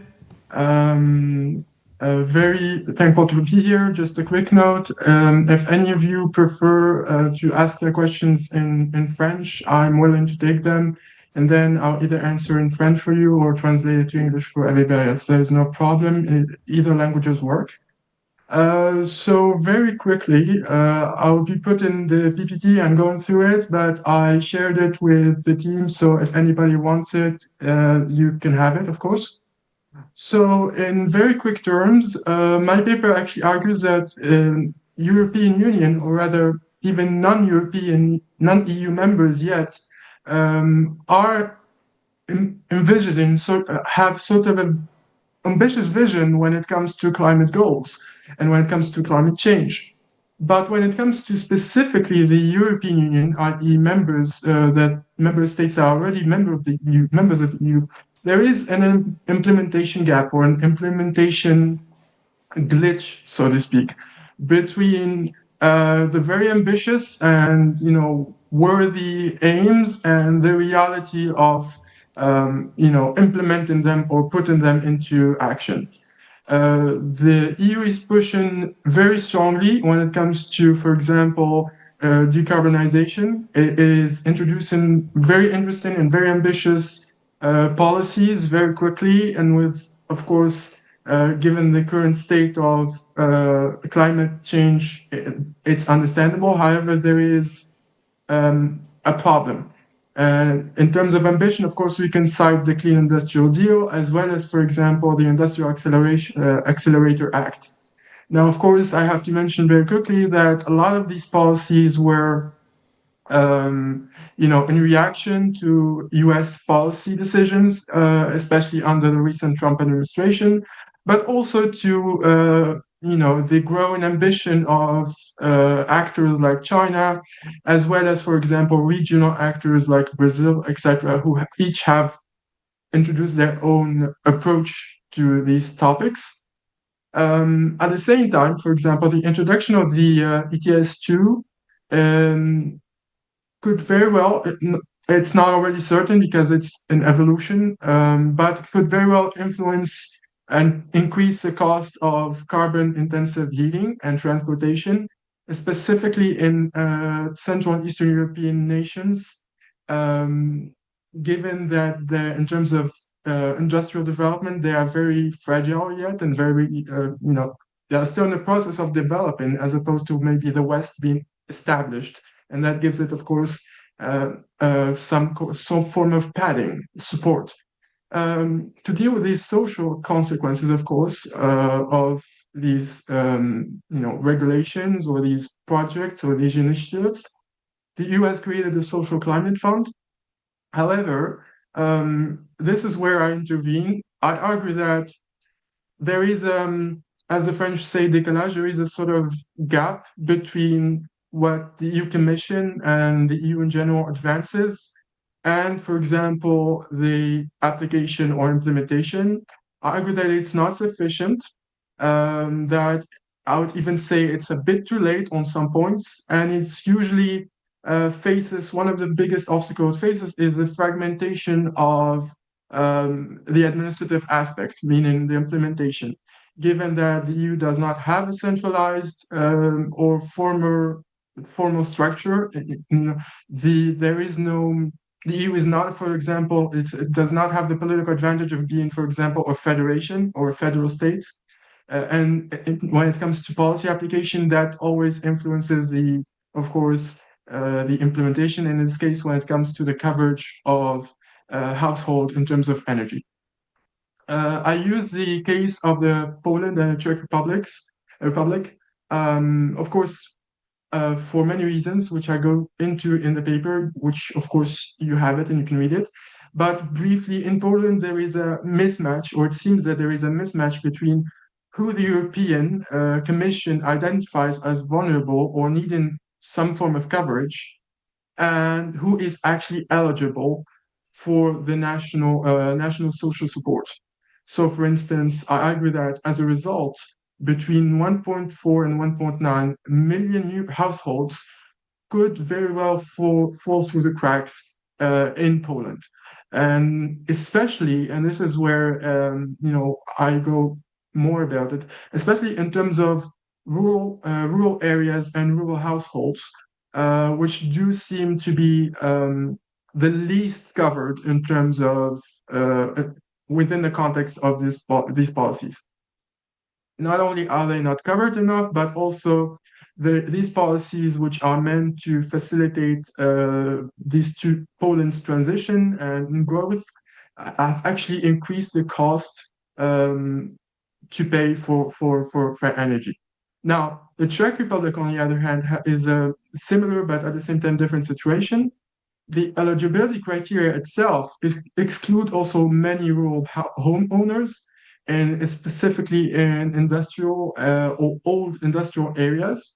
And it seems that there is an additional problem in the system because EU instruments and EU policies have actually increased the cost of collective infrastructure in those areas, specifically in the Czech Republic. The broader point being that currently the EU is treating industrial policy and social policy separately.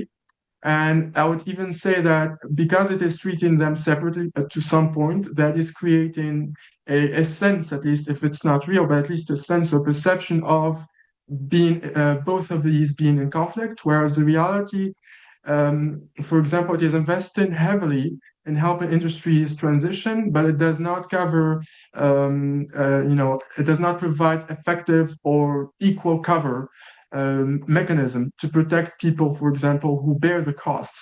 And when you are dealing with, for example, and here between inverted commas, we are dealing especially with countries like Poland and the Czech Republic, as many of you know, and given that they have a particular political history and a tendency to be skeptics when it comes to such questions, this is one area that when it's translated politically, it actually harms what otherwise would be a great plan, so to speak.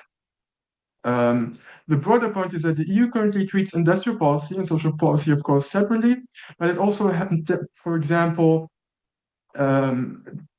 this translates into electoral, for example, tensions. This also translates into, for example, perception even of political illegitimacy, which then, of course, as we know, translate into political obstacles to the proper implementation of these policies and these plans.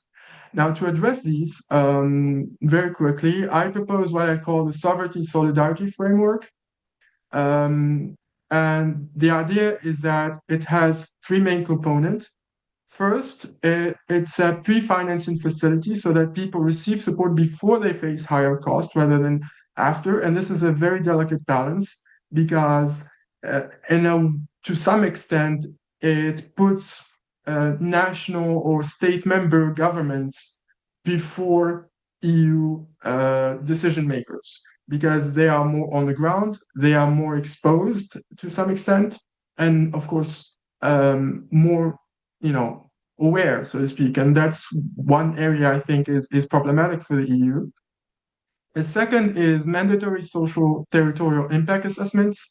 And why I specifically chose the word territorial impact and not just social assessments, because I want to emphasize the apparent, I'm not going to confirm it because it's an ongoing process, but the apparent lack of what you might call bottom-up approach to the assessment of who or what area or what zone or what population is least covered or most in need of coverage. And this would require, of course, companies benefited from industrial subsidies to contribute to social reinvestment in affected region. So more focused on targeting as opposed to general rolling out of the policies.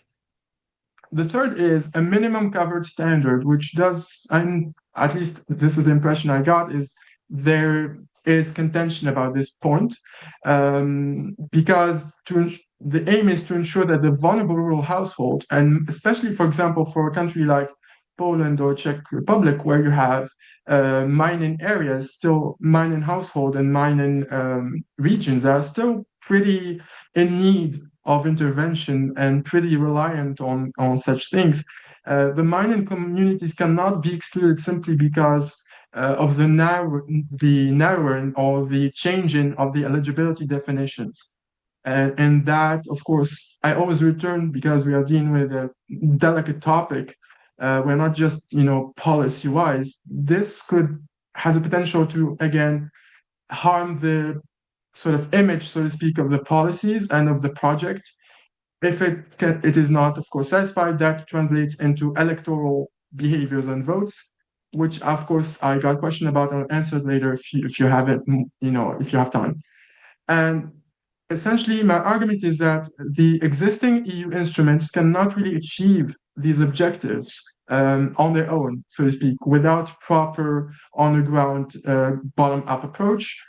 But the three reforms I propose, or at least I hope they are, interesting, would create a more coherent climate governance system and framework, and even I would say a form of school to approaching these topics that balances economic transformation, which of course the EU and Brussels are pushing forward for because it's an increasingly vital necessity for Europe, but with the social questions and especially questions of fairness and questions of equity, so to speak.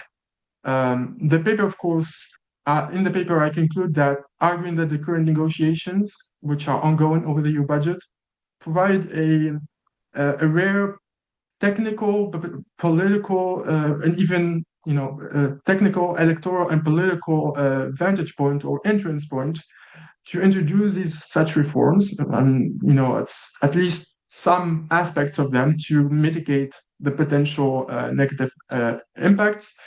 And of course, the implication, the biggest if is, I think, for which this whole seminar actually is organized, is that if these such implementations are not introduced, or similar aspects, and if the implementation gap actually keeps on existing, there is a very, very high risk that not only will it keep existing, but it will expand and transform and become in sort of a major political and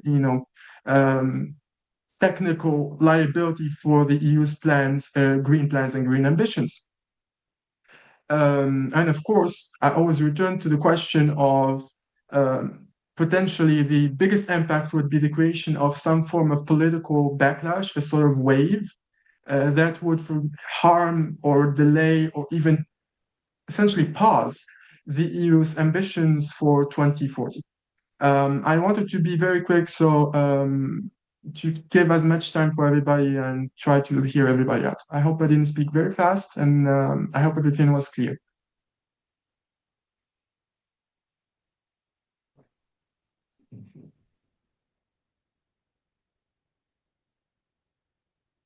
Hello?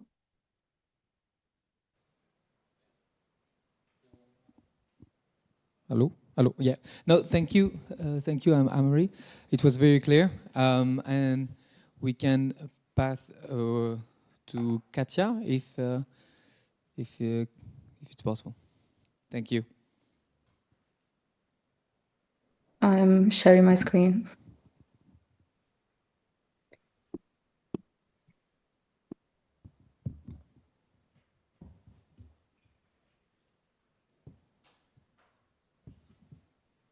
Can you see my screen?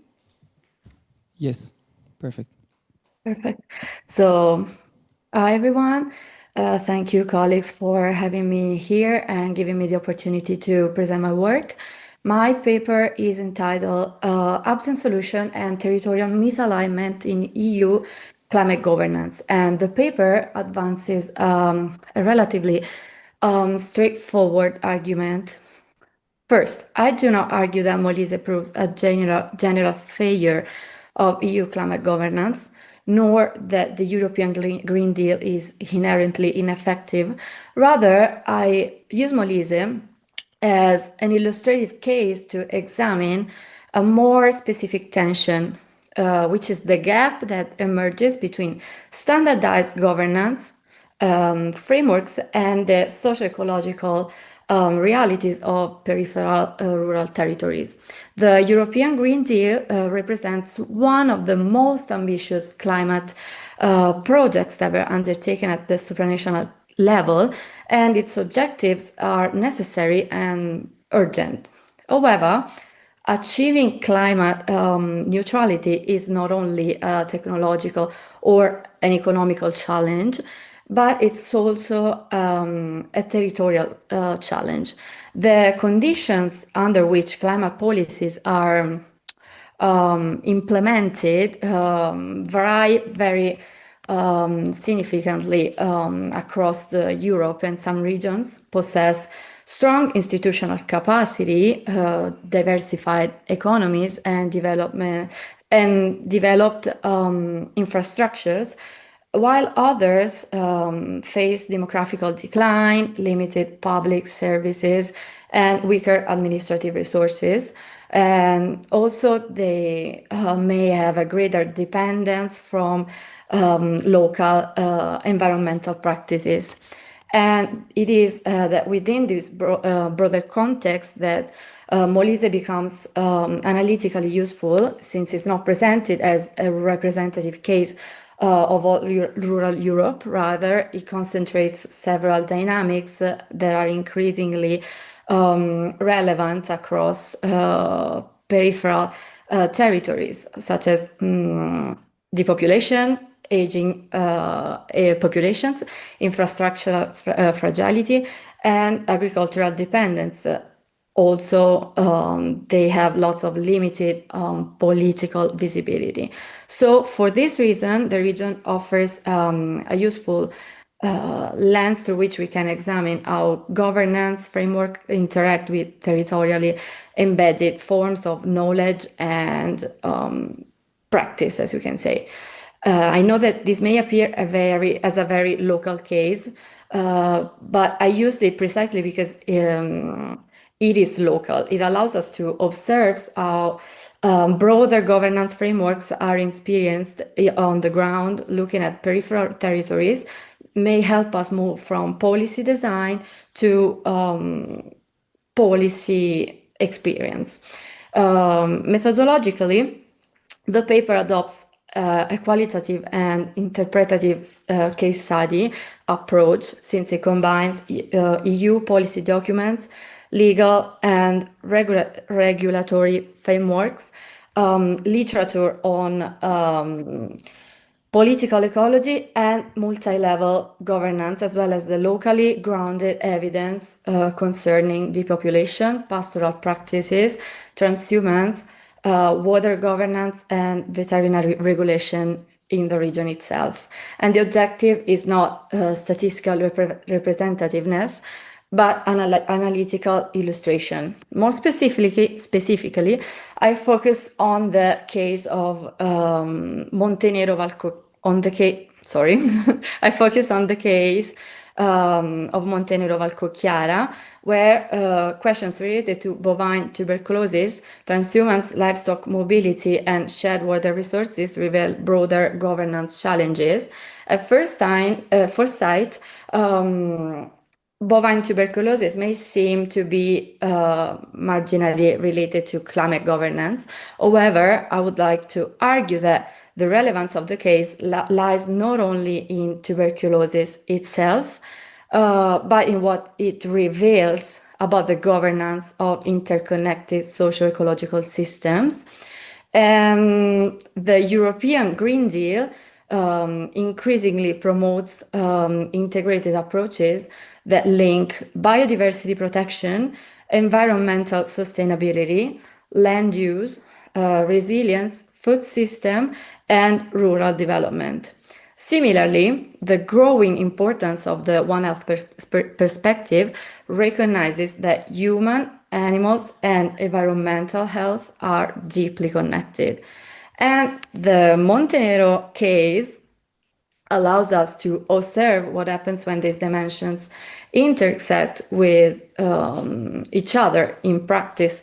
Rural communities do not only experience environmental, agricultural, and health, or even territorial challenges separately. They experience them simultaneously, as we can say.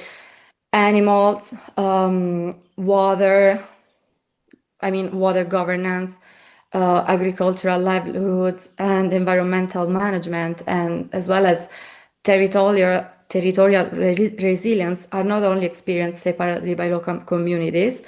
since they are part of the same social, ecological, and economical system. This is where the concept of territorial misalignment becomes important, since sanitary regulations addressing bovine tuberculosis are entirely legitimate, and public health protection and disease prevention remain essentially policy objectives. So the issue is not regulation itself.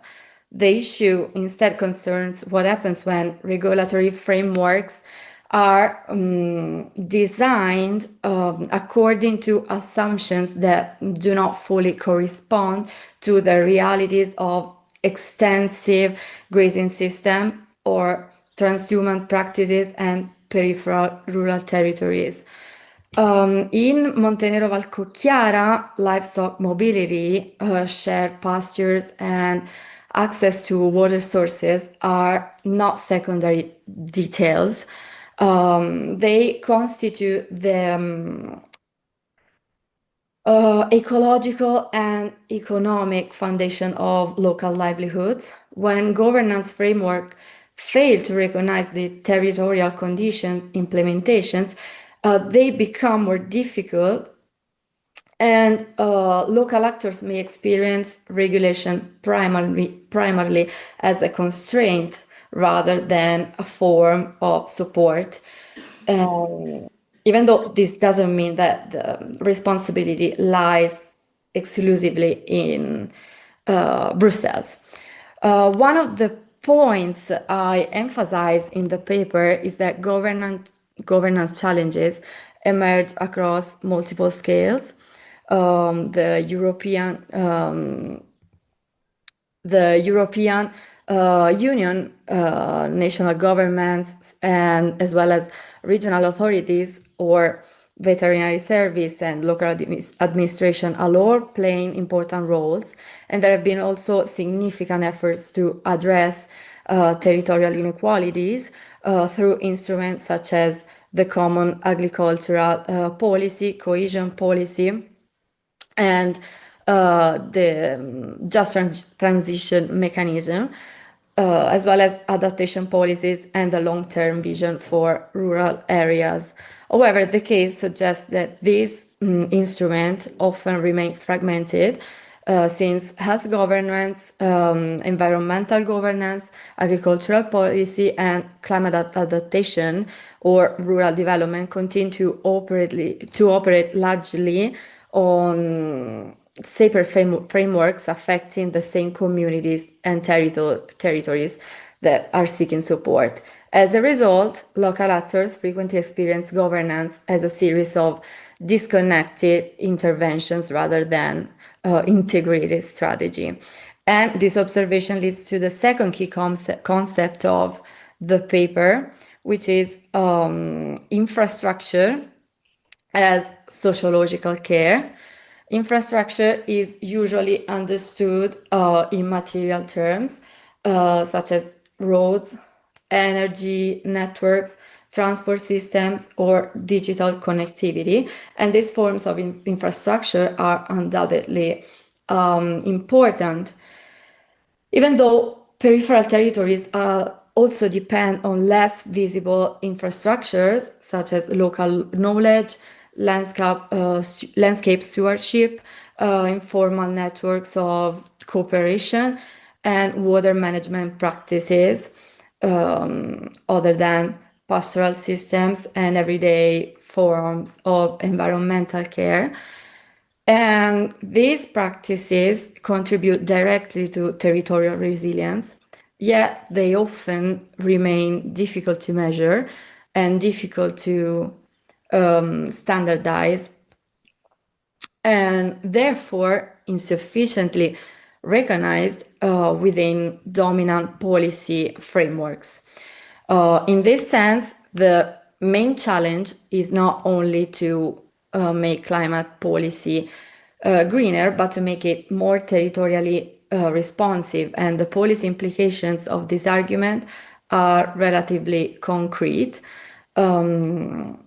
First, climate governance should be should complement large-scale investment with stronger support for small-scale and community-based infrastructures.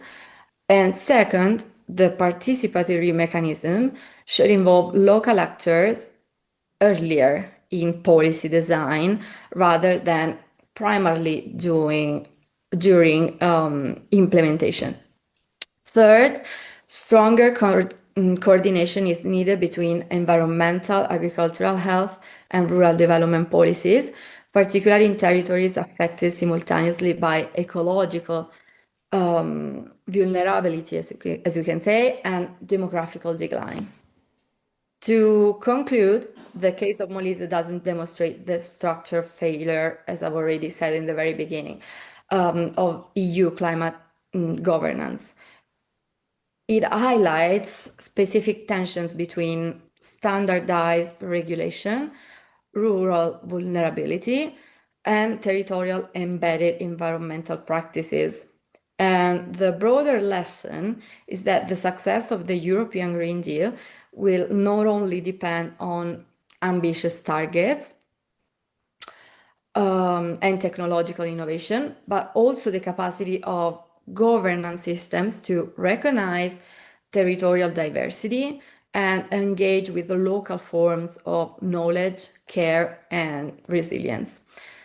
Peripheral territories should not be understood merely as sites where policy is implemented.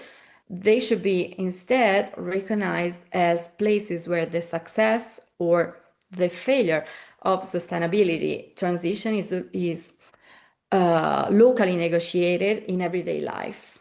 And thank you for your attention.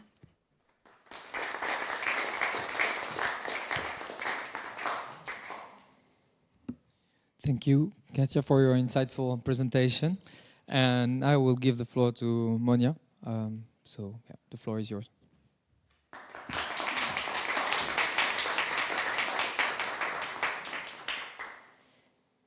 Hello, thank you very much.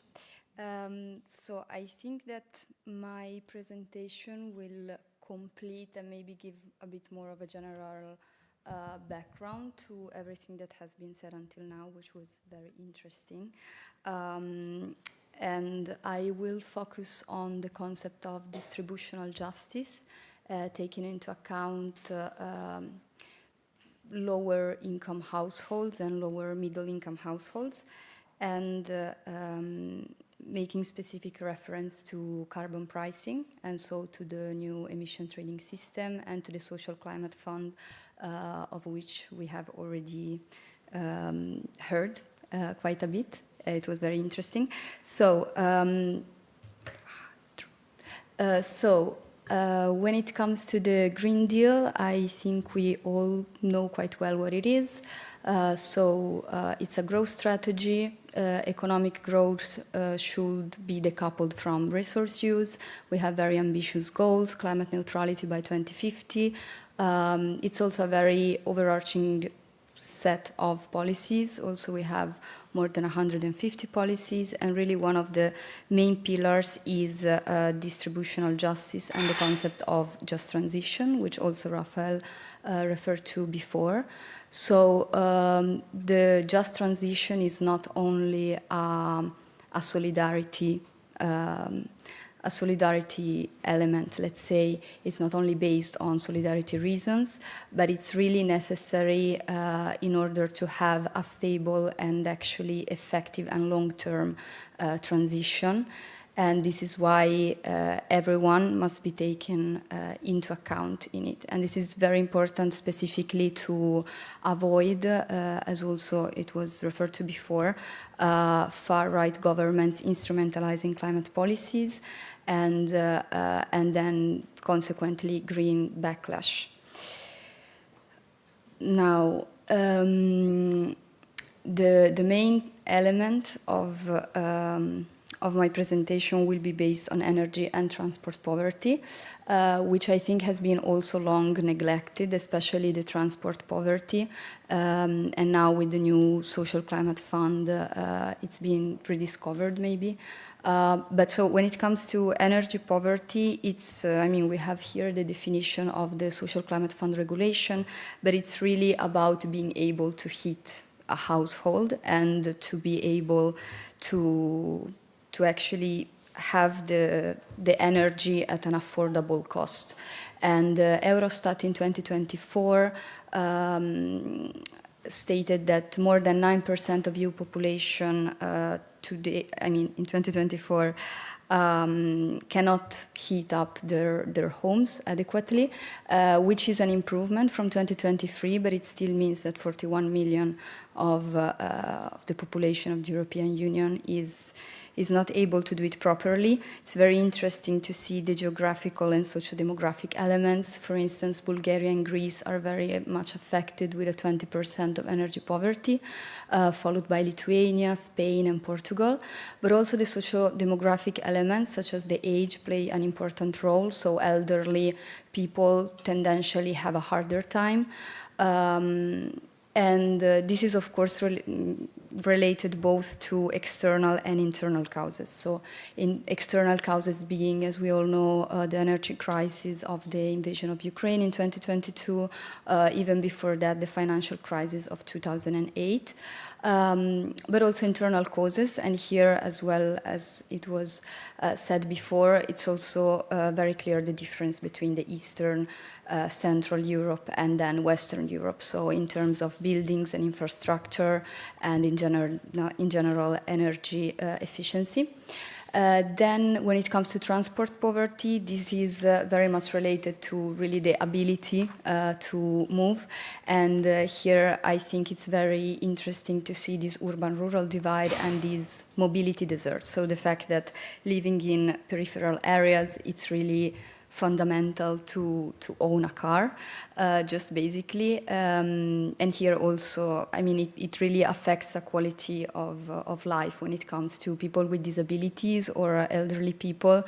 If they do not have someone to care for them, it's really just impossible to have, to participate in life, to access education, healthcare, and as we can see, the European Parliamentary Research Service report estimated that around 10 and 25% of EU population is affected. Now, so here I was just stating how energy and transport poverty are very much related to each other, because at the end of the day, they are really affecting the same social groups, both because they are both related to fossil fuels, but also they just share some of the same causes and have often these feedback effects, meaning that trying to maybe reduce energy poverty, you are also at the same time maybe impacting transport affordability. So carbon pricing, this was a bit the background. Coming to carbon pricing, which is the main instruments that is used at EU level, one of the main instruments, which just means putting a tax on carbon or using an emission trading system. So it's fundamentally capturing the negative externalities of the greenhouse gas emissions. It's tendentially effective. At the same time, it does have a very high chance of producing distributional impact, which just means affecting more vulnerable households in proportion to higher income households. So the new emission trading system, it was agreed in 2023. If I'm not wrong, it should have been operational in 2027, but it has been postponed to 2028. And it uses the same mechanism of the previous ETS, so it's just a cap and trade system. We have a ceiling, which is decreased each year, which is indeed the cap, and then the allowances, so one allowance corresponds to 1 ton of CO2. The allowances are just auctioned. So differently from the ETS, In this case, there are no free allowances, they are all just auctioned, and the revenues coming from these allowances will be then partly used to fund the Social Climate Fund indeed. Now, the most important element is that while the ETS was mostly related to big industries, so aviation, maritime industries, in this case it's really very concerning households because it targets specifically smaller industries, smaller enterprises, and road transport, as well as just households and your heating systems, very basically. And so it has, I mean, it has, most probably it will have a distributional impact on more vulnerable households because it is tendentially a regressive measure. So the cost will be passed through from the fuel suppliers to the final consumer. So the good news is that there is the Social Climate Fund, which is supposed to counterweight the ETS2 social impact, but it is a temporary measure. So it is supposed to work from 2026 to 2032, and it is funded with the revenues both of the ETS2 and the ETS, up to 65 billion. Also, member states will have to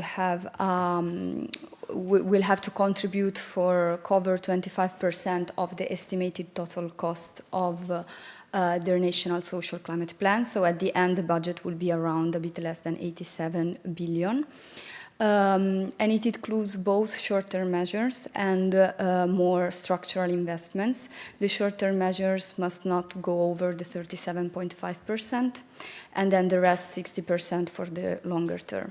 Now, these national social climate plans, they should have been submitted by June 2025, which did not happen.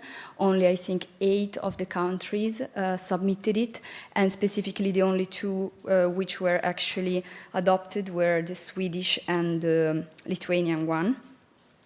And the objectives of these plans is really, on one hand, to act as a financial cushion, so to give a sort of social support system for when the prices will increase, but also, and specifically, which will be the main objective, to give enough resources to invest in greener technologies, both when it comes to your heating systems and other types of energy efficient systems. And this does have a few challenges, politically and socially speaking, especially. As we heard even before, a lot has been said about the budget itself of the Social Climate Fund, because even if it does seem a lot, taking into account that most of the member states do lack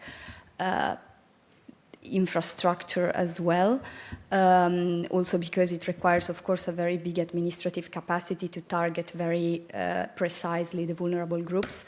It is not a lot, and the problem is that we have a lot of delays, as I said, with these national social climate plans, meaning that the time also to actually use the fund to invest in new technologies will probably not be enough. So there is this sort of political tension between short-term relief and structural investments, which the governments will also have to tackle, which then leads to social acceptability, and then the lack of legal obligations and enforceable rights. These are just maybe some points to reflect, but I would say that it will be, I mean, given that the funds is not illimited, it is very necessary to really target these vulnerable households very precisely, which maybe does not have to be related to the income itself, but maybe it can just be related to energy and transport poverty targets, so horizontally redistributive. Also, it will be important to take into account this urban-rural divide, because especially when it comes to transport poverty, for instance, normally these solutions are very urban-centric, which just simply does not work in peripheral rural areas. So maybe like the Swedish climate plan, it involves the leasing of electrical vehicles, so maybe that could be also a solution, but just thinking in a way a bit more broadly. And also to acknowledge the information barriers, which I think is very relevant in a way that normally the lower income households really just don't know about a lot of the opportunities that they could have, which of course then brings to more administrative issues. So there are really a lot of issues in a way to tackle. I don't have a final slide, so thank you.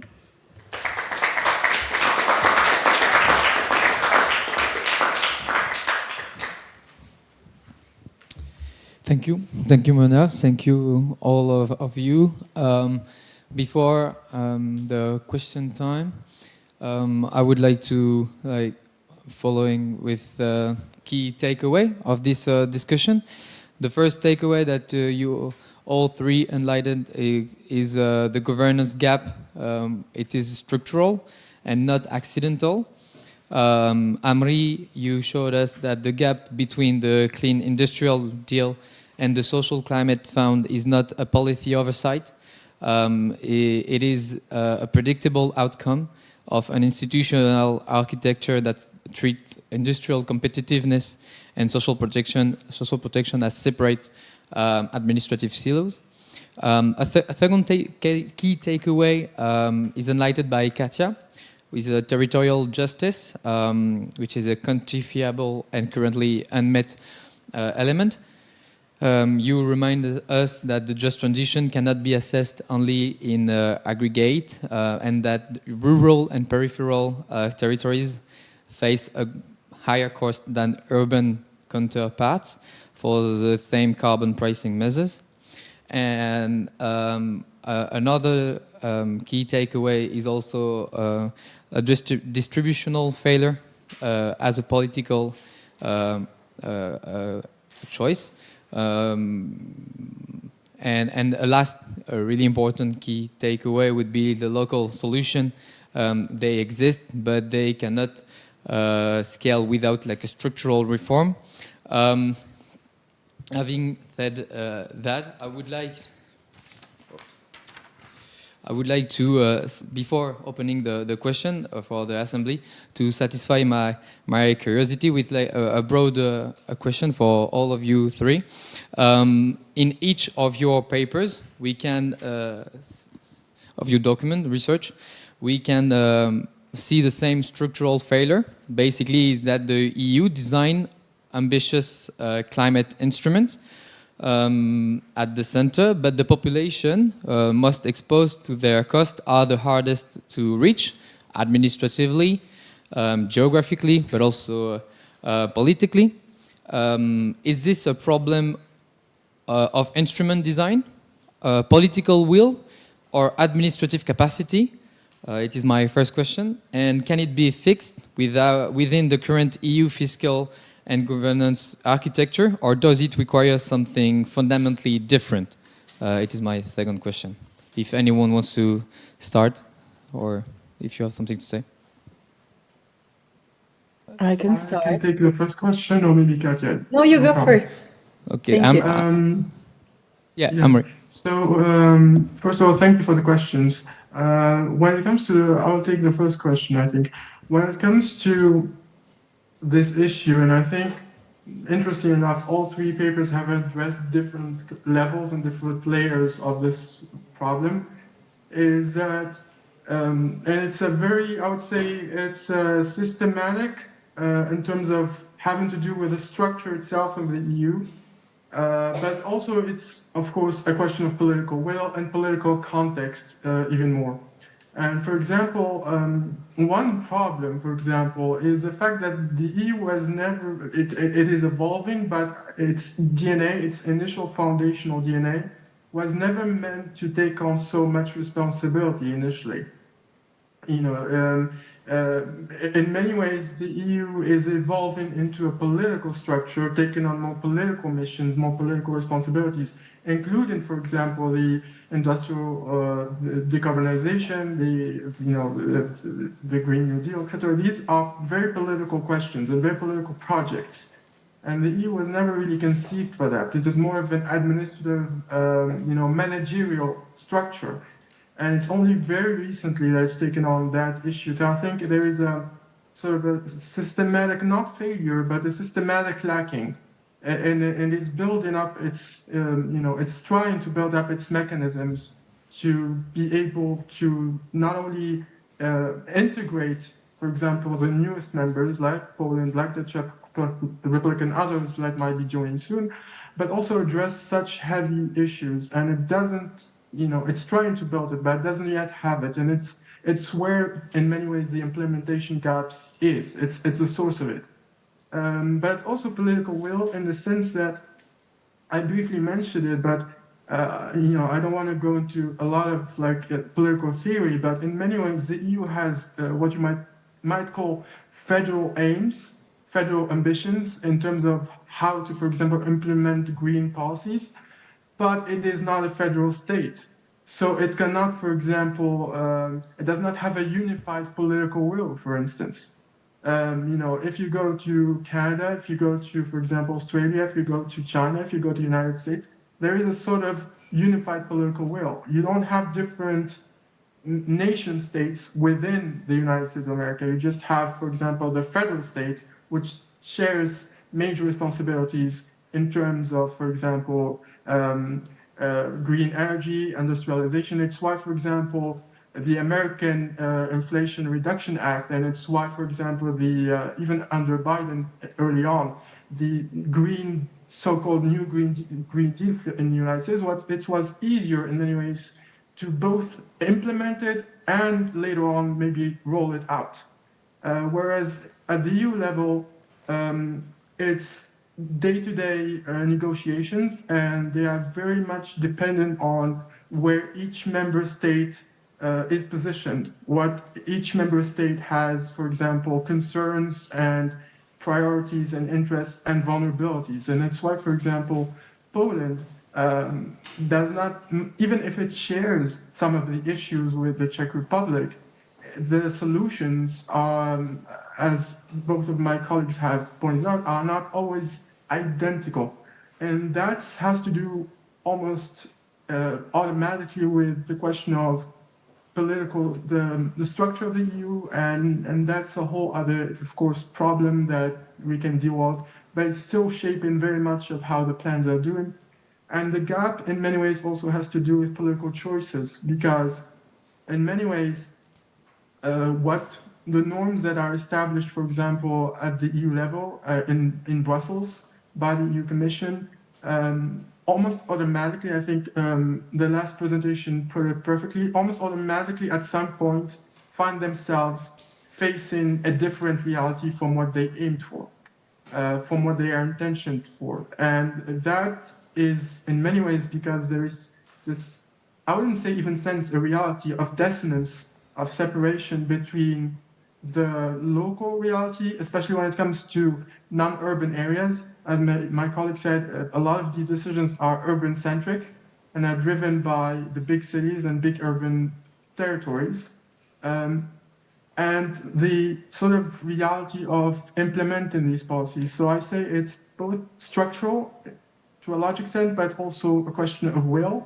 And that has to do, of course, with the way the policy making and policy negotiations happen at the EU level. And also, of course, the sort of lack of bottom-up approach to some of these issues. I hope I answered the question, Naila. Yeah, thank you. Do you want Monia, Katia, add something? Yeah, I would like to add that policies may be coherent at a European level, but still create friction locally if it does not adequately account for territorial conditions, local practices, or institutional capacity. With that, I'm not arguing against EU regulation. It's just that public regulations, environmental standards, and veterinary controls are necessary, and my main argument concerns adaptation rather than deregulation. And the challenge is trying to implement common standards while remaining sensitive to territorial diversity. And what appears as a local implementation failure may therefore reveal deeper asymmetries embedded within the architecture itself, as I see the European Green Deal as necessary and an ambitious framework. My argument is that its success depends on its capacity to recognize territorial diversity and adapt policies or policy instruments to different socio-ecological contexts. So the issue is not the goals themselves, but how they translate into practice.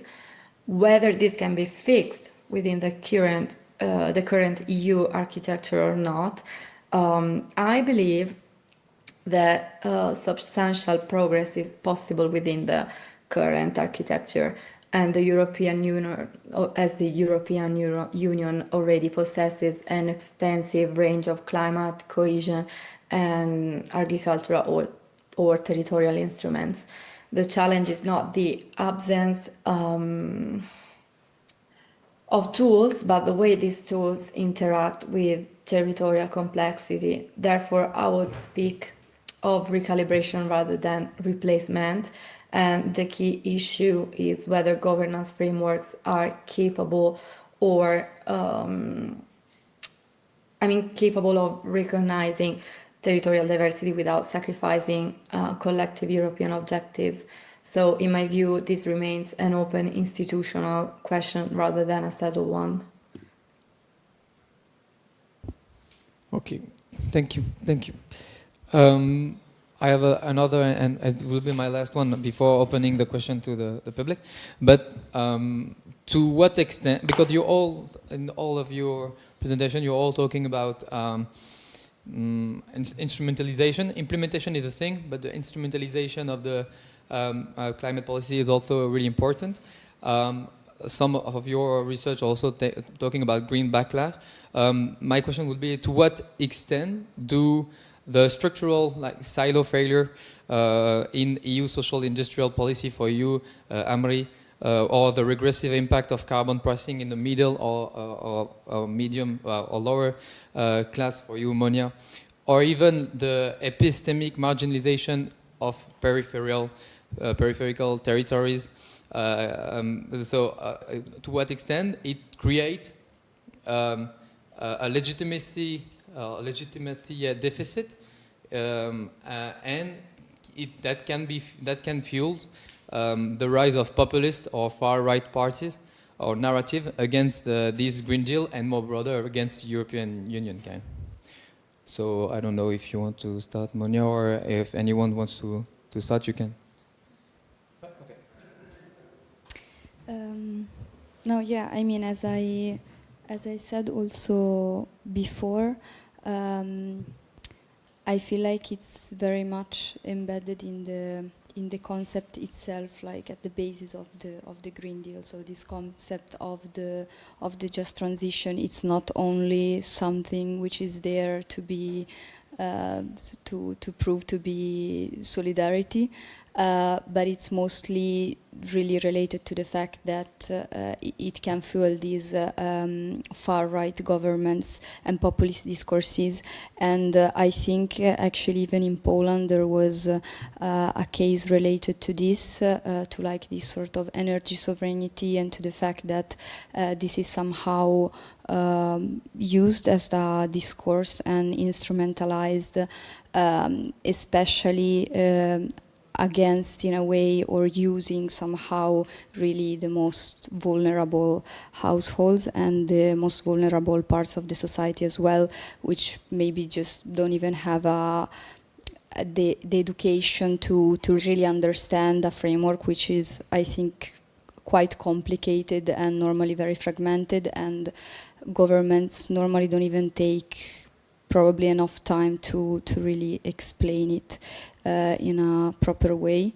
So, I mean, I don't know if I answered the question, but I do think that it's it has the risk of jeopardizing the whole transition itself, and it should definitely be taken more into account for this.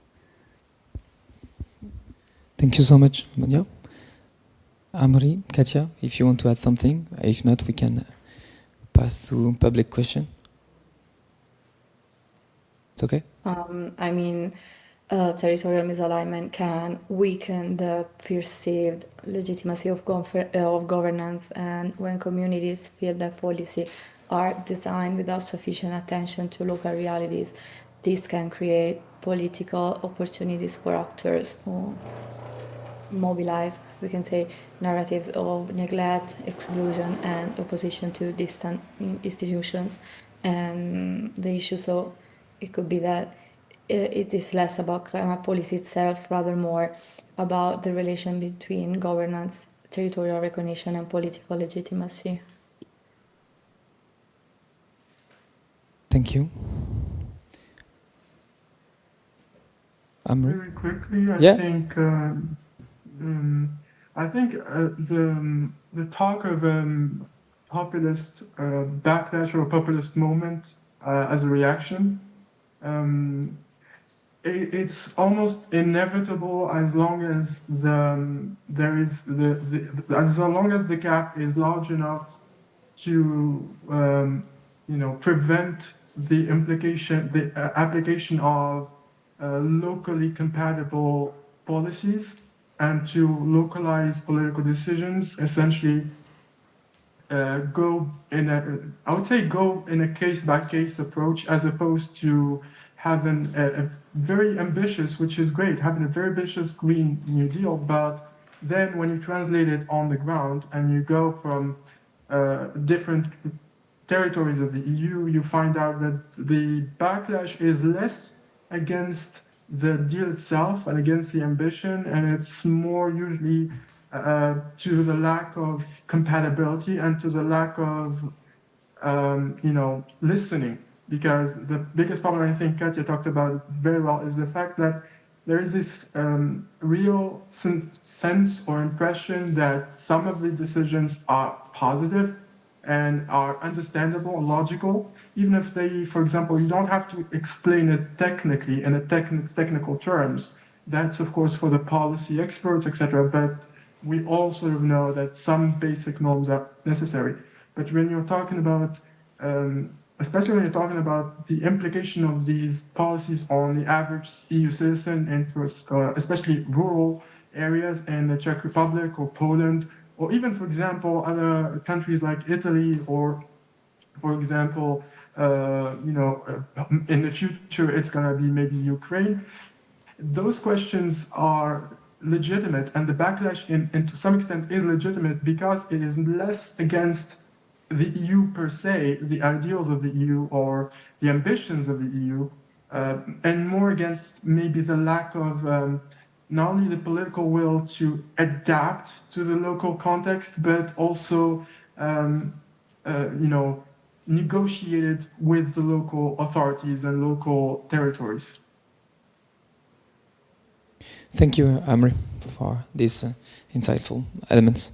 So if the public wants to ask one or two questions, we have some time. Yeah, please, you can go to the microphone. Thank you all. Thank you all three of you. My name is Victor Metzner. I'm here a student of College of Europe. I have a question for Katia. Before I came here, I also worked and did my traineeship in Committee of the Regions, for example. And one of the things that I was working on the administrative side, and I was wondering if you managed to stumble upon, is this working group that the Committee of the Regions established, was Green Deal Going Local. It's a working group of local mayors and regional leaders and also like some sort of prefects from the rural areas who are actually 3 times per year gathering to exactly discuss these ideas of how to adapt the Green Deal policies, how to make them more locally and territorial, really more accessible. It's very interesting to see how the implementation then goes down there. And also on the other side, what was the Committee of the Regions doing was like very much pushing for this subsidiarity framework of the EU Green Deal, meaning that in their opinions, which I did not work from the content policy, so I'm not sure what were they actually saying inside, but I remember that they were adopting it. The Commission was taking a lot from it and actually putting in their final text from it. But yeah, just to wonder, like, if you stumbled upon this, it might be like very interesting also to see what is the adaptability, what do they say also. I think it would be interesting for a paper. Thank you.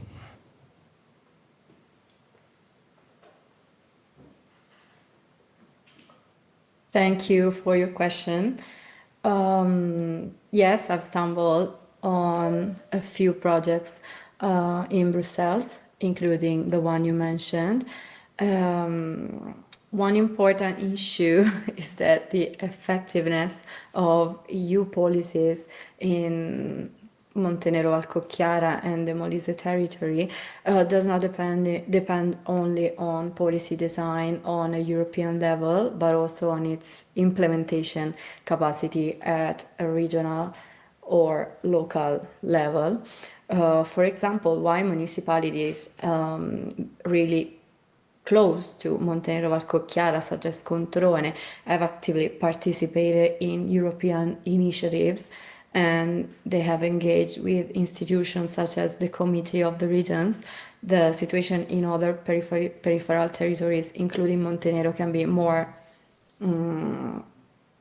complex. In some cases, we might say that administrative weaknesses, limited institutional capacity, and political fragmentation or even governance problems itself may have reduced and may still reduce the effectiveness of available funding and development programs. What I want to say is that this suggests that the challenge is not simply the availability of resources, but the ability to translate those resources into territorially meaningful outcomes. I hope I answered the question. Yes. Thank you. We have time for one more question. If anyone wants to take their chance. Proszę.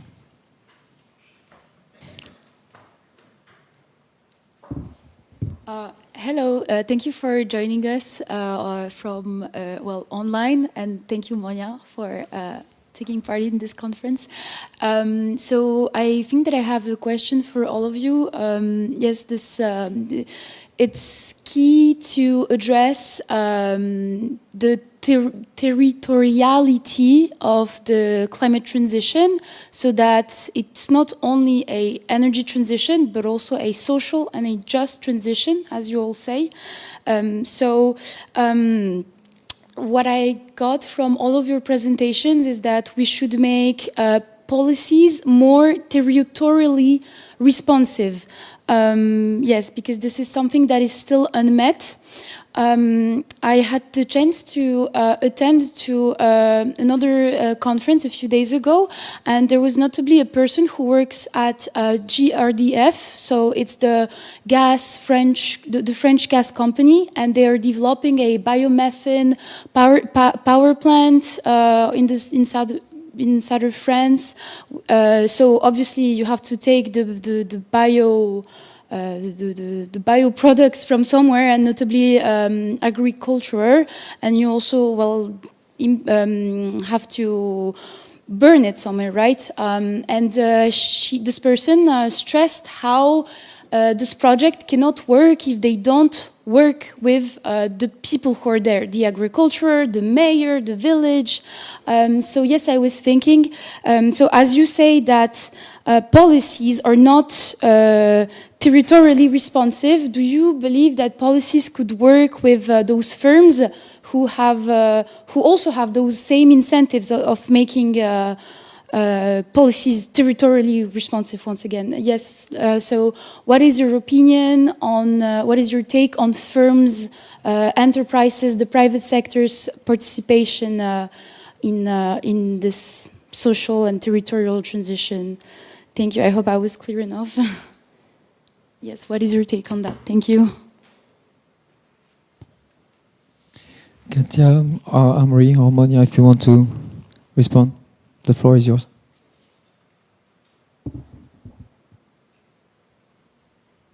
Katya, do you want to go in or?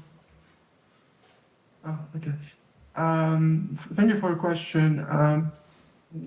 I just have to know that when you are talking about such companies, remember that these are companies who usually have ambitions that are beyond their local territories. So if it's a company that is only established in, for example, southern France or eastern Berlin or in Warsaw, then by definition they are already implemented locally and they will eventually find maybe a solution that works for them where they are. But when you're dealing with companies that have, for example, especially companies that would later, for example, have the intention of at some point requesting European subsidies or requesting European Union's guidance or some sort of support, then I think the biggest challenge is, first of all, how to stay rooted in their original local, where they came from originally, because that has to be maintained. If there is, I think Katja also would agree, if there is positive impact locally, how do they maintain that when where they started? And their biggest challenge right after that is, okay, now we went sort of like the big league. We are a big company, we work at the EU level. So how do we avoid falling into a trap that is very common? And actually, I think three of us have pointed out is that sort of falling into this European bubble atmosphere and maybe sort of losing sense of what initially worked, which is, being locally grounded. I think one of the challenges, and I think one of the reasons that it's still not part of the EU's software, so to speak, is how to facilitate the trans-implementation of companies from one local territory to the other without either losing their know-how, especially technological know-how, but also adapting to local needs. If, for example, you are a bio company that deals with waste management, and you succeeded in, let's say, a city like, Bologna or Paris or Nice, how do you survive moving to, say, Prague? How do you survive that? And that's where the EU could come in. The biggest problem is that there is a tendency by the EU to, I wouldn't say force, but sort of try to standardize these solutions. There's a sort of, the EU sort of says, to get this help, you have to abide by this rule, to get this support, this guidance, this subsidy, you have to, but at some point, the more you normalize, the more you standardize your service, what you are offering as a company, to what the EU wants to achieve, the less likely you are to be successful in the territory that you're aiming to implement yourself in. Because by definition, you are not listening to the territory that you want to implement yourself in. You are listening to what the EU thinks is right for the territory. And that's a dilemma, and I think it's more than just business decisions. It's a question of institutional arrangement, how the EU functions, and it's a question also of a school of thought, the way the political philosophy of the EU is. And that's the biggest challenge, I think, for the EU, is that how do you burst that bubble of not being able to get out of where you are and listening to, for example, because at the end of the day, and I think Katja pointed out, is that at the end of the day, if you are in Brussels and you're taking a decision for a small town in a rural area in, say, the Czech Republic, how do you manage to be effective if you don't burst your own comfort zone, bubble of comfort zone? And that's a question that goes beyond just the money or logistics. It's a question of political philosophy. It's a question of political, I would say even a political school of thought, not just a philosophy, political school of thought and a political reflex that's still very present at the higher up EU level. And we can still see it today, for example, in the current tensions between Mrs. von der Leyen and the EU, for example, EU Parliament. And that's one reflection because, for example, the EU Parliament is the closest thing at the European level of a direct link between local people and local areas and the EU bubble and the EU standards. And because they are, to some degree, they are elected, as opposed to, for example, the EU Commissioner who tends to be chosen and appointed, that creates a sort of vicious cycle where ambition and great ideas and great ambitions fall out of very quickly out of favor because they are not really being applied the correct way or territorially, but in a way that is appropriate to the territory it wants to address. I hope I answered some of it. Yes, thank you. Katja, Monia, for a short, quick. Yeah, sure. Thank From you. this perspective, territorial transition is also a social transition, and it doesn't depend only on investments and regulations, but on relationship, trust, local knowledge, and institutional cooperation. Firms and local organizations can contribute to building these forms of social ecological infrastructure that make sustainability transition more effective and more legitimate.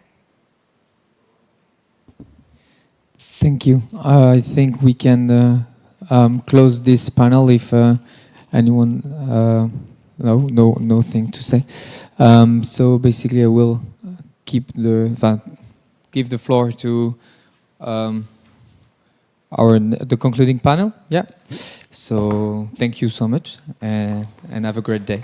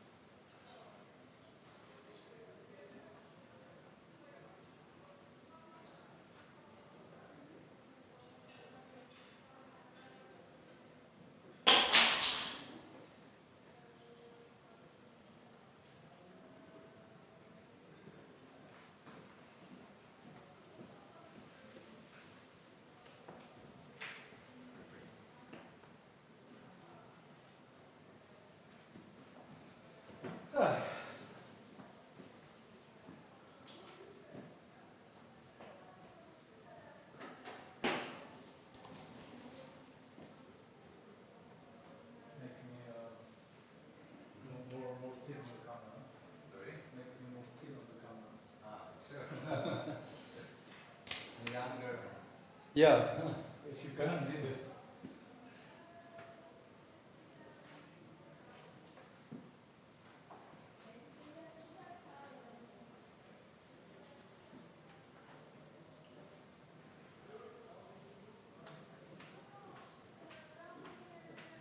Ready?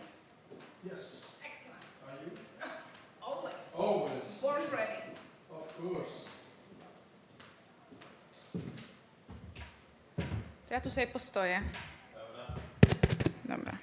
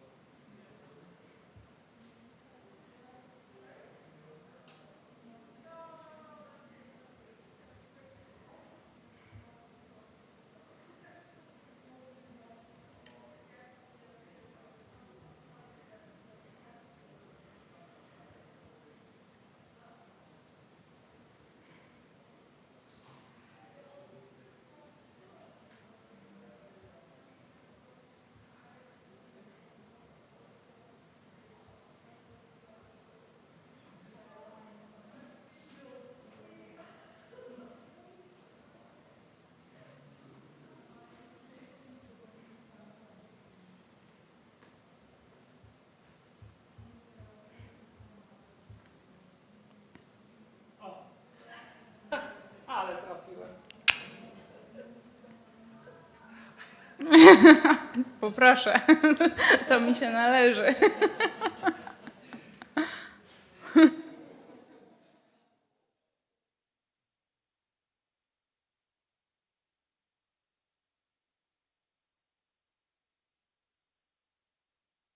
Ale za to konkretne.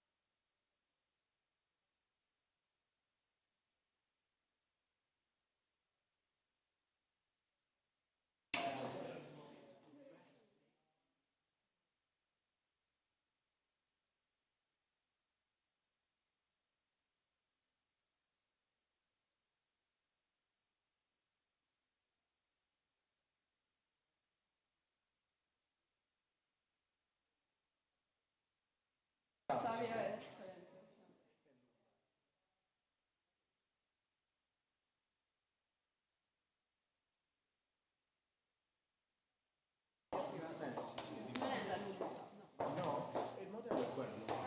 Però sì, sì, sì, lì sono 100 contratti. Ma sei stato anche a Masti? Sono stato anche a Ti ho aperto i vincoli adesso. Sì, ti pagano da più forma, non esce uno stipendio mensile, cioè devi sempre fare le fatture dopo 6 mesi, È occasionale. Ma quello è il destino di tutti i postdottorati. No, diciamo che se devi farti un bel nome, diciamo che è un investimento. Non è una cosa che, insomma, che ti arriva uno stipendio mensile, che devi ogni 3 mesi mandare cose, no?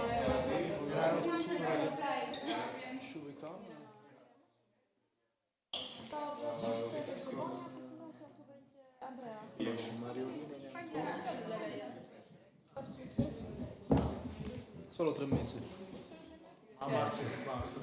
Andrea, if you want to, you can already take the receipt. Yeah.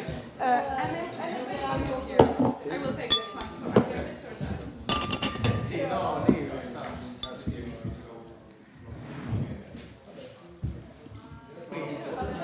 No, thank you. I'm good.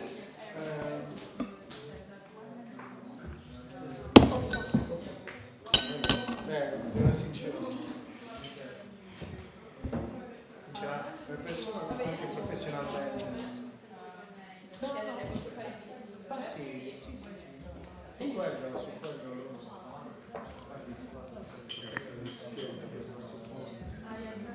No, sì, vabbè, perché il rischio lo ricordo.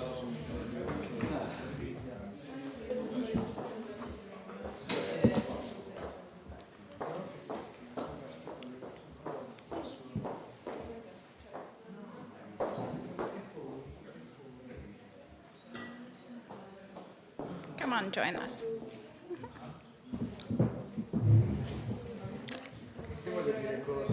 Dear all, ladies and gentlemen, first of all, congratulations on being with us that long and also skipping the coffee and cakes in order to come back here for the concluding panel. And my name is Dr. Zofia Roguska, and I have the pleasure of chairing the final panel of today's conference. Well, I have to admit that as a climate diplomacy expert, academic, but also the legal professional, I had the great pleasure of listening to all contributions today. Everything that has tackled the socio-political, security, and economic challenges that the EU climate policy is currently facing. The confrontational geoeconomics of our times call for new perspective on the clean energy transition. And over the past few hours, we have deep dived into multiple issues showcasing our career to the EU as a green leader, the care that Ambassador Lorkowski mentioned at the very beginning of our meeting. But also, we have highlighted the inherent trade-offs. Just a quick sum up to those that might fall asleep in between. What has been discussed so far? We discussed the industrialization risks. Is the EU ready to subordinate its environmental ambitions to industrial pragmatism?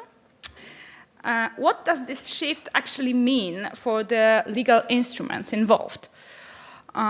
What technologies should be prioritized to keep environmentally and socially just industrial policy that is aligned with the EU 2050 climate neutrality target?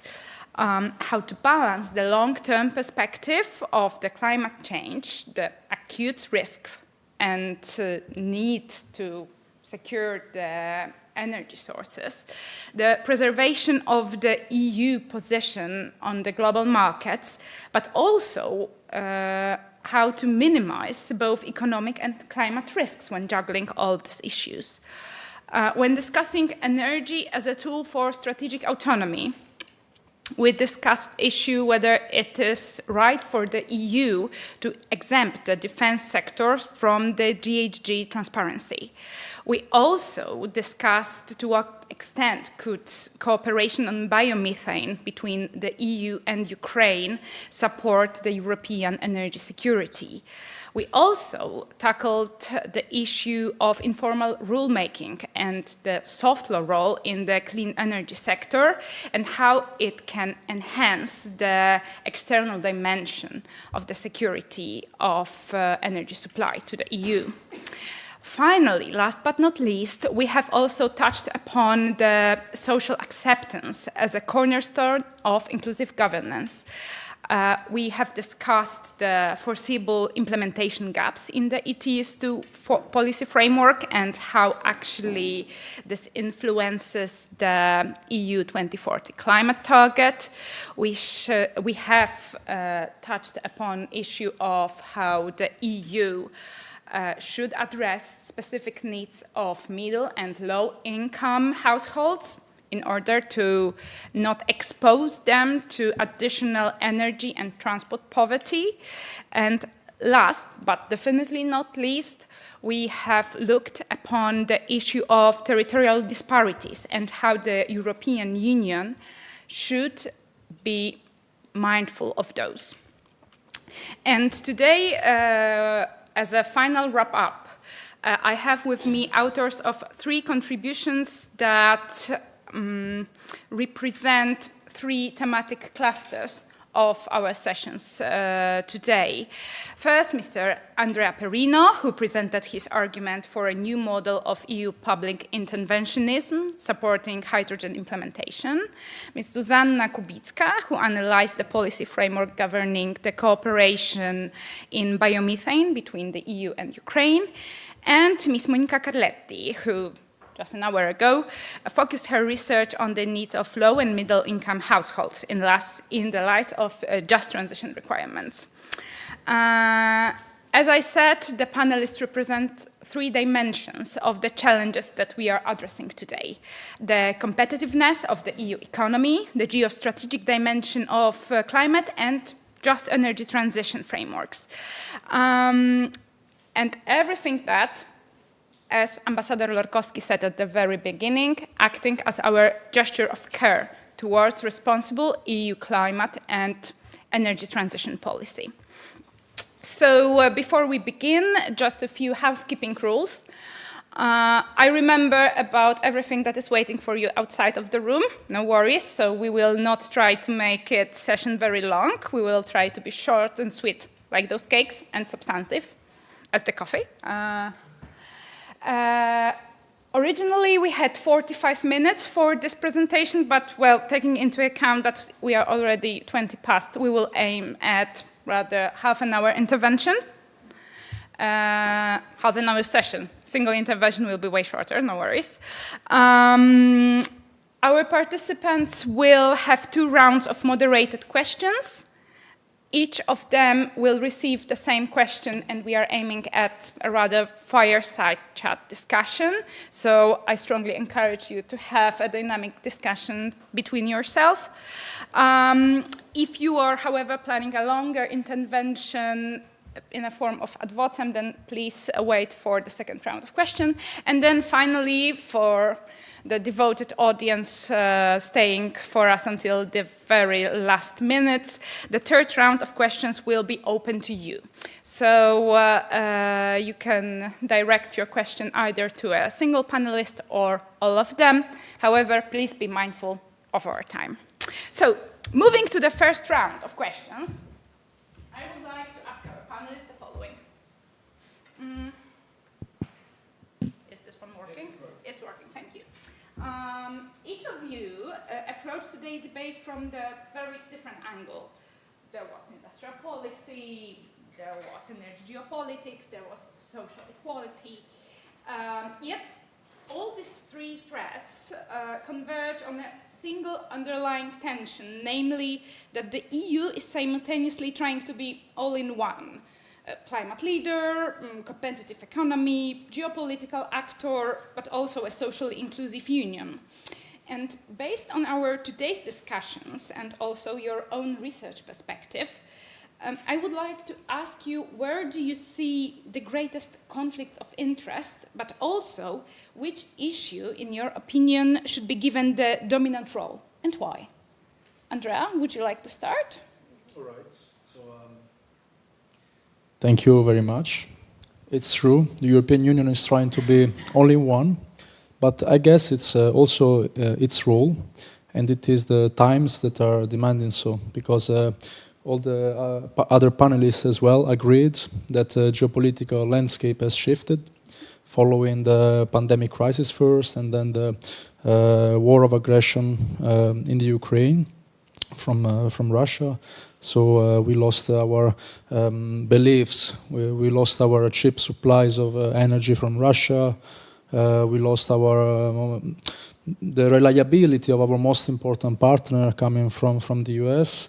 And now we are facing to sustain climate and energy transition alone, but we also need to to respect the views of the industry. And of course, we cannot really elude any one of these points. And this comes also from the fact that the Clean Industrial Deal is not an invention of the European Commission. Exactly the year previously to the release of the strategy, it was in Antwerp that around 70 major industrial groups from all over the European Union met and asked the European Commission to find a way to make the decarbonisation possible for the industries. So the decarbonize, without deindustrialize. So I think there is only one reply, and I would like to quote here, like my fellow colleague Hamed Zakaria, who said that indeed we need to take into account industrial competitiveness, energy security, without making any trade-offs, as it was also highlighted by my fellow colleague Francesca Bonomo, the risk that the ecological crisis goes into shadow because of the competitiveness. I think we can do all of this together. There's no actual other way, because of course the decarbonization cannot be sustainable. The degrowth is not really a paradigm right now that we can take into account if it's not a happy degrowth, and I think it's not, because our industries are asking for more. What we need here, like what we see, the major problem we face is the cost of non-Europe, meaning that the European Union is confronted by bigger challenges, which come from the outside, but which also come from the depth of its own climate and industrial and international commitments.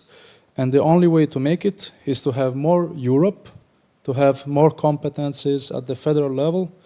And of course, there are several studies highlighting the importance of the so-called green ownership, meaning that the state, if this is an ecological transition which also accounts for the externalities coming in an autonomous way from the market failures, the state needs to step in more, and this should be done at the European level in a centralized way.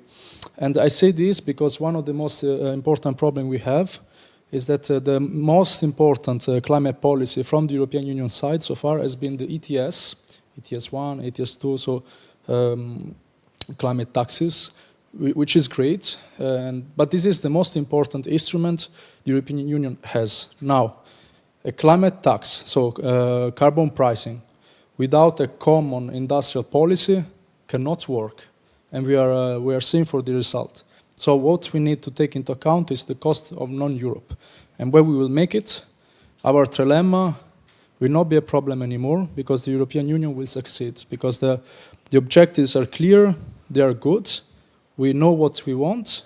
We just need to stake higher, but with the right instruments, which we are currently lacking, and it's mostly a matter of political will.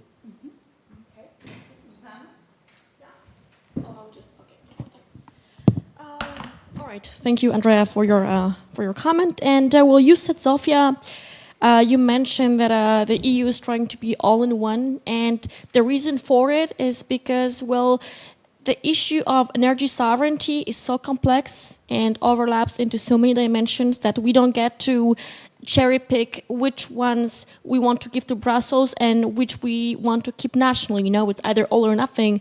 It's a system of, the energy system in the EU is a system of interconnected vessels. So once we start discussing, for instance, clean energy or affordability or competitiveness, it will spill into all other dimensions, so that's inevitable, and that's why we might, of course, complain how the EU bureaucratic machine is interfering everywhere. Well, that is the reality. We cannot do anything about it. We have to accept it. And referring to what you mentioned, these tensions, right? Like, what is this? One of those persisting challenges, tensions we experience today, I would say the problem is what I kind of like inferred from all the conversations we've had with colleagues is definitely the fact that today everybody speaks about energy sovereignty in the EU, and obviously there is a tension on who has the ultimate legitimacy to talk about it. Is it the national governments, the regional governments, or the EU, right? And everybody wants to be at the top, but as we know, nobody. It's not like we can accept all the legitimacies.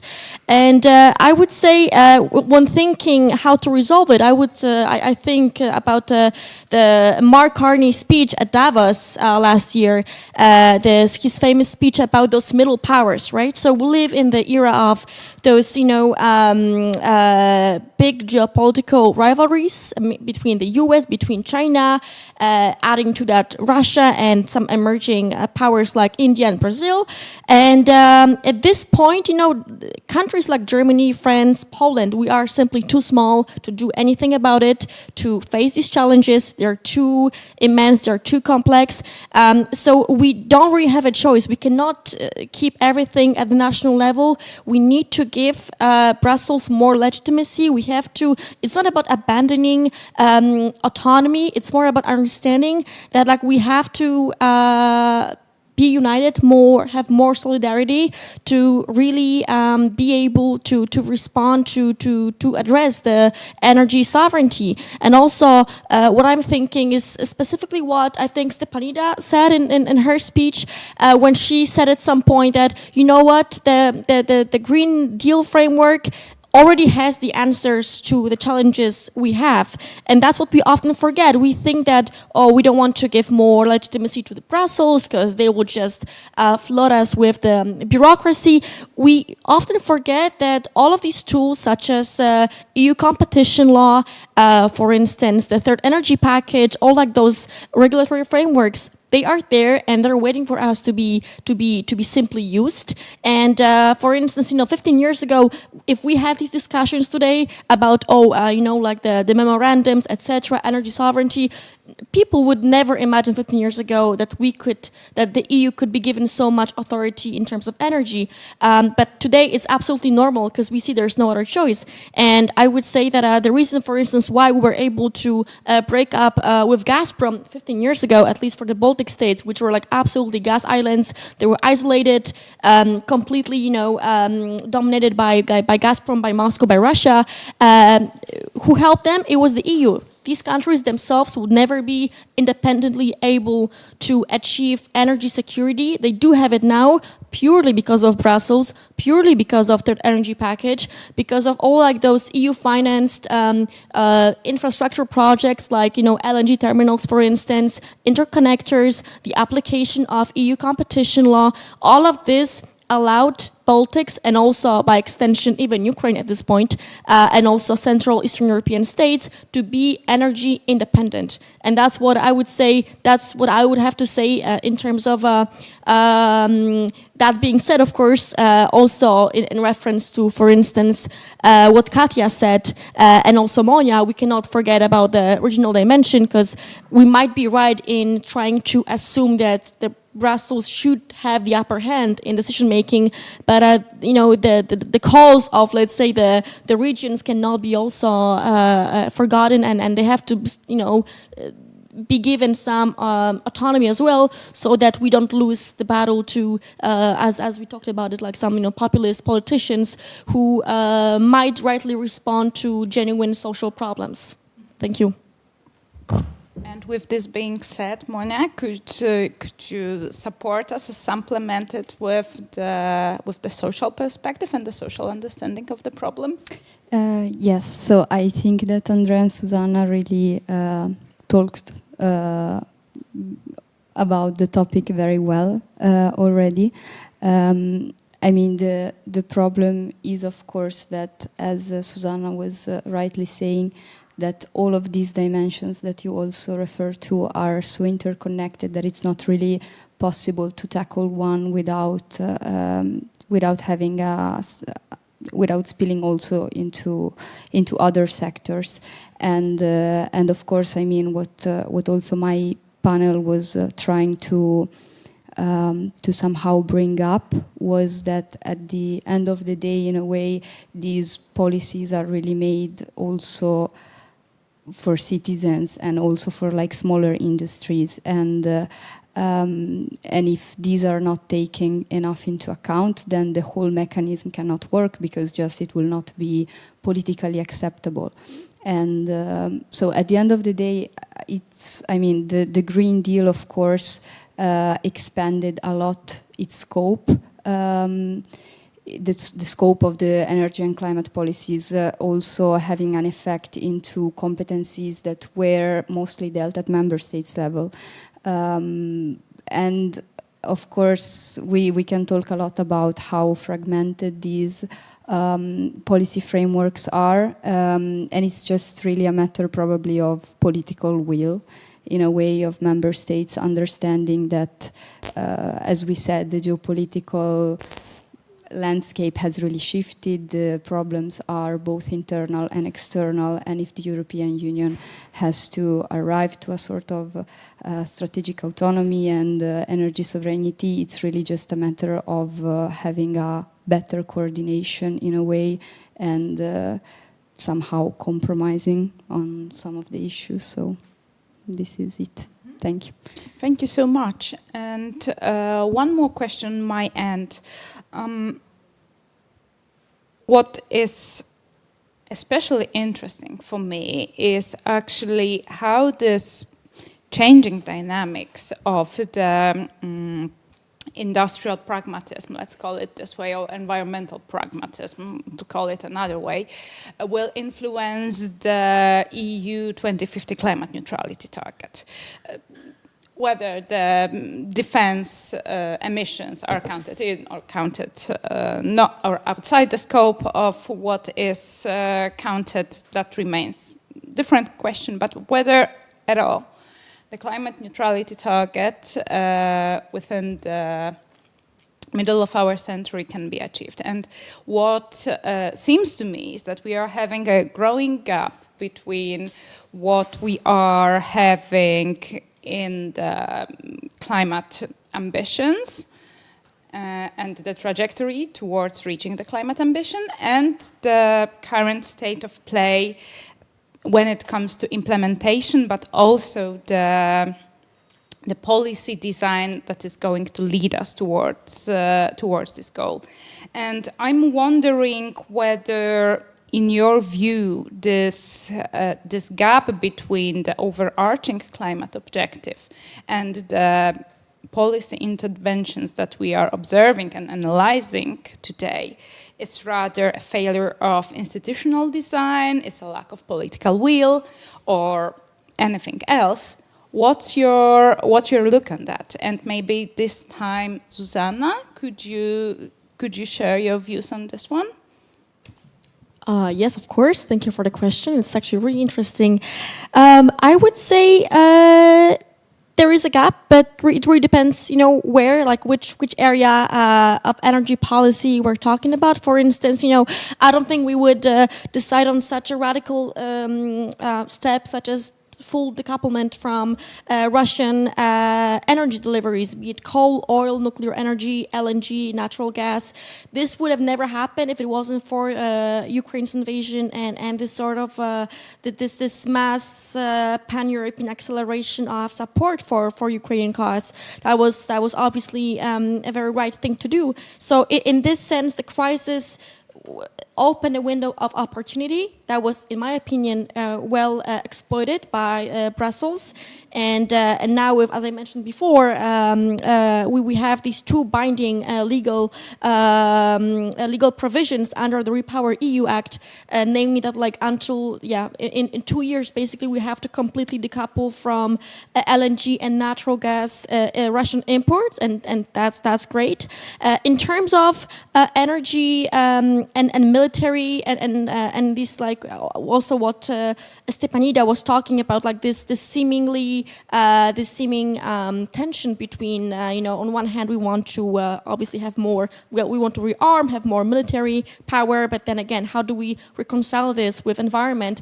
There's actually a great paper written on that topic by the director of the Jacques Delors Institute. I recommend it to everybody to read it. I think it's from this year even, and she talks about, like, yes, it seems like a conflict, but when you look at it, there are so many ways in which we can respond to it, and it's really a matter of, well, I think institutional capacity is there. It's really a matter of how creative we are in terms of policymaking.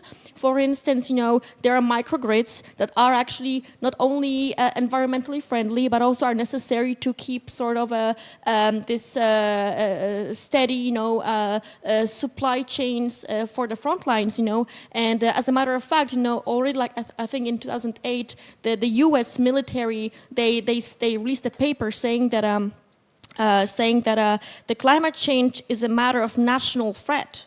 So it's not like the military is reluctant to admit it. No, they know about it very well because, for instance, the beaches on which they're training their troops are being eroded because of the climate change. Same with, for instance, helicopters. You know, with greater air density, it's more expensive in terms of how much fuels it takes to operate them.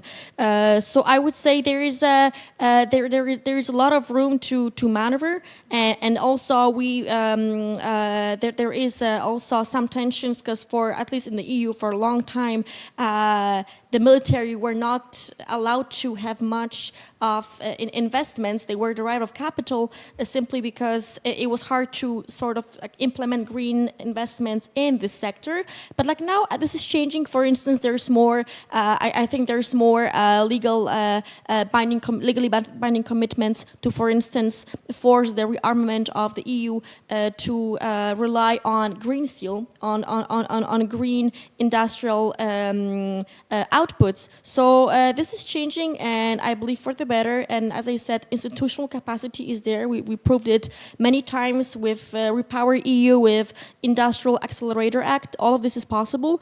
It's really about creativity, how much we are willing to think about possible synergies between the increasing need for rearmament and the, of course, climate objectives. So yes, thank you. Monia, yeah, sorry. Thank you very much. So, what's this gap? That's a very good question, and I think many people may have several answers, and all of them would be true. I have mine based on my experience and on a series of interviews which I conducted for my paper. In particular, I try to interview high-level officials from the European Commission and also executives from the industry, as well as some academics, in order to develop some solutions. And what I found really interesting is the difference between the vision of the European Commission on the one side and the industry on the other, because according to the industrials, the European Commission is dogmatic. So what the European Commission says, it's only ideology and it's not concrete, which doesn't mean that the industry is not interested in energy and climate transition, all the way around. The ones I interviewed recognized that the transition is inevitable, that we need a clear path in order to make the right investments, and they themselves were engaged in demonstration projects, for example, in hydrogen, as well as green ammonia and so on. And I can provide you with a couple of examples. So the first is, the idea I proposed for my paper is to create a European public enterprise, and I can come back on this later. And when I was discussing this with the European official, he told me, yeah, okay, makes sense, but we should not become like China. But in Europe, we are full of state-owned enterprises. Like each state, each European state has its own public-owned enterprise, right? So, and when I told this to an industrial executive, in particular, he is the CEO of Desertec, this great project with a consortium of industries in order to create a green hydrogen bridge between North Africa and Europe. And he told me, okay, but this is a very weak reply, because if you're not like China, propose something better. So what's the alternative? Another thing was, I was discussing with another European official the fact that if the ETS cap continues to decrease, it will imply a burden for the enterprises which are not able to find technological solutions, because, as we said, green hydrogen is too expensive. And I told this person, you know, but if there is natural gas and there is hydrogen, the enterprises will always choose natural gas because it's less expensive. And the person replied to me, yeah, but you see now with the Hormuz Strait, we will not have natural gas anymore. And I told this to an executive from Italy, and he told me, okay, but if you eliminate tomorrow natural gas, You have no pasta anymore because pasta industries use natural gas in order to have the hot steam for the industrial process. So they were all defined in the European Union dogmatic. And I think this is really interesting because the European Union set the right path and the right aim for carbon neutrality. But now it's a victim of itself ideology in the way to achieve it.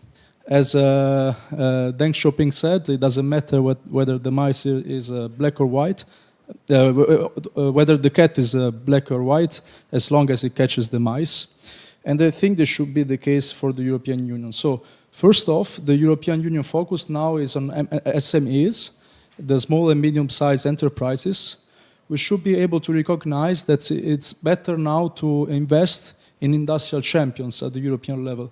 But the European authorities are scared because they would be too big to fail.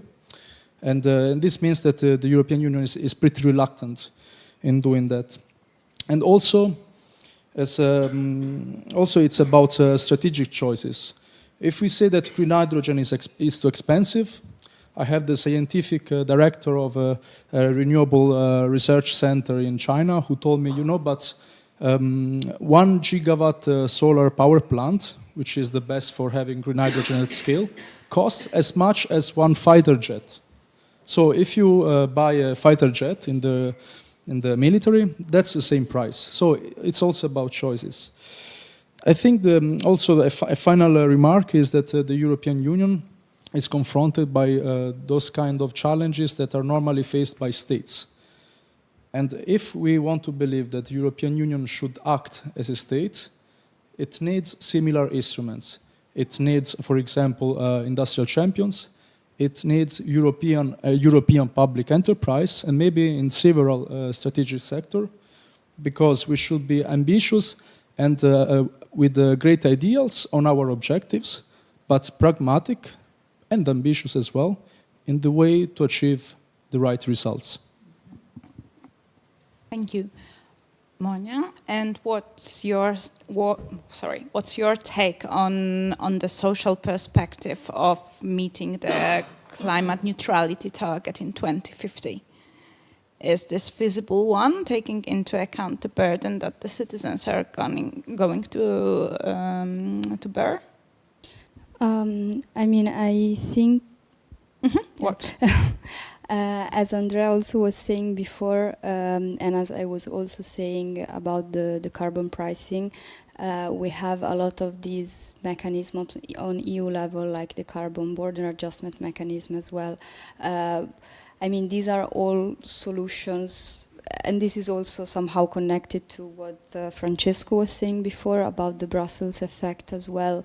And so in a way of trying to externalize, in a way, EU's own targets also to other realities. With Africa also, it's very clear with African countries, which does not always go that well in a way, especially when it's more and more done with this sort of soft law instruments and memoranda, as we were saying before.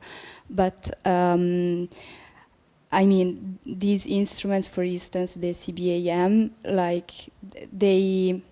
they are certainly not the best instruments we have, but on the other hand, it's also a question of what would be the alternative. And so when it comes even to the ETS2, now the new one, we saw that with the ETS there were it was very effective in a way in reducing the emissions. Road transport, on the other hand, it's a very big, I think it's accounts for a quarter of EU's total emissions. So of course it's something that has to be tackled.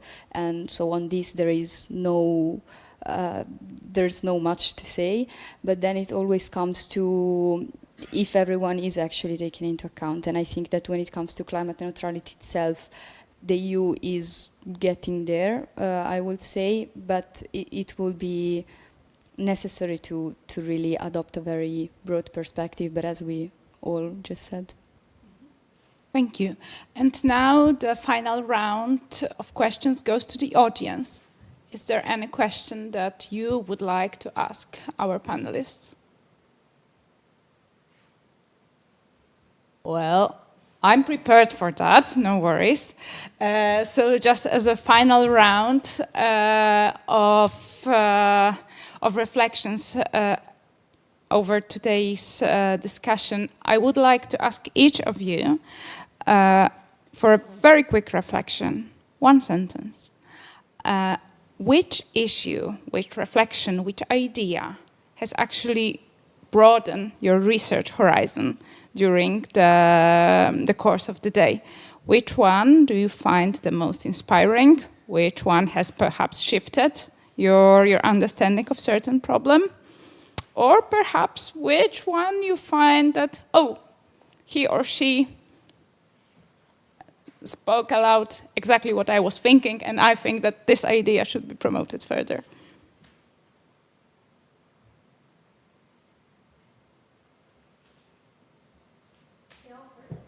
Go ahead. Oh, sorry. Can I? Or maybe somebody else? Well, I don't want to repeat myself, but honestly, since also there is a really like a short time span to think about something creative, I really liked what once again Stepanida said in her speech, that the framework is there. We cannot forget. Oh, you said one sentence. It's okay. You have to forgive me. Sorry, I like talking. Yeah, the framework is there. We have the regulatory mechanisms. We have the third energy package. We have now so many legislative pieces that can help us. It's really all about if we're willing to use them. And I want to reiterate the examples of the Baltics and the EU competition law, but like really all the missing pieces of puzzles are there. We just have to like look at them and try to make it up into like a coherent whole. And I said it before, but I'm saying this again. That's all we can rely on at the moment. And let's not always look outwardly. Also, let's look inward and let's focus on what we achieved so far. Because these tools worked and they worked very well, and we should like focus on them and be willing to think creatively of how they can be reused. Thank you. Thank you. Actually, I was thinking somehow the same thing, but mostly about what you, Susanna, said. I mean, your last slide, it was really more about not having to look for answers too far away, but maybe just prioritizing them a bit more. So even just looking at the case of Ukraine and being, as you said, really like just maybe more creative. And so I think that this is maybe a general take for maybe the whole conference itself. You don't have to look too far away, but maybe it's just, again, political will and prioritizing. You, Andrea? It's hard to reply because all of my colleagues gave a wonderful presentation from a strategic role for the Ukraine in the clean energy transition for Europe to the distribution impacts for the poorer households and transport. But there is one principle that's remained in my mind because I didn't know it in international law, which is the non-regression principle from my colleague Francesca Bonomo. So this non-regression principle meaning that whatever we achieved at the climate level, both within the European Union or internationally, should remain at least at that level.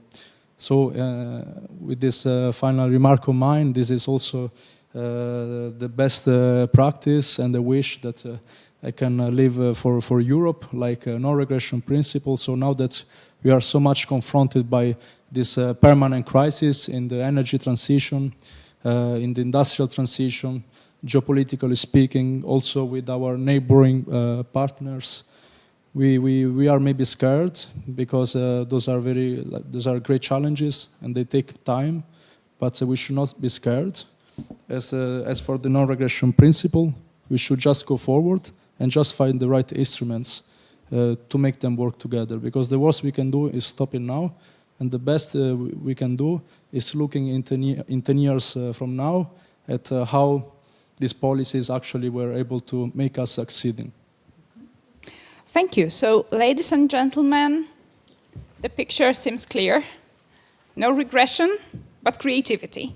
And I'm pretty sure that with all the contributions that we have listened to today, we can be pretty sure that the future of European climate and clean energy policy remains in good hands, in the hands of people who would like first and foremost to understand the issue at stake, and then apply new solutions and new understanding, also using their best knowledge in order to help us all find the right answers.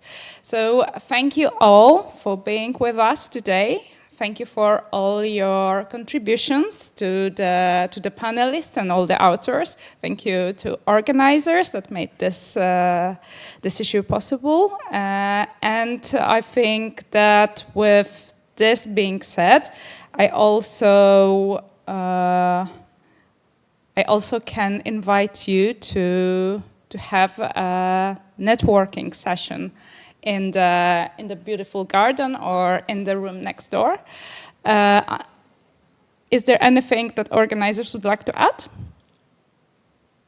Well, if not, then thank you all and wishing you a very nice afternoon.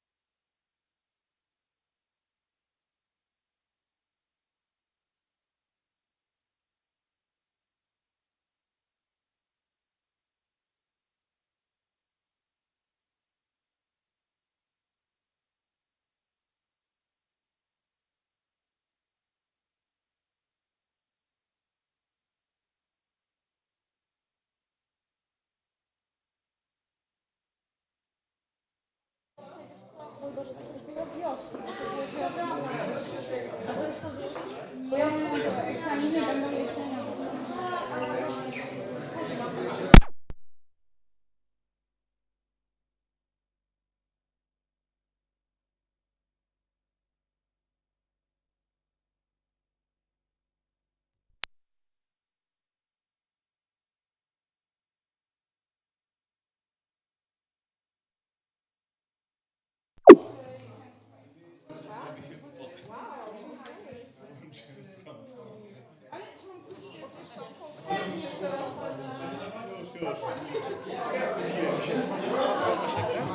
A, okej.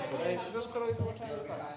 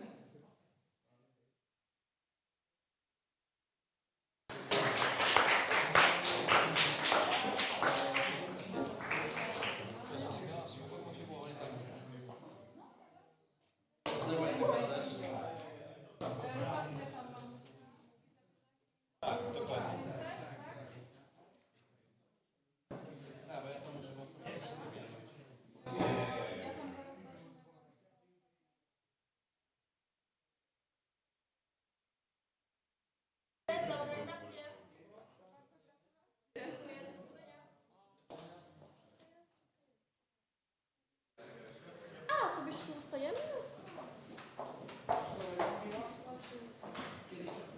Co tam, Areczku?